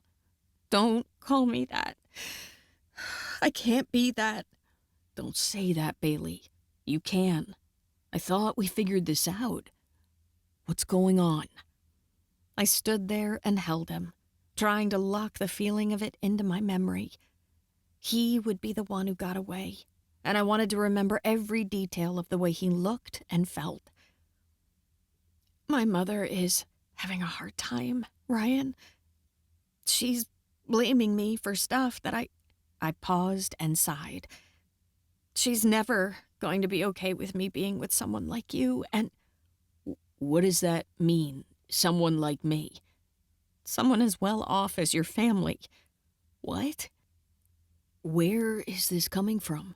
What did she say when you went over there? Let's talk about it. As he said that, he pulled me toward the living room, and I went with him, holding on to him as we walked. Ryan turned and collapsed comfortably into the corner of the couch, pulling me with him. We landed. He adjusted the pillows, and I felt like I could just stay in that very same spot for the rest of my life. I'm humiliated saying this story, Ryan. And also, it would humiliate me even more if you tried to feel bad for them or give my parents money or anything. It's not about that. They're fine, and all of this is just... I sighed and trailed off. Let me back up and start at the beginning. My brother William had talked to Nick, and I guess Nick told him about Aaron's money. Either way, William didn't have the story straight, and my mom thought there was money in that box. She was thinking that I had already told her she could have whatever was inside. You know, she was the one who talked to Aaron that night. She thought he was giving it to me with good intentions, and she wanted to keep it. She was mad that I gave it back tonight, and she exploded on me. She was crazy. I'm telling you all this because I need you to understand how humiliating and inappropriate it all is. I'm not going to have lunch with your perfect, wonderful parents tomorrow.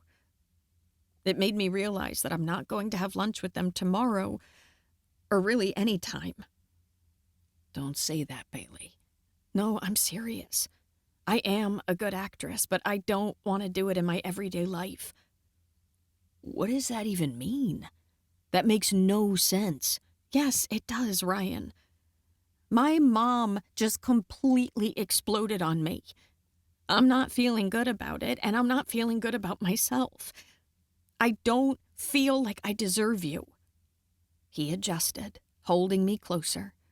I could feel the muscles of his chest under the fabric of his shirt, and that longing, yearning feeling came back.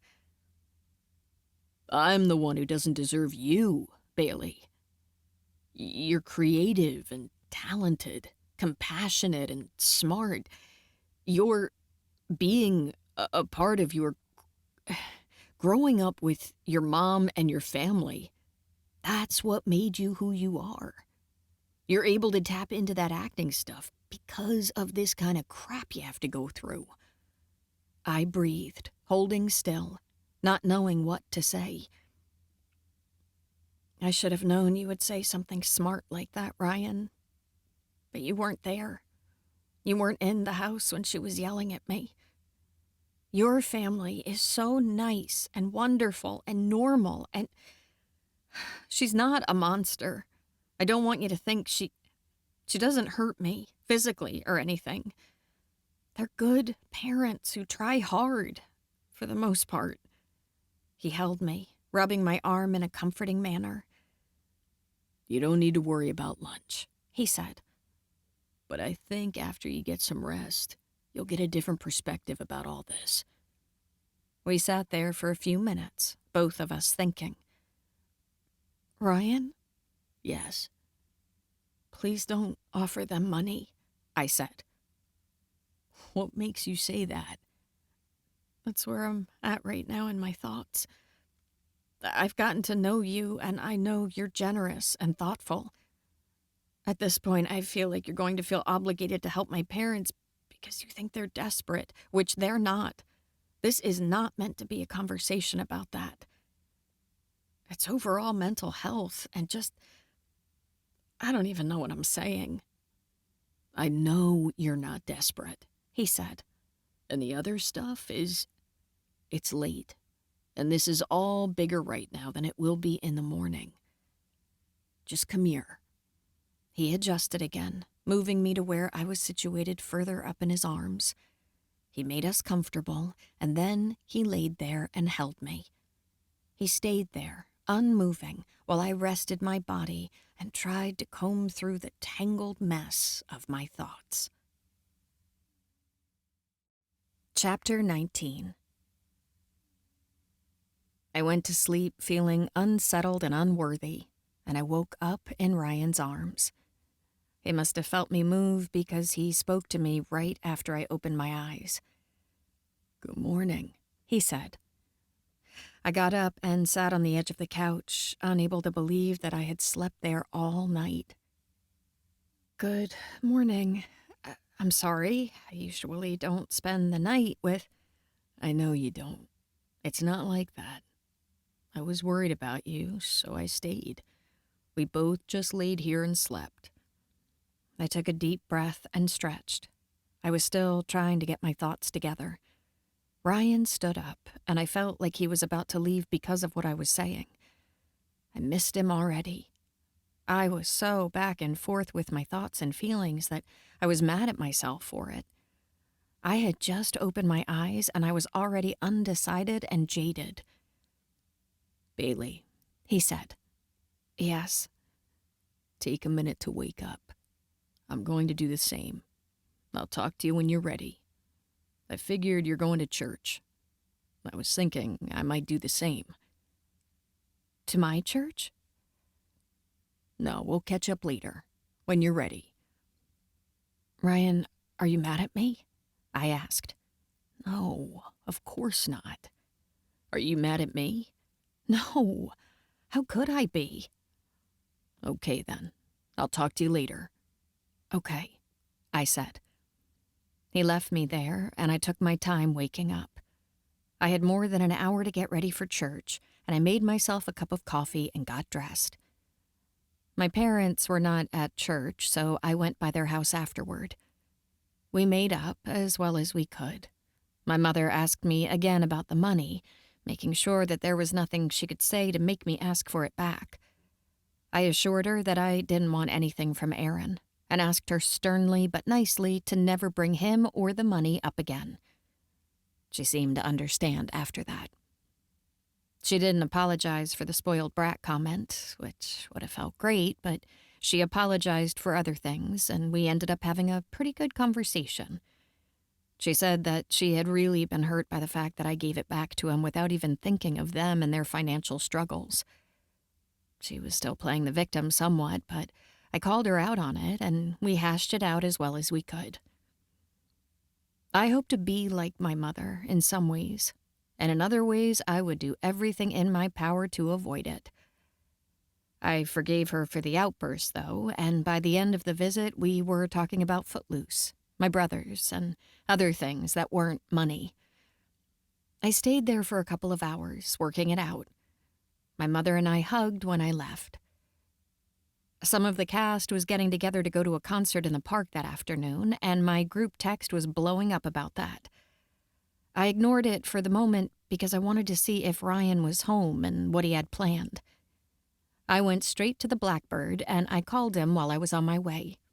He picked up on the second ring. "Hey, I'm driving, or I would have texted you," I said.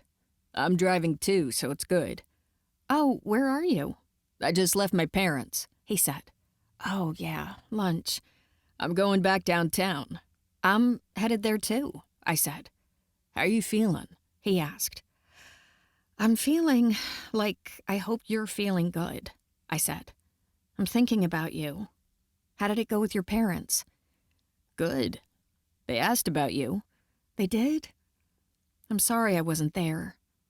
What did they say? Just tell me later." "Did it go okay with your parents?" "Yes," I said, knowing I could say so much more but stopping myself. "It did." "Good," he said. "I'll be home in 15 minutes. "I think I'll beat you there," I said. "We can maybe talk about going to a concert series later. Owen and Gina and all them are going. Can you come over to Danny's place when you get home?" "Sure," he said. "Ryan? "Yes." Can you forgive me for last night?" "Yes. I'll see you in a minute." I was smiling when I hung up with him. He was solid and stable, and I was thankful that he didn't seem deterred. He never once seemed helpless. He always appeared to be in control. I made it to the apartment as quickly as I could, and I freshened up, brushing my teeth and brushing my hair. I used a spray of my favorite perfume, walking through it so it wouldn't be too concentrated. I knew I had 5 minutes to spare, so I did what I did all the time. I studied for my role. I would listen to the Footloose music tracks until Ryan arrived. I had on clean clothes and socks, and I sat on the kitchen counter with my legs crossed in front of me. There was an open space of granite with a nice flat wall to lean against, so I sat comfortably on the counter. My headphones were noise-canceling, and I could hear nothing but the music. I got lost in the visions in my mind, going through the motions of the scene while the song played and I listened to my vocal parts. I knew Ryan would let himself in and that his arrival might come as a surprise to me, but that didn't stop me from gasping when I felt him touch my leg. I opened my eyes and gasped at the same time, smiling instantly when I saw that it was Ryan. He was smiling too, and it was the best sight. When my eyes were closed, I had imagined him standing there like this.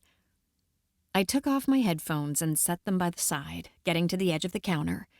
Ryan came to stand where my legs were dangling over the edge.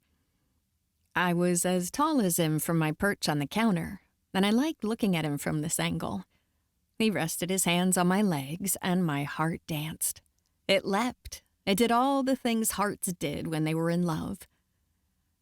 I felt like last night he saw me at my worst, and yet here he was, standing there, touching me, staring up at me like he still loved me. "Did you go to church?" I asked, looking at him, adoring him. "Yes." "Did you learn anything?" I asked. "I prayed while I was there and asked God to bring you back to me, and here you are. So yes, I think church went great. I had a nice time." I ran my fingertips through the dark hair at his hairline. "I prayed so many times today that you would see past all this, Ryan. I realize that me freaking out and trying to leave is something my mother would do, and that scares me. I did the very thing I'm trying not to become. I want to be strong for you, and instead I ran at the first sight of struggle. I promised your parents we'd have lunch, and I didn't make it happen. I'm sorry for that. I should have been stronger." "You had to work things out with your parents," he said. "Yeah, but no. Thank you, but there's no excuse. I won't do that again. I'm glad things are settled with my mom, but I should have been there hanging out with you guys today." "I'm happy about where you are right now," he said, glancing at me with that easy smile. I was thinking about you when I sat up here and turned on my music, I said. I pictured this whole scene. I was hoping you would come in and stand right here. Right here? Like this? He asked, wrapping his hands around the outside of my legs. Yes, just like this. I let my hands rest on his arms. What did you tell your parents? I asked. That you ate lunch with your parents. I let out a little breath of laugh. I just realized I haven't eaten. It's 2:30, he said. I know, I just forgot. Let's go get you something, he said. You just ate. I do have leftovers in the fridge, but you don't want that. I will eat it, unless you want it, I said. No, I brought it home with you in mind. It's like half of my meal that I didn't touch. My dad ordered 4 appetizers. Some of the appetizers are in the box, too. I would love to eat that right now, I said. Ryan moved like he was ready to go, but I tightened the grip I had on him with my legs, pulling him in, keeping him there. Not yet, I said. I was thinking about it all day, and I want you to know that I'm going to do better than I did last night. I'm an actress, so I should be able to be more stoic in a family crisis. I'm sorry I jumped to ending things. I shouldn't have done that. I touched the side of his face. It would really hurt me if you did that, and I'm thankful you were so mature about it, Ryan. You were patient with me, and I don't feel like I've quite earned that yet, so thank you. Don't you know that I love you? He said. He tilted his head, staring at me greedily, glancing at my mouth. Has it registered that I'm crazy about you? Are you? I asked, my heart pounding. Do you know why you get the main roles, Bailey? It's because you're charming and unique, and it's difficult to look away from you. You light up a room when you walk into it. It's obvious that you're the leading lady. You're the star. I'm just trying to catch you and put you in a jar. I'm trying to be here and walk next to you and breathe some of this fairy dust you leave in your wake. He stared sincerely at me as he said it, and I felt his big hands on me and his thumbs gently run over the skin of my thighs. I was gut-wrenched with love for him. You're the star, I said, because it was the truth. He already had my friends and my brother eating out of the palm of his hand. Really, though, Bailey, I don't care what made you the way you are. Your mother's ways, your family drama, whatever it is, good or bad, it produced you. You're good and true and raw and honest, and I was prepared to stop at nothing to convince you to stay with me. I wasn't even close to giving up. I didn't know what to say. I felt unworthy of such kindness, such adoration. But I wasn't going to discourage him from loving me. I smiled shyly at him. I felt warm and fuzzy, and I knew I had to make sure our mouths met before I left this countertop. I know you're hungry, he said. Let's go to my apartment and get some food. He started to move, and I clamped my legs around him again. He was happy about that. He made it obvious that it was his pleasure to stand there a while longer. We stayed in Danny's kitchen for a few more minutes before we went over to Ryan's for food. Chapter 20. Roughly a month later, opening night. I found myself backstage at the Blackbird, and it was surreal. I lived upstairs, and I had walked down there a dozen times, and still, it was like a dream. The dressing rooms were outfitted with mirrors that were lined with those round white lights. It was lit up and full of costumes, makeup, flowers, props, and other clutter. The air was full of smells, perfumes, hairspray, and that underlying smell of the theater. Wood floors and velvet curtains mixed with air conditioning. I listened to the low mumble of people chattering, filling the dressing room. It was Brandon's last show, and there we were at the most beautiful theater in Memphis.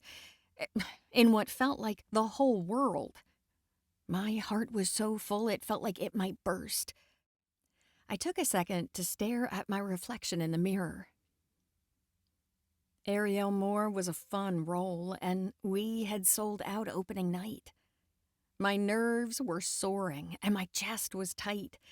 My mind was full, my heart was full, my eyes and ears were full. Everything was full to the top, and I took a deep, calming breath, staring at myself, trying to take it all in, and knowing it was a special moment. "Places in 2 minutes! Announcements are starting! Places in 2!" Tori hollered, peeking her head into the dressing room. Gina, Anne-Marie, and Sasha were playing my 3 best friends. Their characters were all bubbly and chatty, and they were in show mode, moving and shifting in the open space behind my chair. One last breath, and it was time. It was time for me to stand up and walk to the stage. I had done this 100 times before, and I took comfort in the routine of it all. We had put ourselves into position and gone onto the set so many times that I was numb to certain aspects of it. I had to rely on God's strength and enough practice because it was overwhelming to take my place at the side of the stage and come to terms with the fact that I was about to perform in front of a packed house at the Blackbird. I heard them making announcements. It was Ryan and his mother. Emily had been known to make announcements before the shows here, and Ryan had joined her for this one. I knew he was going up there, and I knew he was going to crack a joke, but I still smiled and felt proud when I heard him say something that was followed by a good, hearty laugh. I loved to hear an audience react, and it made me feel calm when the sound of their laughter filled the room. I heard someone behind me whisper, "It's going to be a great crowd," and I took another deep breath. "Brandon said he loves you all," Tori whispered to us all, giving us the message which she had received from her walkie-talkie. I nodded and smiled at her, but didn't say anything back. Before I knew what was happening, I saw Emily Fairchild and Ryan step behind the curtain and walk backstage. Ryan stopped when he got to me, and in one quick motion, he leaned in and put his cheek to mine. I was wearing a wireless mic that was taped to my cheek, and he nimbly aimed for the other one. "It's going to be amazing. I love you," Ryan said, whispering quietly in my ear. He was clean-shaven, smelling nice and looking sharp. I touched the side of his masculine face. He was gorgeous and wonderful and had just charmed the crowd. Ryan. His presence and his words gave me courage. "Thank you." I mouthed the words to him, and we touched cheeks again before he took off with his mother. I smiled and waved to her as they walked away. I didn't tell him I loved him. Everyone was looking at us, and he didn't need to hear it. He knew it. I smiled as he walked away, and I channeled all those feelings of attraction into the role of Ariel. I went on stage at the right time. I went through all of the motions, saying the lines and singing the songs. I did all the exiting and entering and exiting and entering again. I felt comfortable and at home with Owen and the rest of the cast, and we had a straight blast during the whole show. The crowd was amazing, and we were all on cloud 9 about performing at the Blackbird. It was a fairly long show with an intermission, but the scenes were fast-paced and my role was so intense and high energy that it went by quickly. Shows were like that. Countless hours of repetitive preparation, and then the actual show just slipped through your fingers and was over in what seemed like a heartbeat. The audience was great. The show went off without a hitch. Mostly. There was one small collision with ensemble members that resulted in a girl hitting her head on a set piece. That sort of stuff was normal, though. A few small mistakes were to be expected as well. It was honestly an amazing show. My co-stars were right there with me, and Owen stole the show as Ren McCormick. It was obvious why Brandon wanted to direct us in these roles, because they fit our personalities. It was a fantastic show, and we had 4 more of them to perform before it was all said and done. There was an atmosphere of celebration backstage as we quickly undressed and stashed our costumes for the performance that would take place the following evening. "Where'd you get the flowers?" There were 2 bouquets on my station, but I knew which ones Anne-Marie was talking about. The extra-large, striking bouquet of round blooms that Ryan had sent me. "I'll bet Ryan Fairchild gave them to her," Gina said. "He did," I said. "What are they?" Anne-Marie asked, peering closely at them. "A type of rose," I said. "Julietta." I had told Ryan that these were my favorite, but I've never even seen them in person. I slid my arm into a button-down shirt as a cover-up, even though I was fully covered with bike shorts and leotards. I pulled a few pins out of my hair and rubbed my head, feeling relieved to be out of costume. We had made it through a show, and it went great. That was such a relief. "They're pretty, huh?" I said, seeing Anne-Marie still stare at them. "So pretty," she said. "Take one," I offered. Her gaze snapped up to meet mine. "Just pull one out of there." "Really?" Anne-Marie didn't have a lot of friends or family who came to shows, and she usually didn't get flowers. The only reason I did was because my dad owned a flower shop and had access to wholesale. My father had never bought me Julietta roses, though. "Sure, take one," I said, but she was excited and already working on it. There were what must have been 20 large blooms, and she chose one from the bottom, holding it close and smelling it, looking thankful. "My family is here tonight," I said, standing up. "They're waiting, so I'm going to head out there now that it's cleared out." I stepped into a pair of jeans and adjusted my shirt and hair. Most of the cast was doing the same thing, going back to the audience area to see the people who had waited for us to change. My parents and grandparents had come, and so had some other people I knew. There was a group of roughly 100 people who waited to talk to people in the cast, and I knew a lot of them. I waved and smiled and greeted people from the moment I walked out. It took me a few minutes to see that Ryan was standing near the back of the theater, waiting for me. I was talking to my grandparents at the time, and I motioned for him to come to me the instant I saw him. I knew he was trying to give me space, but I didn't want space from him. He began walking toward us, and I went back to talking to my grandparents, who saw that interaction and asked me about Ryan. "Is that the young man who made the announcements at the beginning of the play?" my grandmother asked. "Yes, he's Ryan, Gammy. Remember? I was telling you about him." "Well, I didn't realize he was the young man making the announcements," she said, looking impressed. "He's handsome. Does he work here?" "His parents own this place," my mom said, causing Grandma to gasp. "That's why Bailey lives upstairs." My grandmother let out another surprised sound, reacting adorably to everything my mom said. Ryan approached the group, and I held out my hand, wanting him to come directly to me. He did. "You were amazing," he said to me as we embraced. "Thank you," I said. I stretched upward and kissed Ryan on the cheek right there in front of everyone. And then I kept a hold of his hand, standing next to him as I spoke to other people. "Well, I just think everybody did such a great job," my grandma said. "Those 3 best friends were funny. And was that young man, the main one, was he the same one from Newsboys with the crutches?" "When we were like 15? Newsies?" I asked. She nodded like that sounded right. "Yes, that's Owen." "Oh, I just think he is just so good. A real professional." The other one was funny, too. "Owen is right over there if you want to talk to him," I said, knowing she was actually starstruck by him, which was hilarious to me. My grandmother nodded and gave me a, "You did great, sweetie," and she happily accepted my invitation to go talk to Owen and the other actors. My brother William was the first to speak up as she walked away.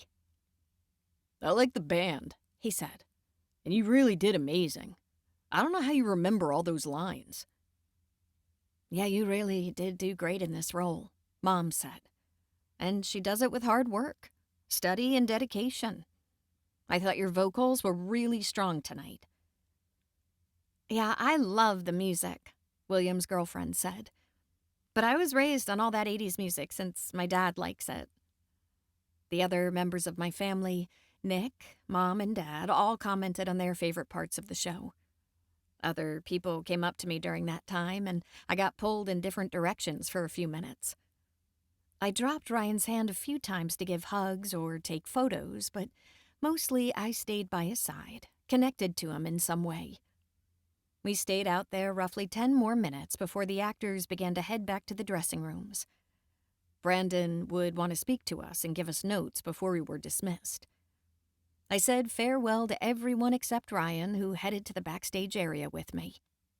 He would leave and go upstairs once Brandon was ready for me, but for now, he stayed with me, walking toward the stage. A couple of teenagers who were part of the ensemble rushed up to me. They were wearing thick socks over their tights, and they slid comically toward the edge of the stage as I approached them and climbed the steps.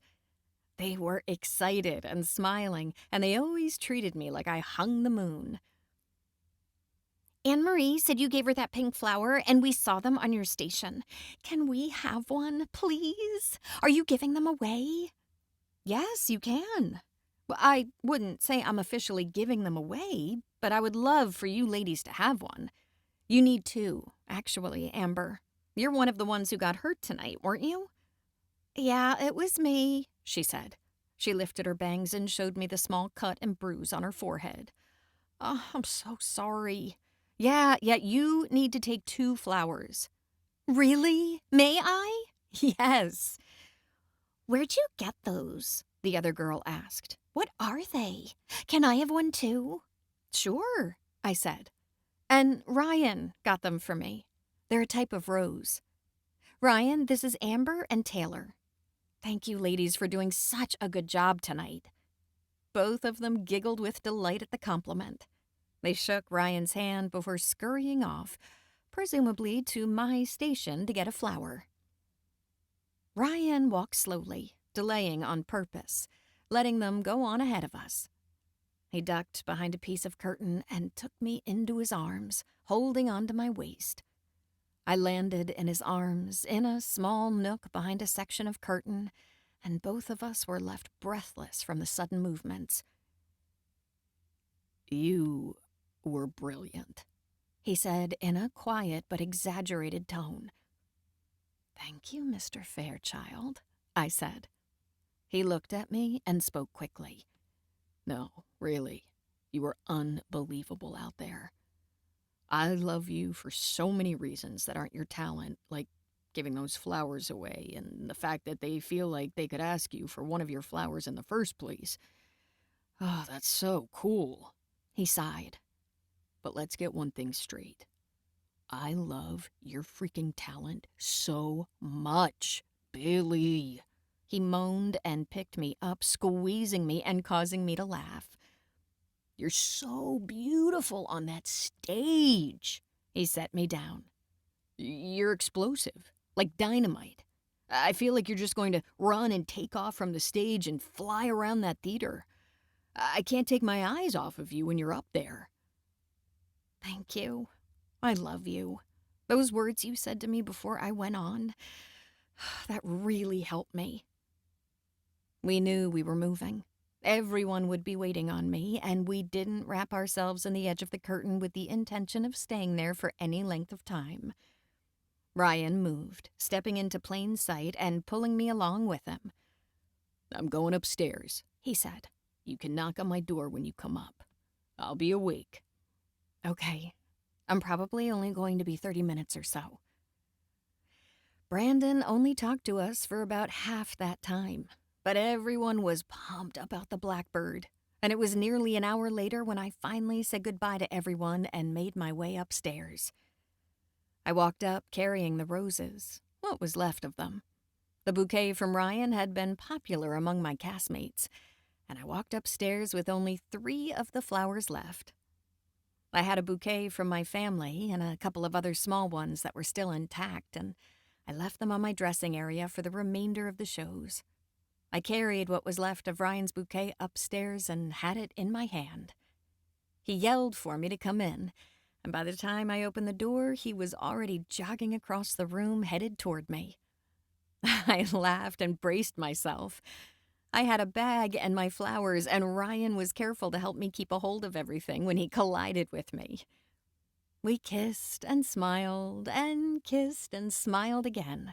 And then I set down my things and kicked off my shoes before throwing myself into his arms, wanting him to hold me.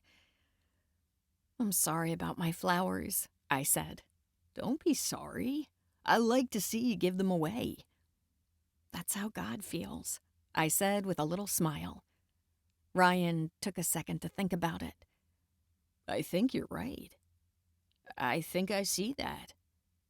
I got you more anyway." "What?" "More of that same kind," he said. "A new 2 dozen. 2 dozen? Is that what I had the first time?" "Yes. Why?" "That means I gave away 21? "Yeah, but now you have 27. You didn't even know that I gave all of mine away, and you want to give me more?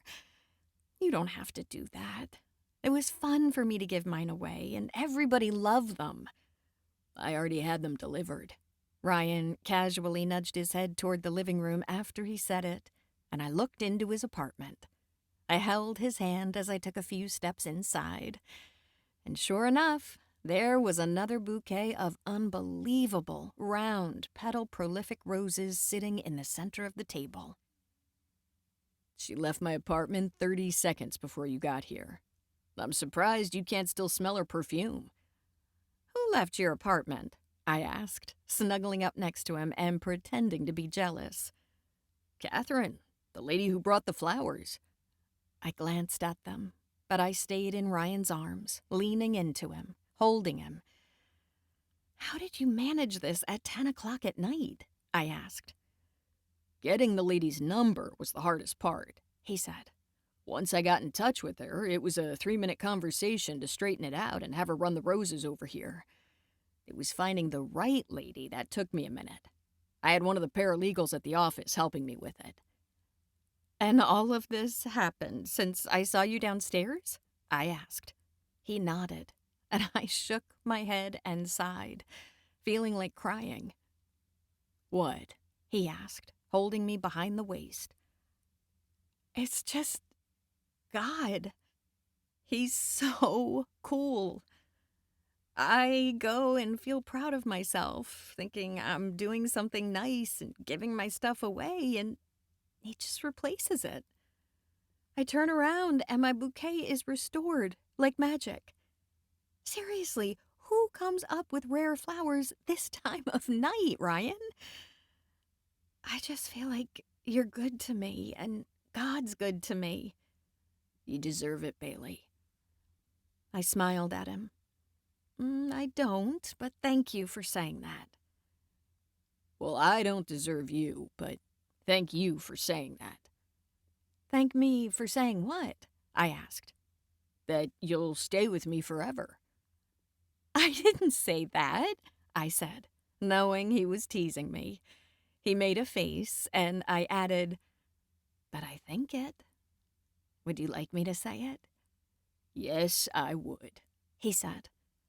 I looked him in the eyes and said, "Ryan, I'll be with you forever."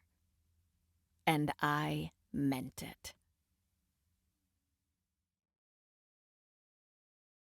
Epilogue. 8 months later, Berkeley, California. I had 3 weeks left of school, and everything was coming down to the wire.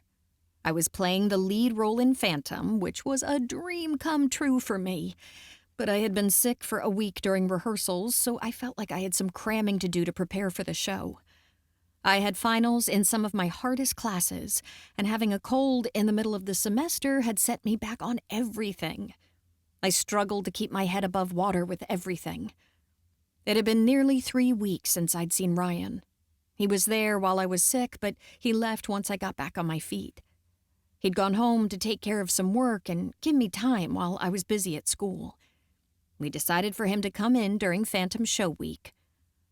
I had no idea why we planned such a long break. I regretted it. We only had a few days to go, and it had been entirely too long. It was Tuesday, and I could not wait to see him this coming Saturday. He had called me while I was at rehearsal, and I called him back when I made it to the parking lot. "Hey, I was just thinking about you," he said. "You were? I was just thinking about you. I want you to be here. We made too long of a gap this time, Ryan. I miss you. It's bad. Get over here." "I miss you too. But I have a present for you. A fun present." "A fun present? Where is it?" "I had somebody hide it on campus. Go to your car for your first clue." Are you serious? I'm almost at my car. What is it? Wait, somebody came and hid something for me? "Yes," he said. "Call me once you find it." Okay. Are we hanging up? "Yes, you can call me afterward." Okay.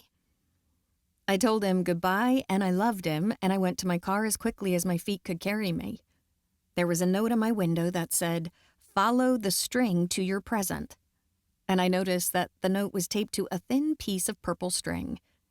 It was so thin that I hadn't seen the string until I picked up the note and saw that it was attached. I left the paper there and began twisting the string into a tight ball around itself, winding it as I followed. It was longer than I imagined it would be. I thought it would be 10 feet long and take me to the gift, which was in my passenger seat or something like that. But instead, I crossed to the sidewalk and went down the entire length of a whole building, winding the string around itself and adding to the growing ball in my hand. I was amazed at how far it continued. I went what felt like halfway across the campus and then circled back around toward a little cookie shop. I loved to go there because the cookies were good, but the employees were also really cool, and the vibe of the place was great. It was brightly colored and unique, the kind of place that puts you in a good mood. When Ryan was in town, it was somewhere we would go after my rehearsals. I tugged on the string as I went that way and realized it was tied to a street light near the cookie shop. "Is he getting me cookies?" I asked, whispering to myself as I covered the last 20 feet or so to the street lamp. There was a small purple arrow on the pole. It was pointing downward, and my eyes instantly went to the ground. I caught sight of it instantly. There was a shiny diamond on the ground at the foot of the light post. It wasn't attached to the string. It was just there, loose, lying on the ground all by itself. It was a grand diamond solitaire, a beautiful round diamond that was so big it looked fake, like pirate booty. There was no note, no box, no explanation, and yet I knew it was for me. The string had led me there. I picked up the ring, glancing around as I held it, feeling like I was on a hidden camera show. I was shaking as I put it on my finger. It felt high quality, but I told myself it was fake. Well, I did figure it was fake. Who, after all, would leave a thing like that on the ground unattended? I called Ryan immediately. I was shaken and assumed this was my proposal, but I couldn't be sure. There was no Ryan here. There was only a ring. "Hello?" I said, hearing him pick up the phone. "Hey." "Hey, so I went to my car, and there was a string, and then I followed it all the way past the Crescent Lawn and everything. The string is like a mile long, and then I get to the end, and it's attached to a light post on the corner by that cookie place. And Ryan, there was an arrow and a ring. There was a ring on the ground." "I know," he said. "It's your ring." "It's mine? Is it real?" He let out a little laugh. Yes, it's real. I hope you didn't lose it. It's very real. Ryan, how could you just leave this here like this?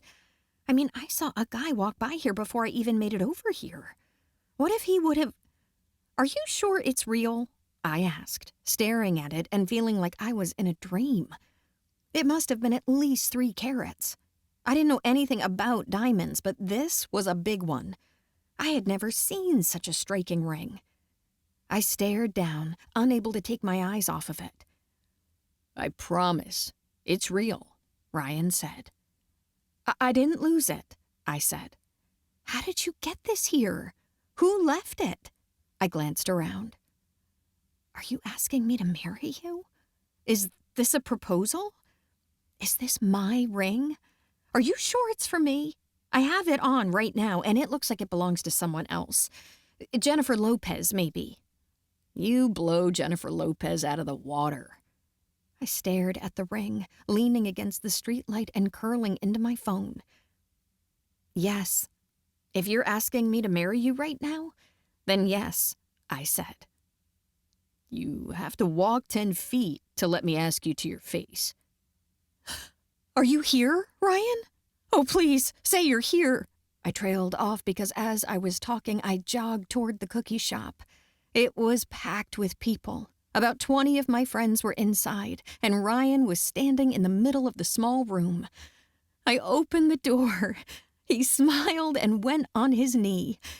Yes, I already have the ring on my finger, I said before he could say anything or even fully get settled on his knee. I ran to him and pulled him to his feet, forcing him to stand and take a hold of me. Yes, yes, yes, I squealed, even though he hadn't asked me a thing. He jumped with me and then caught me in his arms, and everyone yelled and cheered in unison. There was confetti prepared, photos were snapped, and we kissed. He hadn't even got the question out of his mouth, and I knew he didn't mind. He probably expected that sort of reaction from me. I could tell he did because he smiled and kissed me in that moment like there was nobody around. He kissed me deeply with an open mouth, and people yelled and hollered, and more photos were taken. The whole thing was perfect. There was confetti and a clumsy acceptance followed by a passionate kiss with whoops of approval and more confetti. It all felt like the crescendo of a moment that had been carefully scripted and rehearsed. But this proposal would end in actual marriage. And it all felt real. This was not one of those internet proposals where I was dressed to the nines because I knew it was coming. I had no idea. I had no makeup on my face, and my hair was in a ponytail. But this was happening. These people were here because this was my marriage proposal. My heart soared when that truth sank in. There was a ring on my finger, and Ryan was holding me in his arms, and this was all really happening. I was missing you, I said, whispering to him as the dust settled. I'm happy you're here early. I know I said 3 weeks was okay, but it was too long. Can we avoid any breaks this long ever again? He gave me an amused grin for speaking so quickly and trying to say so much during a chaotic moment. Yes, we can avoid 3 weeks ever again, he said, smiling. And I'm happy to report that I took him up on that promise. Ryan and I were inseparable after that. He would forever be my leading man. The end. You've been listening to 21 Roses, The Memphis Players, Book 1, written by Brooke St. James, narrated by Therese Plummer. Copyright 2023 by Brooke St. James. Production copyright 2023 by Brooke St. James. Thank you for listening.